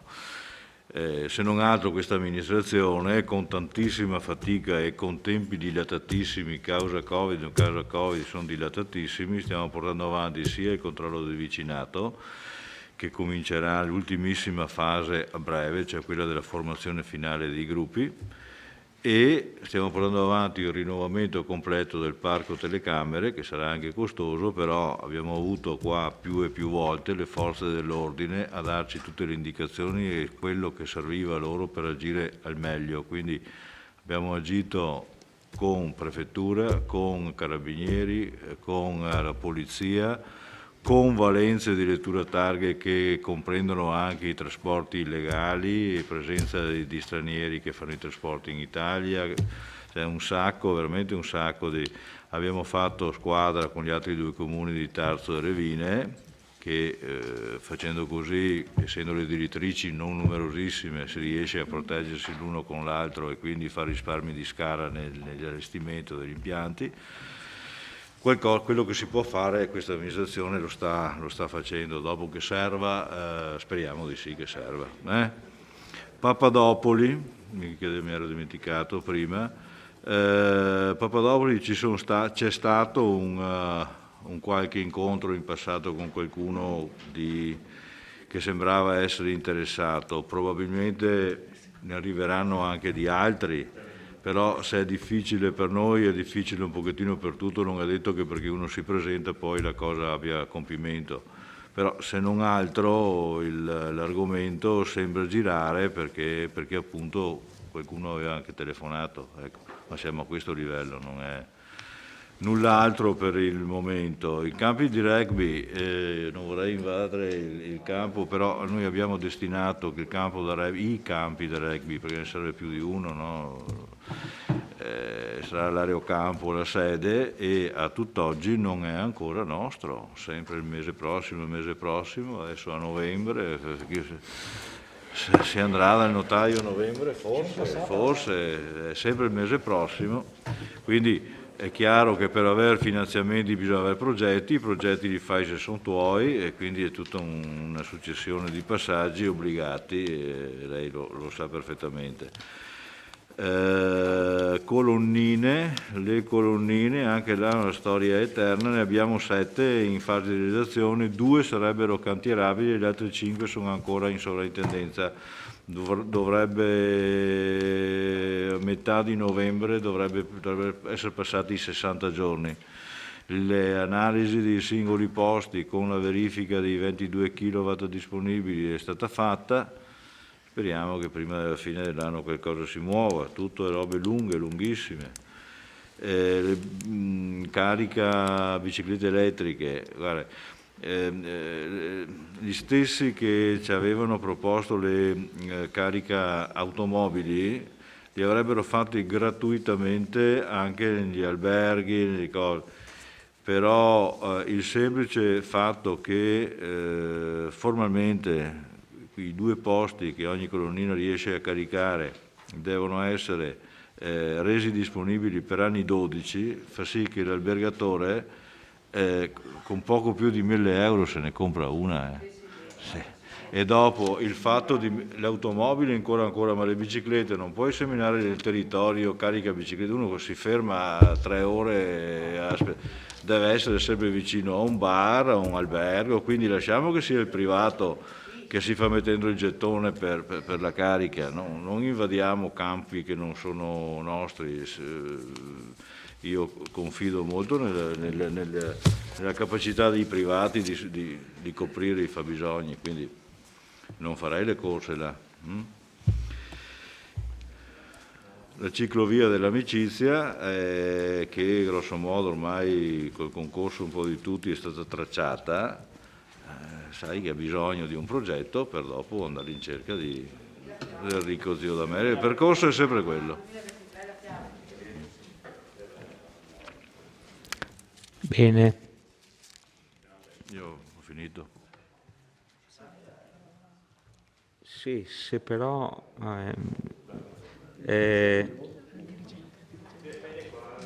può venire qua, che è meglio di tutto che così.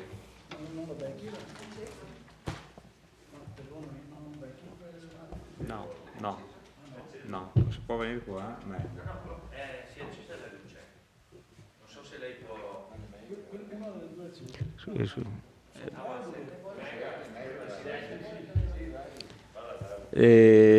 Possiamo spostarci qua, se è possibile?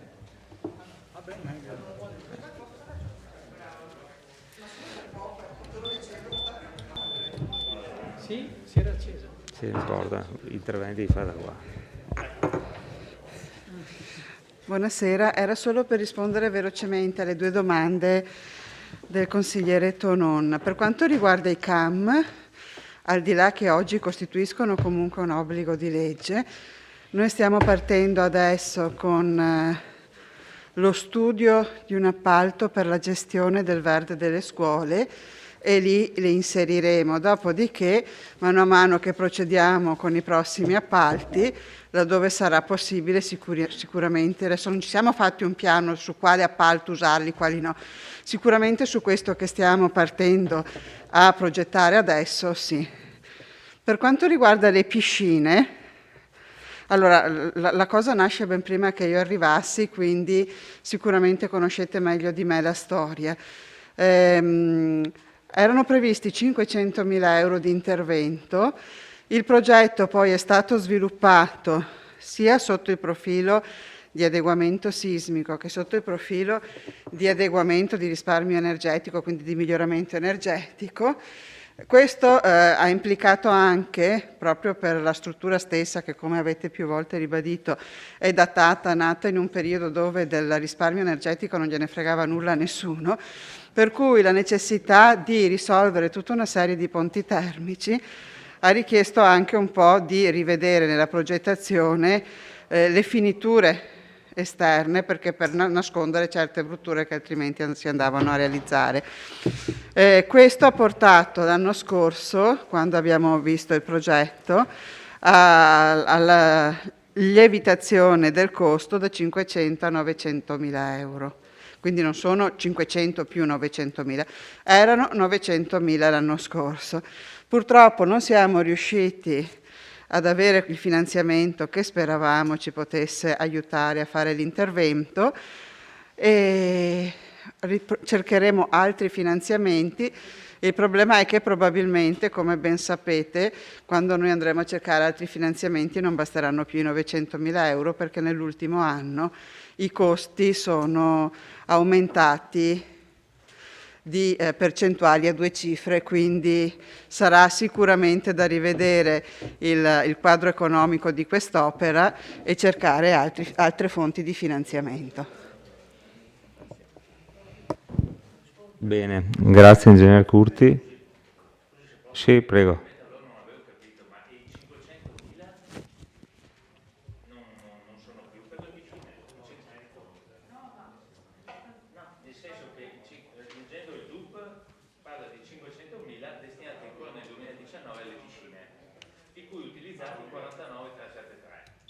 Poi grazie Presidente. Poi nel piano degli interventi si parla nel 2023 940.000, di cui 52 finanziamento e 888 alienazioni.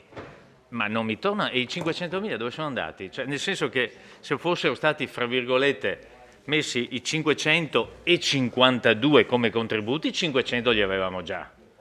Ma sono stati messi 888 come alienazioni, e i 500.000 dove sono allora?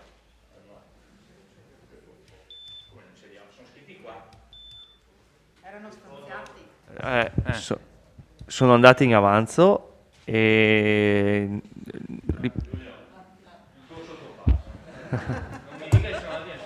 No, non lo so dove siano andati. Quei 500.000, perché il progetto era diventato di 900, non siamo stati...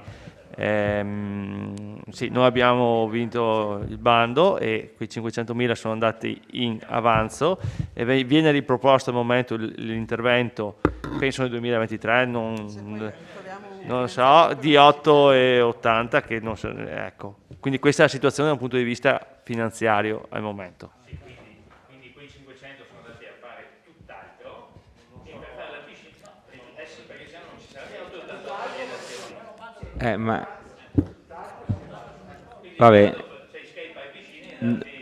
vabbè, non sapremo mai in questo momento perché allora ma non è che non è allora non staremo qua mica tutta la sera a capire, no. Vabbè, allora, un'ultima risposta al consigliere Tonon relativamente allo smart working. Consigliere Tonon, relativamente allo smart working, il vice segretario le dà la risposta. Sì. Allora, buonasera a tutti. Allora, con la pandemia è stato introdotto appunto l'istituto dello smart working avente un carattere, diciamo, di eccezionalità.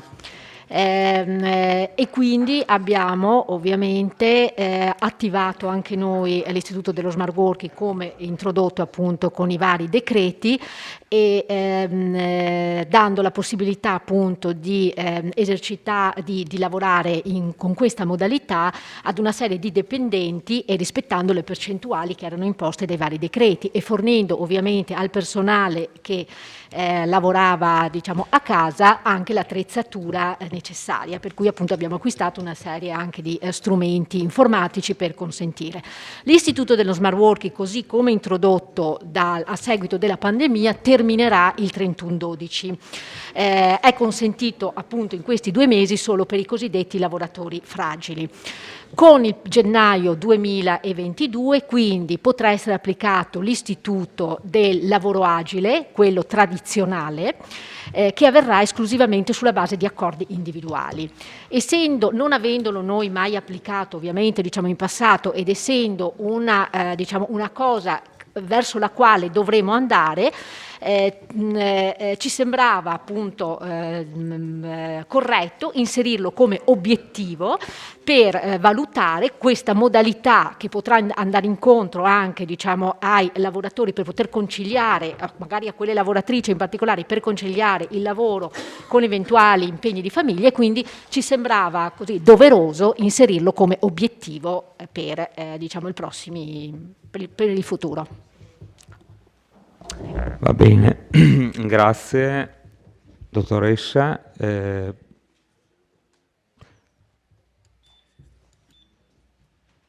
Ha già fatto 2 interventi, quindi basta.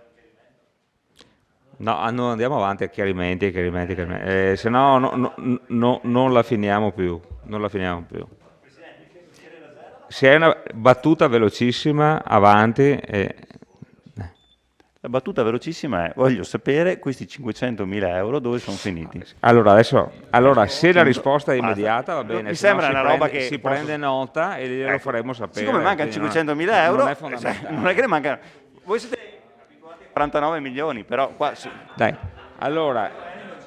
allora direi, siccome non possiamo rimanere qua, tutta la sera, siccome non possiamo rimanere qua tutta la sera per un quesito, se la risposta c'è, la si dice subito, altrimenti si prende nota e gliela forniremo, basta. Sì, ma non è Consigliere fondamentale. le rispondo, sono Nella- andati in avanzo, non è senz'altro sono fondamentale. dentro nel piano opere pubbliche, sarà mia premura capire dove sono andati. Ecco, basta. E le fornirà la risposta il consigliere. Ecco. Andiamo avanti. Andiamo avanti. Forza. Vabbè. Allora facciamo le dichiarazioni di voto. A forza. Dichiarazioni di voto. Nessuno? Passiamo alla votazione. Allora, per il documento unico di programmazione, favorevoli? 1, 2, 3, 4, 5, 6, 7, 8, 9, 10, 11.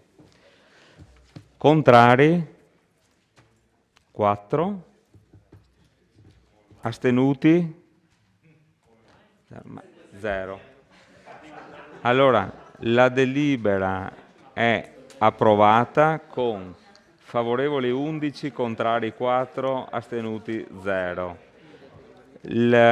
Votiamo per l'immediata eseguibilità. Favorevoli? Contrari? Sempre 11 favorevoli, contrari? Quanti contrari? 3? 3, astenuti 1, perfetto. Bene, passiamo al punto numero 6, forza che sono le 10. Punto numero 6, ratifica deliberazione della Giunta Comunale numero 185 del 14/9 del 2021, avente ad oggetto variazione d'urgenza al bilancio di previsione 2021-2023, quinta variazione.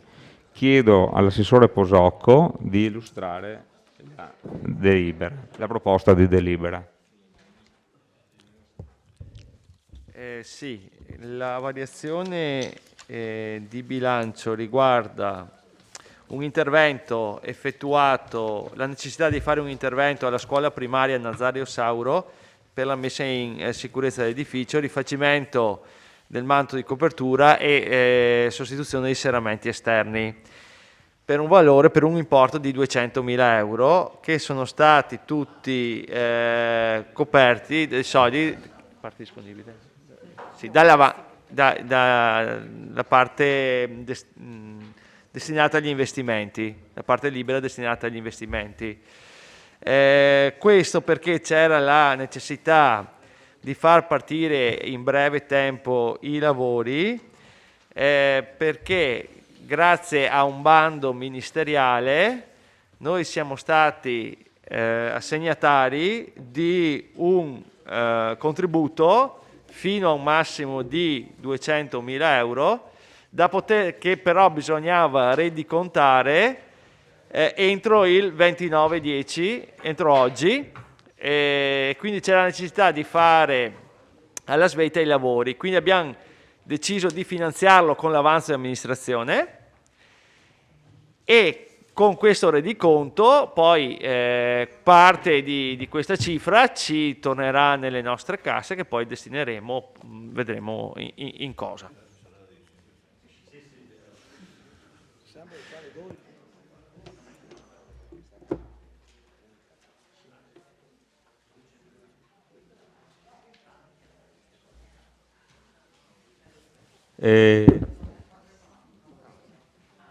Avanti, apriamo la discussione.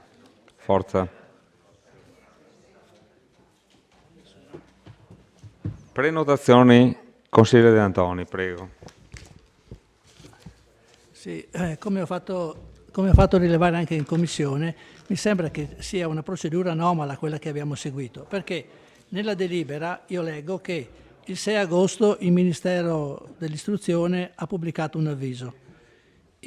Puntualmente l'ufficio il 13 agosto risponde all'avviso e addirittura il 23 agosto il direttore generale del Ministero dell'Istruzione approva la graduatoria e comunica che c'è uno stanziamento di 200.000 euro a favore del Comune di Vittorio Bene. Benissimo, a questo punto si fa la variazione di bilancio mettendo in entrata il finanziamento del Ministero e in uscita la realizzazione del Nazario Sauro.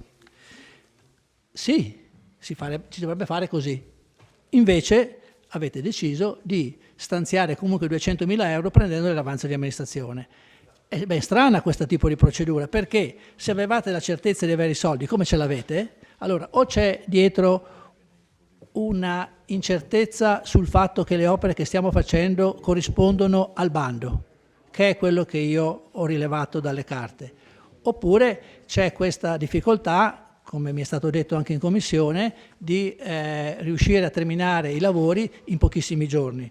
Anche questo mi sembra che sia, probabilmente nel bando c'era qualche contenuto che comunicava che il bando veniva approvato, sì, la richiesta veniva approvata il 23 agosto e i lavori dovevano finire in 60 giorni o 90 giorni. Ma noi siamo partiti con il progetto, con l'affidamento dell'incarico di progetto, dopo che il finanziamento è stato comunicato. E questa è la cosa strana. Allora all'assessore Fasan abbiamo detto anche in commissione che questo è un modo sbagliato di lavorare, perché si rincorrono tutti i bandi che ci sono, si costringe l'ufficio a fare delle cose senza avere le carte a posto, si dà un incarico a un architetto oggi e dopo 2 giorni questo presenta un progetto, che vale 22.000 euro dal punto di vista delle spese tecniche, ma in 2 giorni presenta il progetto non l'ho visto, non so in che cosa consiste, si appaltano i lavori, abbiamo già provato una perizia di variante in 1 mese e mezzo di tempo. Non è un modo, il segretario, non chiedo al segretario un parere su queste procedure, ma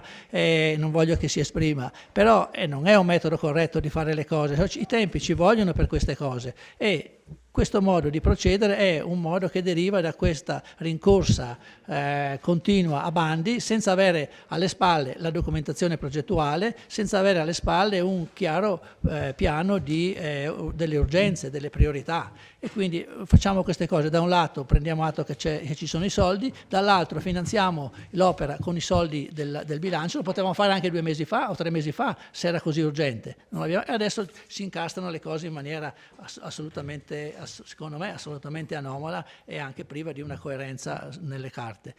Non riesco a capire questo tipo di applicazione del lavoro che viene fatto negli uffici, perché penso che anche gli uffici siano in difficoltà rispetto a questo movimentismo che poi porta anche qualche volta degli errori o anche a sovrapporre poi documentazioni che non servono. Grazie, consigliere De Antoni.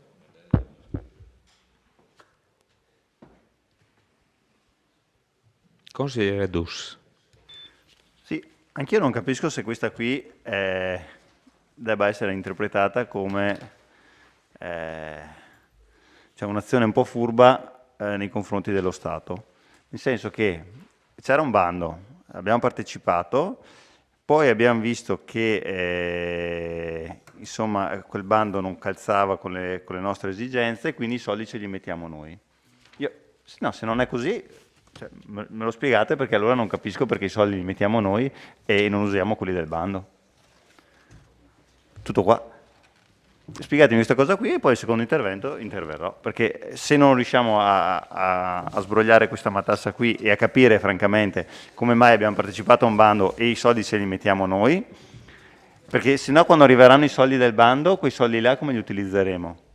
Qualcuno ci chiederà di rendicontare oppure no? No, non so, chiedo io. Gomiero, è una cosa che interessa la sua città, San Giacomo?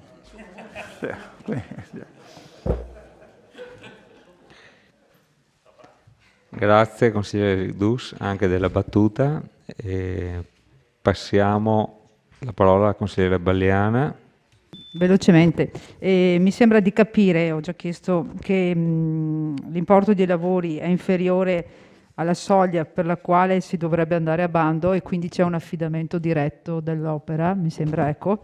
E volevo solo chiedere, ho capito che il manto di copertura ha dei problemi e quindi anche gli infissi, mi chiedevo, cioè solo dopo 12 anni anche gli infissi, quindi sia il manto di copertura che gli infissi, questo fa anche pensare. E mi potete dire in linea generale che costi ci sono per la manto di copertura e i costi per gli infissi all'incirca? Non so. Grazie.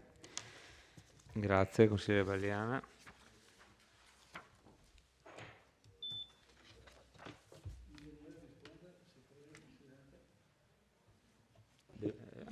Ok, ingegner Curti. Allora, parto dall'ultima domanda che mi è più congeniale. I problemi che abbiamo riscontrato sono in estrema sintesi che c'erano delle perdite per cui pioveva dentro.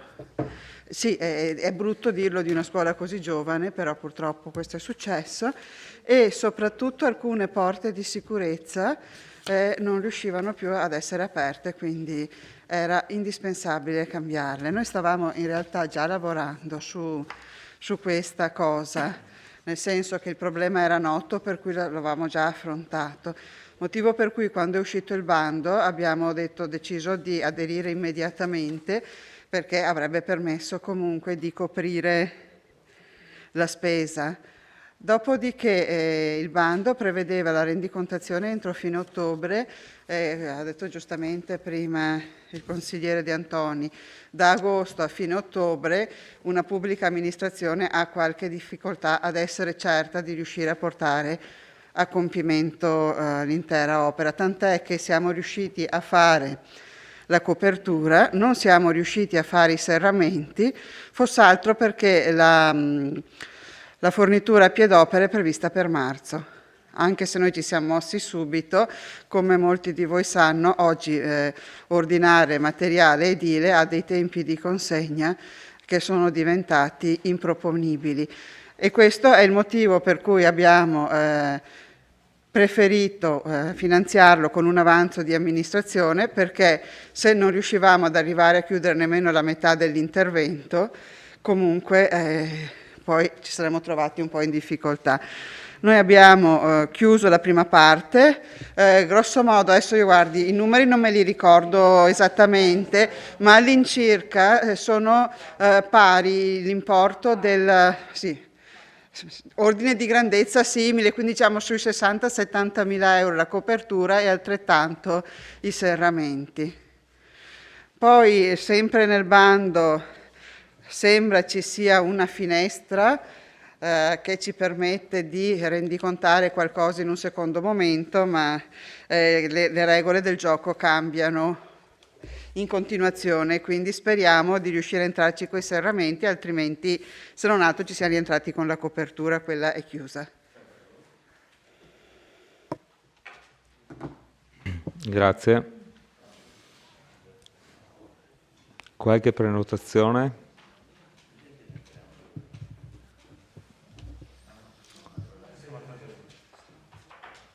Non ci sono interventi, possiamo passare a... prego, schiacci pure, grazie. Sì, il bando prevedeva il trasferimento di risorse agli enti titolari delle competenze relative all'edilizia scolastica, quindi anche i comuni, ai fini dell'acquisizione in affitto o con altre modalità previste dalla legislazione vigente, inclusi l'acquisto, il leasing o il noleggio di strutture temporanee, di ulteriori spazi da destinare all'attività didattica nell'anno scolastico 2020-2021, nonché delle spese derivanti dalla conduzione di tali spazi e dal loro adattamento alle esigenze didattiche. Quindi questo era il bando e noi abbiamo partecipato per chiedere il rifacimento del tetto e la sostituzione dei serramenti. Il bando, le cito la legge che ha stabilito, che ha rifinanziato, e la legge, adesso è l'articolo 32,2 lettera A del decreto legge 14 agosto 2020 che ha numero 104, che ha poi rifinanziato, è stato rifinanziato nel 2021. Ad ogni modo gli interventi che sono previsti nel progetto sono 71.000 euro per lavori, quindi penso che si riferiscono al tetto, e sono circa 80.000 per sostituzione porte antincendio, manutenzione straordinaria dei serramenti esterni, forniture pose in opera di pensiline nel prospetto est. I primi sono a base d'asta, i secondi sono inseriti nel quadro economico perché probabilmente si voleva appaltarli direttamente a ditte specializzate del settore. Il totale del progetto è 200.000 euro. Però si sapeva già che era borderline la partecipazione, perché chiaramente lì c'è scritto del tetto e dei serramenti non si parla minimamente nel bando. Grazie. Ingegnere, prego. Consigliere, quella è la norma da cui partono i bandi, ma il bando l'anno scorso infatti il bando prevedeva esattamente questo e noi l'anno scorso abbiamo partecipato per fare una nuova aula. Quest'anno, a quanto lei ha letto, è stato aggiunto lavori di messa in sicurezza e adeguamento di spazi e aule di edifici pubblici adibiti ad uso scolastico. Quindi noi siamo entrati come un lavoro di messa in sicurezza e adeguamento. Altrimenti sì, non avremmo mai partecipato perché era chiaro che non rientrava in quella dicitura, ma il bando uscito quest'anno ad agosto ha aggiunto la possibilità di inserire questi ulteriori lavori.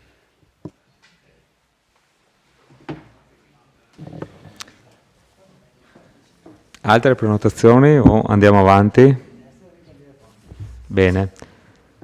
Direi di passare. Dichiarazioni di voto ci sono? Non ci sono? Passiamo alla votazione. Vi vuole dichiarare? Prego. Un attimo. Dichiaro la mia decisione di astenermi dalla votazione perché ritengo che la procedura seguita non sia corretta, per non dire legittima. Grazie, consigliere. Bene, passiamo alla votazione o ci sono altre dichiarazioni? Allora, alla proposta di delibera di ratifica, favorevoli? Sempre 11. Contrari? 0. Astenuti? 4. Allora, la delibera è approvata con favorevoli 11, astenuti 4 e contrari 0. Passiamo all'ultima proposta di delibera. No, non c'è l'immediata eseguibilità. Sì, era stata proposta. Allora, il segretario, prego. Sì, era stata proposta, ma essendo una ratifica di una variazione d'urgenza, No. Bene. Gli effetti sono già stati prodotti.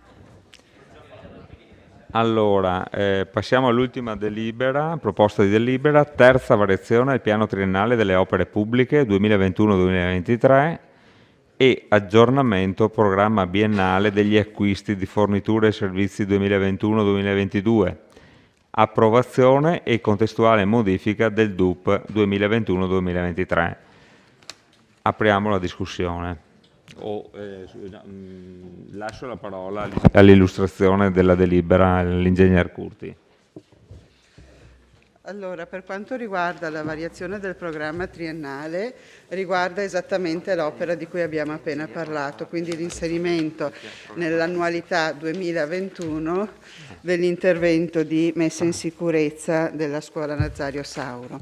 Per quanto riguarda invece il piano biennale, per quanto riguarda la parte tecnica, quindi l'ufficio tecnico, abbiamo modificato l'importo dei servizi di progettazione per il sottopasso, laddove erano previsti 65.000 euro, a conti fatti con le stime dei costi che dovremo sostenere per il lavoro, la progettazione definitiva esecutiva, direzione lavori e coordinamento per la sicurezza è stimato in circa 215.000 euro come importo a base d'asta per la gara per l'affidamento dei lavori, e quindi abbiamo modificato questo importo e poi abbiamo inserito 54.000 euro per la progettazione preliminare, progetto di fattibilità tecnico ed economica per il rifacimento della piazza Giovanni Paolo I e l'ampliamento della biblioteca.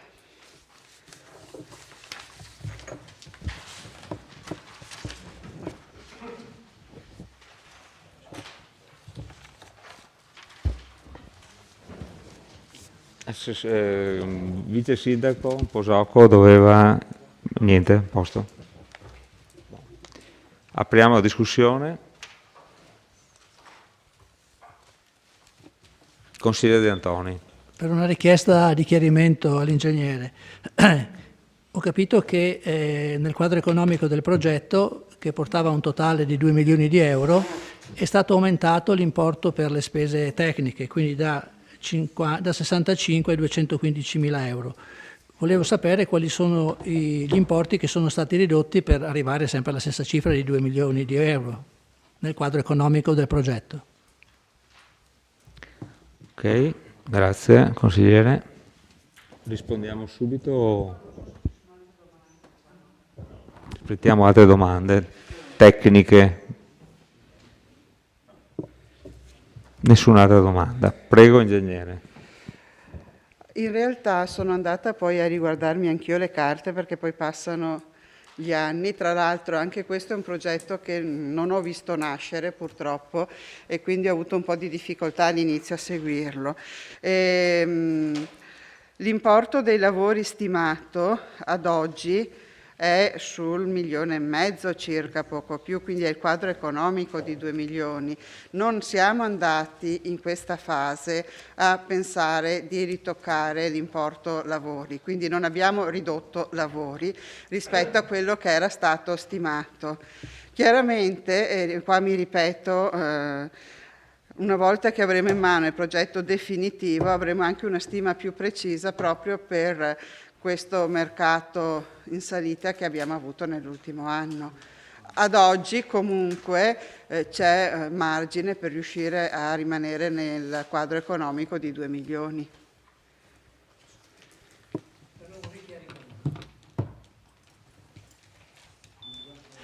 Cos'è un chiarimento? Sì, il progetto del sottopasso è stato inserito nel piano delle opere pubbliche con l'importo di 2 milioni di euro e questi 2 milioni di euro erano la sommatoria di lavori più le spese a disposizione dell'amministrazione. Allora, siccome il totale è sempre 2 milioni e siccome abbiamo aumentato di 150.000 l'importo per le spese tecniche, qual è l'importo che è stato ridotto per mantenere il totale? Perché altrimenti c'è qualcosa che non ritorna.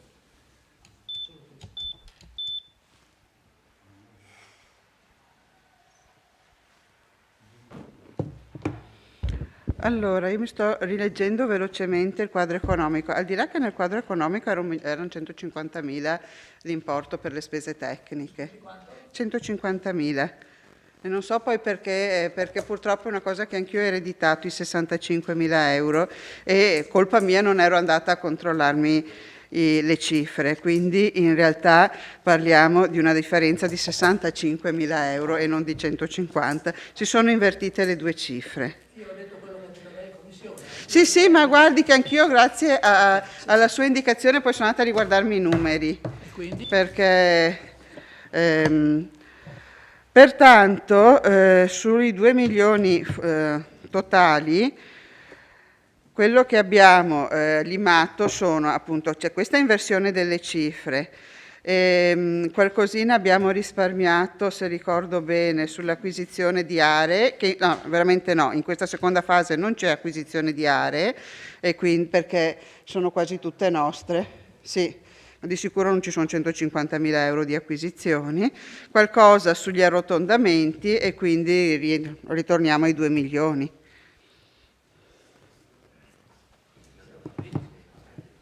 Non abbiamo riscritto il quadro economico. No, non lo abbiamo riscritto perché lo faremo con la progettazione.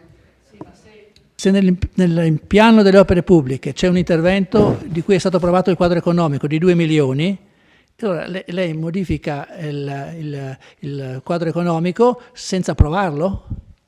Non ho visto cose di questo genere, ma si vede che si possono fare se sono ammesse. Comunque, scusate un attimo, queste discussioni tecniche qua... Ma le ho fatte in commissione, Presidente, in commissione ho chiesto queste cose e mi è stato risposto con una cosa... Perché andiamo avanti 3 ore, ma qua si parla dal punto di vista politico... Siamo stati 2 ore e mezza in commissione l'altra sera, cosa devo fare? Andiamo avanti perché sennò continuiamo a far botta e risposta su questioni tecniche che sinceramente hanno poco valore qua dentro. Consigliere Dus, prego. No, Presidente, non è che queste cose non hanno poco valore. Allora, prima non troviamo 500.000 euro e si dice vabbè dai dopo No, le verrà detto. Le verrà detto, ma quando abbiamo alzato la mano adesso... Le verrà detto. Sì, ho capito. Allora votiamo un'altra volta e procrastiniamo la scelta. Adesso si chiede un chiarimento, è stato chiesto un chiarimento in commissione, manca 65.000 euro o comunque c'è stato... nessun problema, si sbaglia, tutti sbagliamo, ci mancherebbe. Però... non è detto che sia sbagliato, no, probabilmente manca l'informazione in questo momento, ma voglio dire, l'informazione verrà data. Sì, il problema, Presidente, è che noi votiamo in questo momento e come facciamo a votare se non abbiamo l'informazione?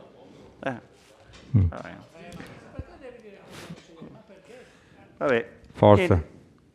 Al di là di questo, di quello che già ha parlato il mio collega, io volevo fare un intervento probabilmente poco elegante sulla scelta che mi pare ho letto sui giornali quantomeno, in riferimento alla piazza, rifacimento di piazza Giovanni Paolo I.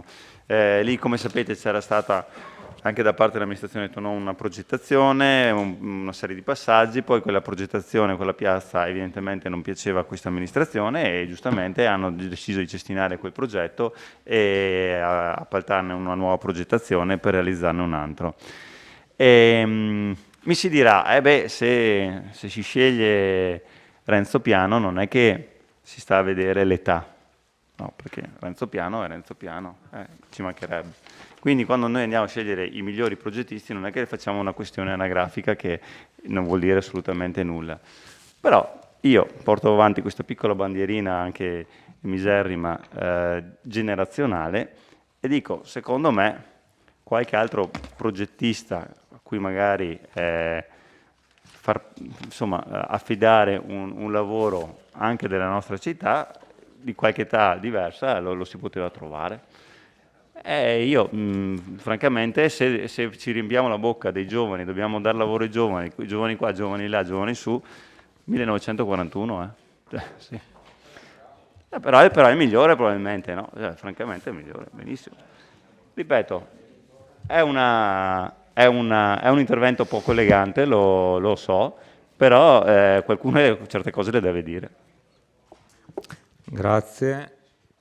Consigliere Dus, consigliere Balliana. Sì, approfitto anch'io per dire 2 cose su questi 56.000 euro per lo studio di fattibilità appunto per la piazza del Duomo e anche di Ceneda, scusate, e anche per la questione dell'ampliamento della biblioteca. Quindi mi sembra che tra le varie ipotesi, l'ipotesi A, l'ipotesi B, l'ipotesi C e l'ipotesi D, abbiate scelto l'ipotesi A da quello che risulta, no?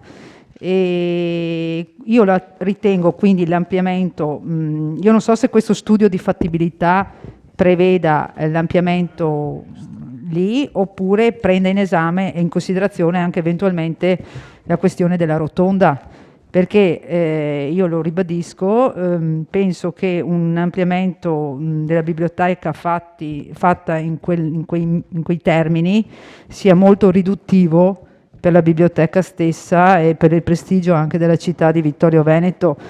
Mi sembra che Vittorio Veneto possa pretendere una biblioteca all'altezza della sua caratteristica anche culturale e di importanza storica, e quindi io penso che forse sarebbe meglio vedere e ipotizzare un coinvolgimento da un punto di vista dell'edificio di quello eventualmente della rotonda. Logico che mi sembra di capire che Villa Papadopoli voi non la prendete minimamente in considerazione, però quantomeno appunto il complesso Papadopoli rivederlo nella sua interezza, e penso che un intervento così di ampliamento minimo vada anche in qualche meno a intaccare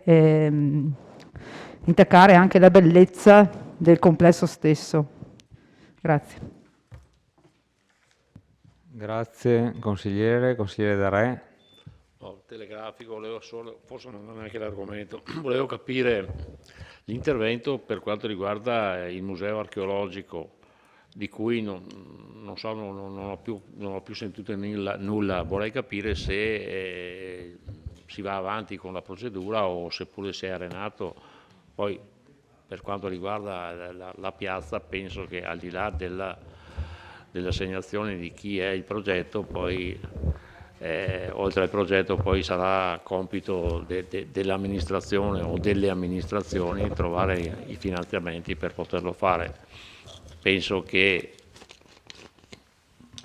qualche piazza l'abbia fatta e penso che su così poi ci sono i giovani, certo che sì, ma che neanche i vecchi non è che devono e mi fermo qua.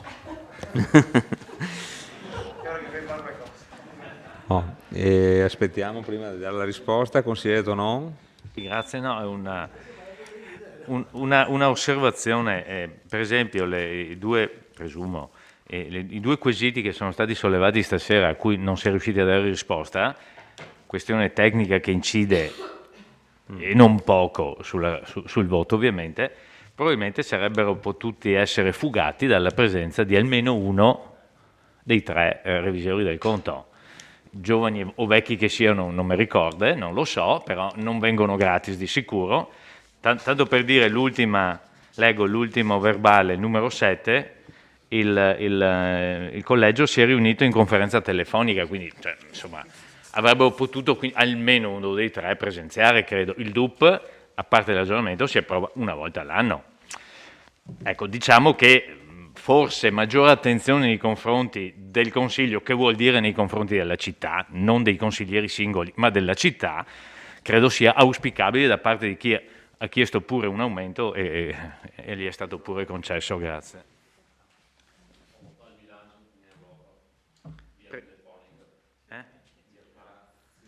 Grazie consigliere.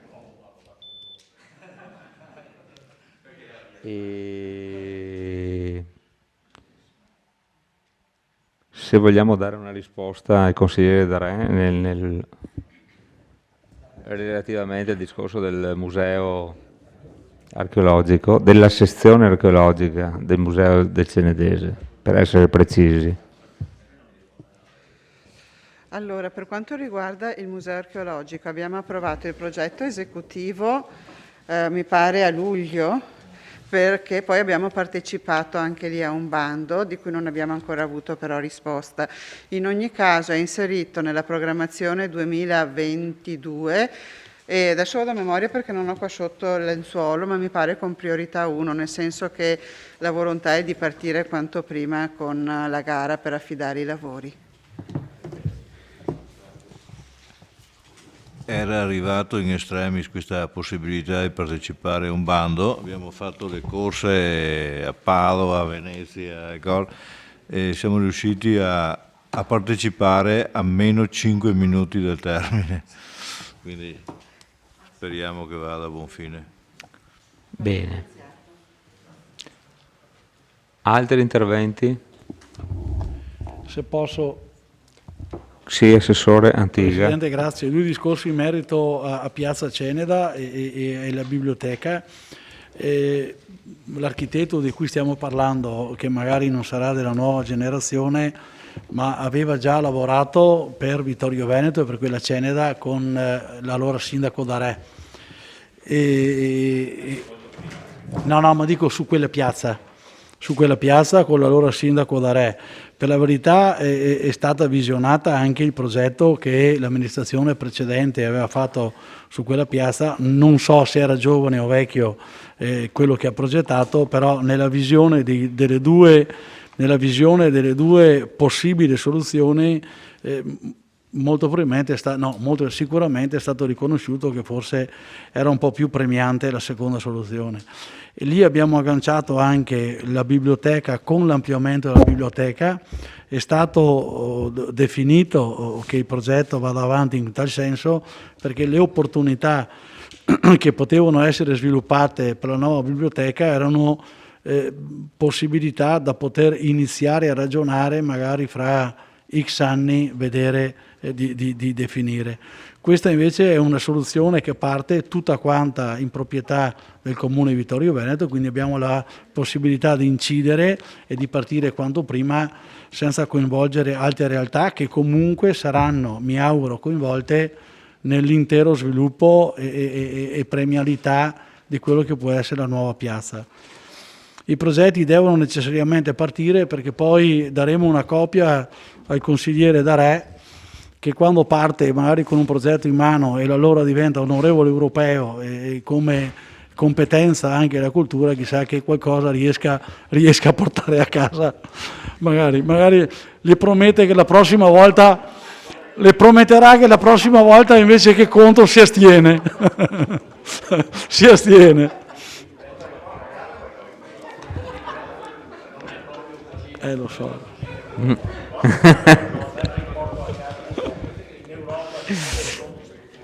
Aspetti consigliere che la mettiamo in... Non funziona in proprio così. In Europa ci sono i fondi strutturali che vanno ai governi centrali, dopodiché vanno alle regioni, le regioni fanno i bandi. Quindi è un po' più complicato il passaggio. È stato investito di un arduo compito. Invece sulla piazza, già da sindaco, avevo iniziato a fare con l'architetto e con gli uffici comunali diciamo un progetto, ma soprattutto si era andati a vedere tutta la parte tecnica, quindi le varie sezioni dell'intera piazza, anche perché penso che scavare in quella piazza davanti alla chiesa il primo manufatto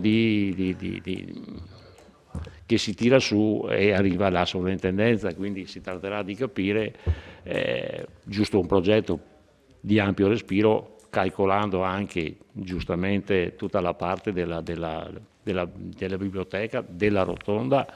È chiaro che il pensiero di Villa Papadopoli non è che è un pensiero che ci siamo dimenticati, lo abbiamo messo da parte, ci sono studi e progetti, idee ne abbiamo tante, i soldi ne abbiamo pochi e quindi cerchiamo di andare avanti per stralci e cercare di capire, anche perché l'ultima opera che è stata fatta nel quartiere è stato il Museo della Battaglia, che credo sia diciamo un'opera che è stata anche ha dato risalto soprattutto per quanto riguarda il centenario.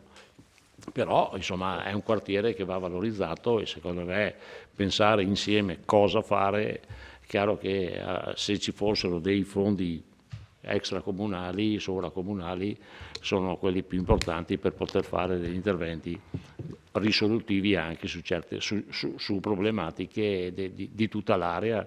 Il parco è straordinario, complimenti per l'amministrazione perché finalmente si sta tenendo bene il parco, insomma non ci sono, è ordinato, chiaro c'è sempre qualche atto vandalico, però insomma lo mettiamo nel conto, andiamo avanti così, speriamo di trovare i fondi. Grazie.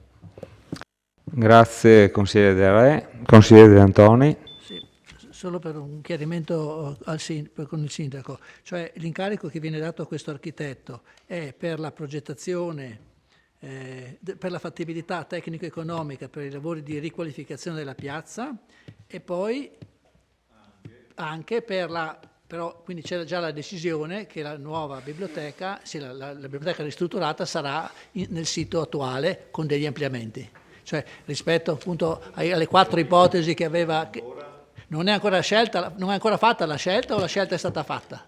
La mia domanda era solo perché pochi giorni prima avevo letto sul giornale le 4 ipotesi, mi sembrava che fossero tutte ancora in gestazione, in esame, insomma, e quindi volevo solo capire se la scelta è fatta oppure se, alla luce dello studio che l'architetto farà, che dovrebbe essere un esperto, no, di queste cose, potrebbe venire fuori anche una soluzione diversa rispetto a quella della ristrutturazione dell'attuale.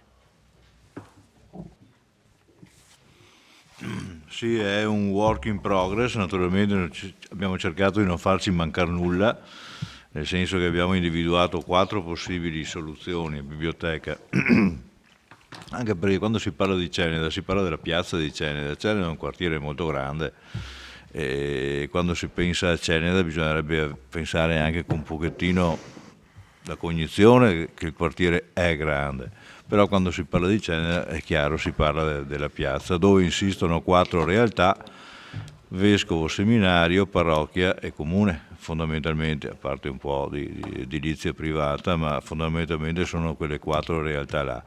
È importante, quando si fanno le cose in quella piazza là, dialogare un po' con tutti, perché ogni cosa che si fa va a incidere in qualche modo anche sugli altri, quindi si cerca di crescere un po' alla volta, e fra le 4 ipotesi, che era l'attuale, la sostituzione della funzione, diciamo così, di patronato con patronato più biblioteca, per cui quello che sorgerebbe là più la vecchia, con 2 funzioni diverse, potrebbe fare un polo bibliotecario, diciamo così, ecco, grosso modo sgrezzata così l'idea. Poi c'era l'ipotesi rotonda e poi l'ipotesi di rimanere a Ceneda, ma Ceneda appunto è grande, si poteva magari pensare altre soluzioni diverse dalla piazza. Dalle interlocuzioni intervenute, anche abbastanza complesse così, sembra ormai, a nostro avviso, assodato che la migliore delle soluzioni è quella del recupero dell'attuale con questo ampliamento, per dargli quelle funzioni tipiche di una biblioteca adeguata, insomma. Ecco. E quindi, dal momento che con l'architetto avevamo già parlato e indagato un pochettino, aveva delle più che buone idee del coso, abbiamo integrato questo incarico a esplorare una soluzione per la piazza che mi sembra già abbastanza definita e anche abbastanza buona, ancora a livello, a presente il disegno fatto a acquerello, no? Ecco, con qualche misura, qualche rilievo già che conforma, però di aggiungere anche uno studio, perché sono là complementari le due realtà, e quindi andiamo avanti con tutto il nostro parco di idee. Bene. Consigliere Tonon. Sì, solo una nota di colore. Io ero tra quelli che avrebbero voluto che fosse il Comune a portarsi a casa tutto l'immobile riferito a Vittoria, posto che non c'erano gli strumenti legislativi per farlo, ma non importa. Ci avrebbe permesso di risolvere vari problemi di spazio in città, dalla biblioteca ad una capiente sala riunioni. Non sono parole mie, sono parole del vice sindaco ieri sul giornale. Tanto per dire che o ha cambiato idea o nel frattempo ha detto: a biblioteca è meglio che stai a Ceneda. Questo per dire che le idee sono molto varie, a seconda anche di dove ci si siede a volte. Prego. Aspetta, sì, appena ho finito. Sono velocissimo io in genere. Ribadisco che l'intervento che la passata amministrazione aveva messo in campo e ahimè non ha trovato il finanziamento era quello sulla ex scuola Cosmo, per la quale ci piacerebbe capire qual è la situazione, se è in vendita, se non è in vendita, se sta crollando, se non sta crollando, perché è stata chiusa credo 20 anni fa, 25 anni fa circa, perché era in pericolo da un punto di vista strutturale era in pericolo. No, appunto, ma No, solo che non è caduta ancora, era in imminente crollo e dopo 25 anni non è crollata ancora, per fortuna, per fortuna. Quindi sarebbe bello capire, anzi potremmo chiedere al Comune di fare una bella verifica per capire com'è la situazione prima di vendere, perché non si sa mai. Dopodiché, ripeto che era stata anche verificata la possibilità da parte del Comune, non della Vittorio Veneto Servizi, del Comune, di partecipare all'acquisto. Quello che ci è stato comunicato dagli uffici comunali era che non c'era la possibilità da parte del Comune di addivenire a partecipare meglio alla gara per l'acquisizione dell'intero immobile.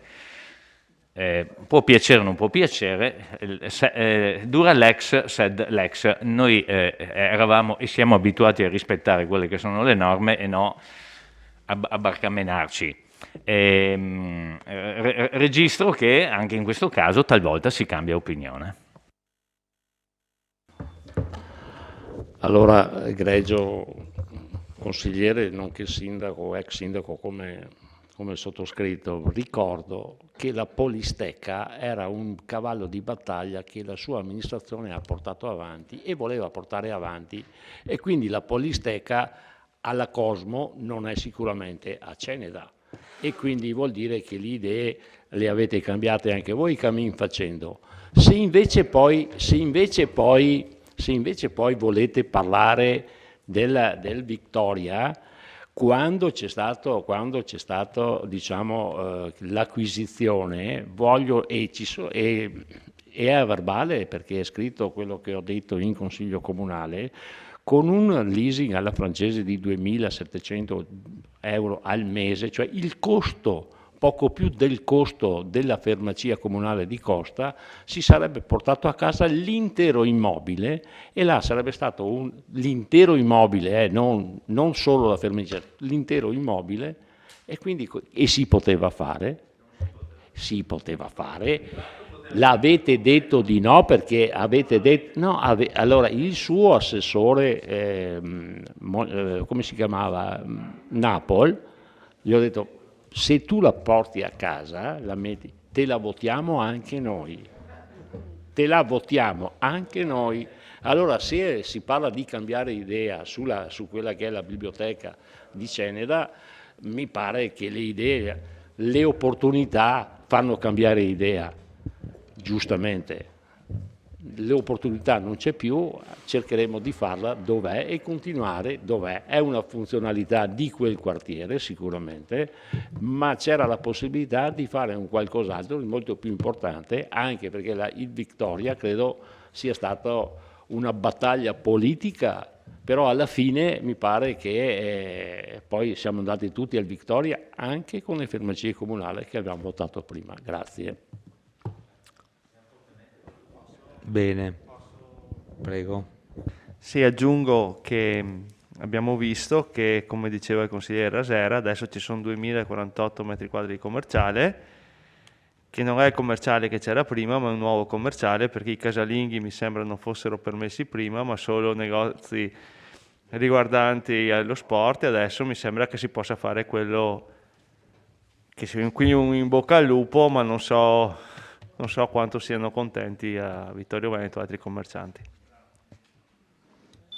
Consigliere no? Sì, per sottolineare che ben prima della precedente amministrazione, ben prima del fallimento della Victoria SRL, se lei si ricorda, non so se l'aveva mai frequentato, c'era una profumeria. Ora che la profumeria siano articoli sportivi, oddio, tutto si può fare, ma dopodiché sa,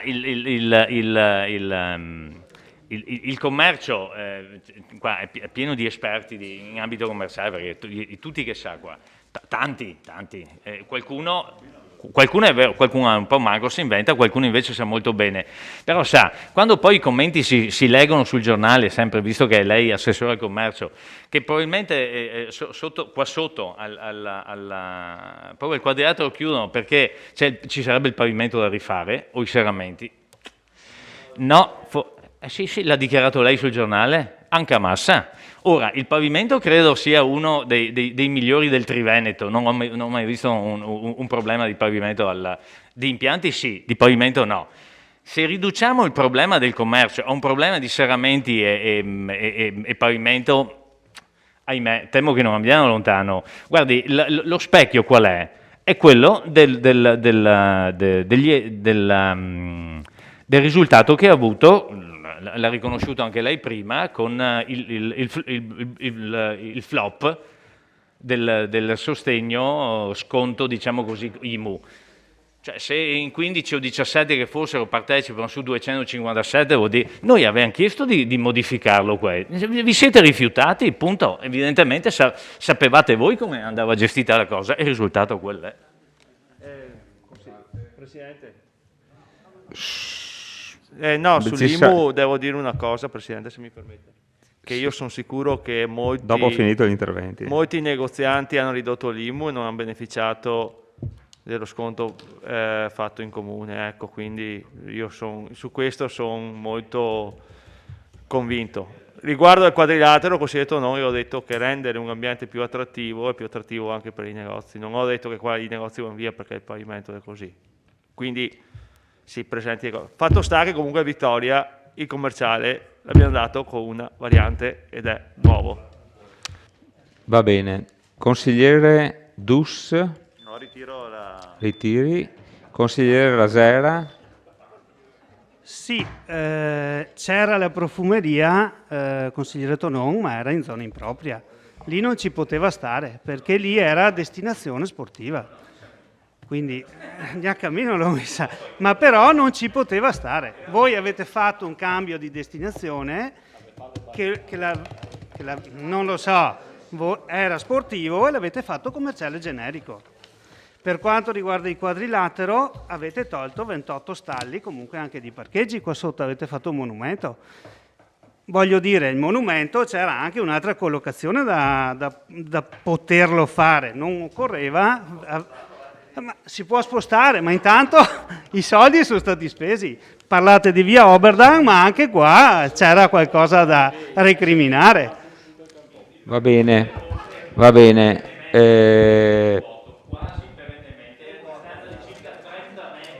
Allora, cerchiamo di concludere.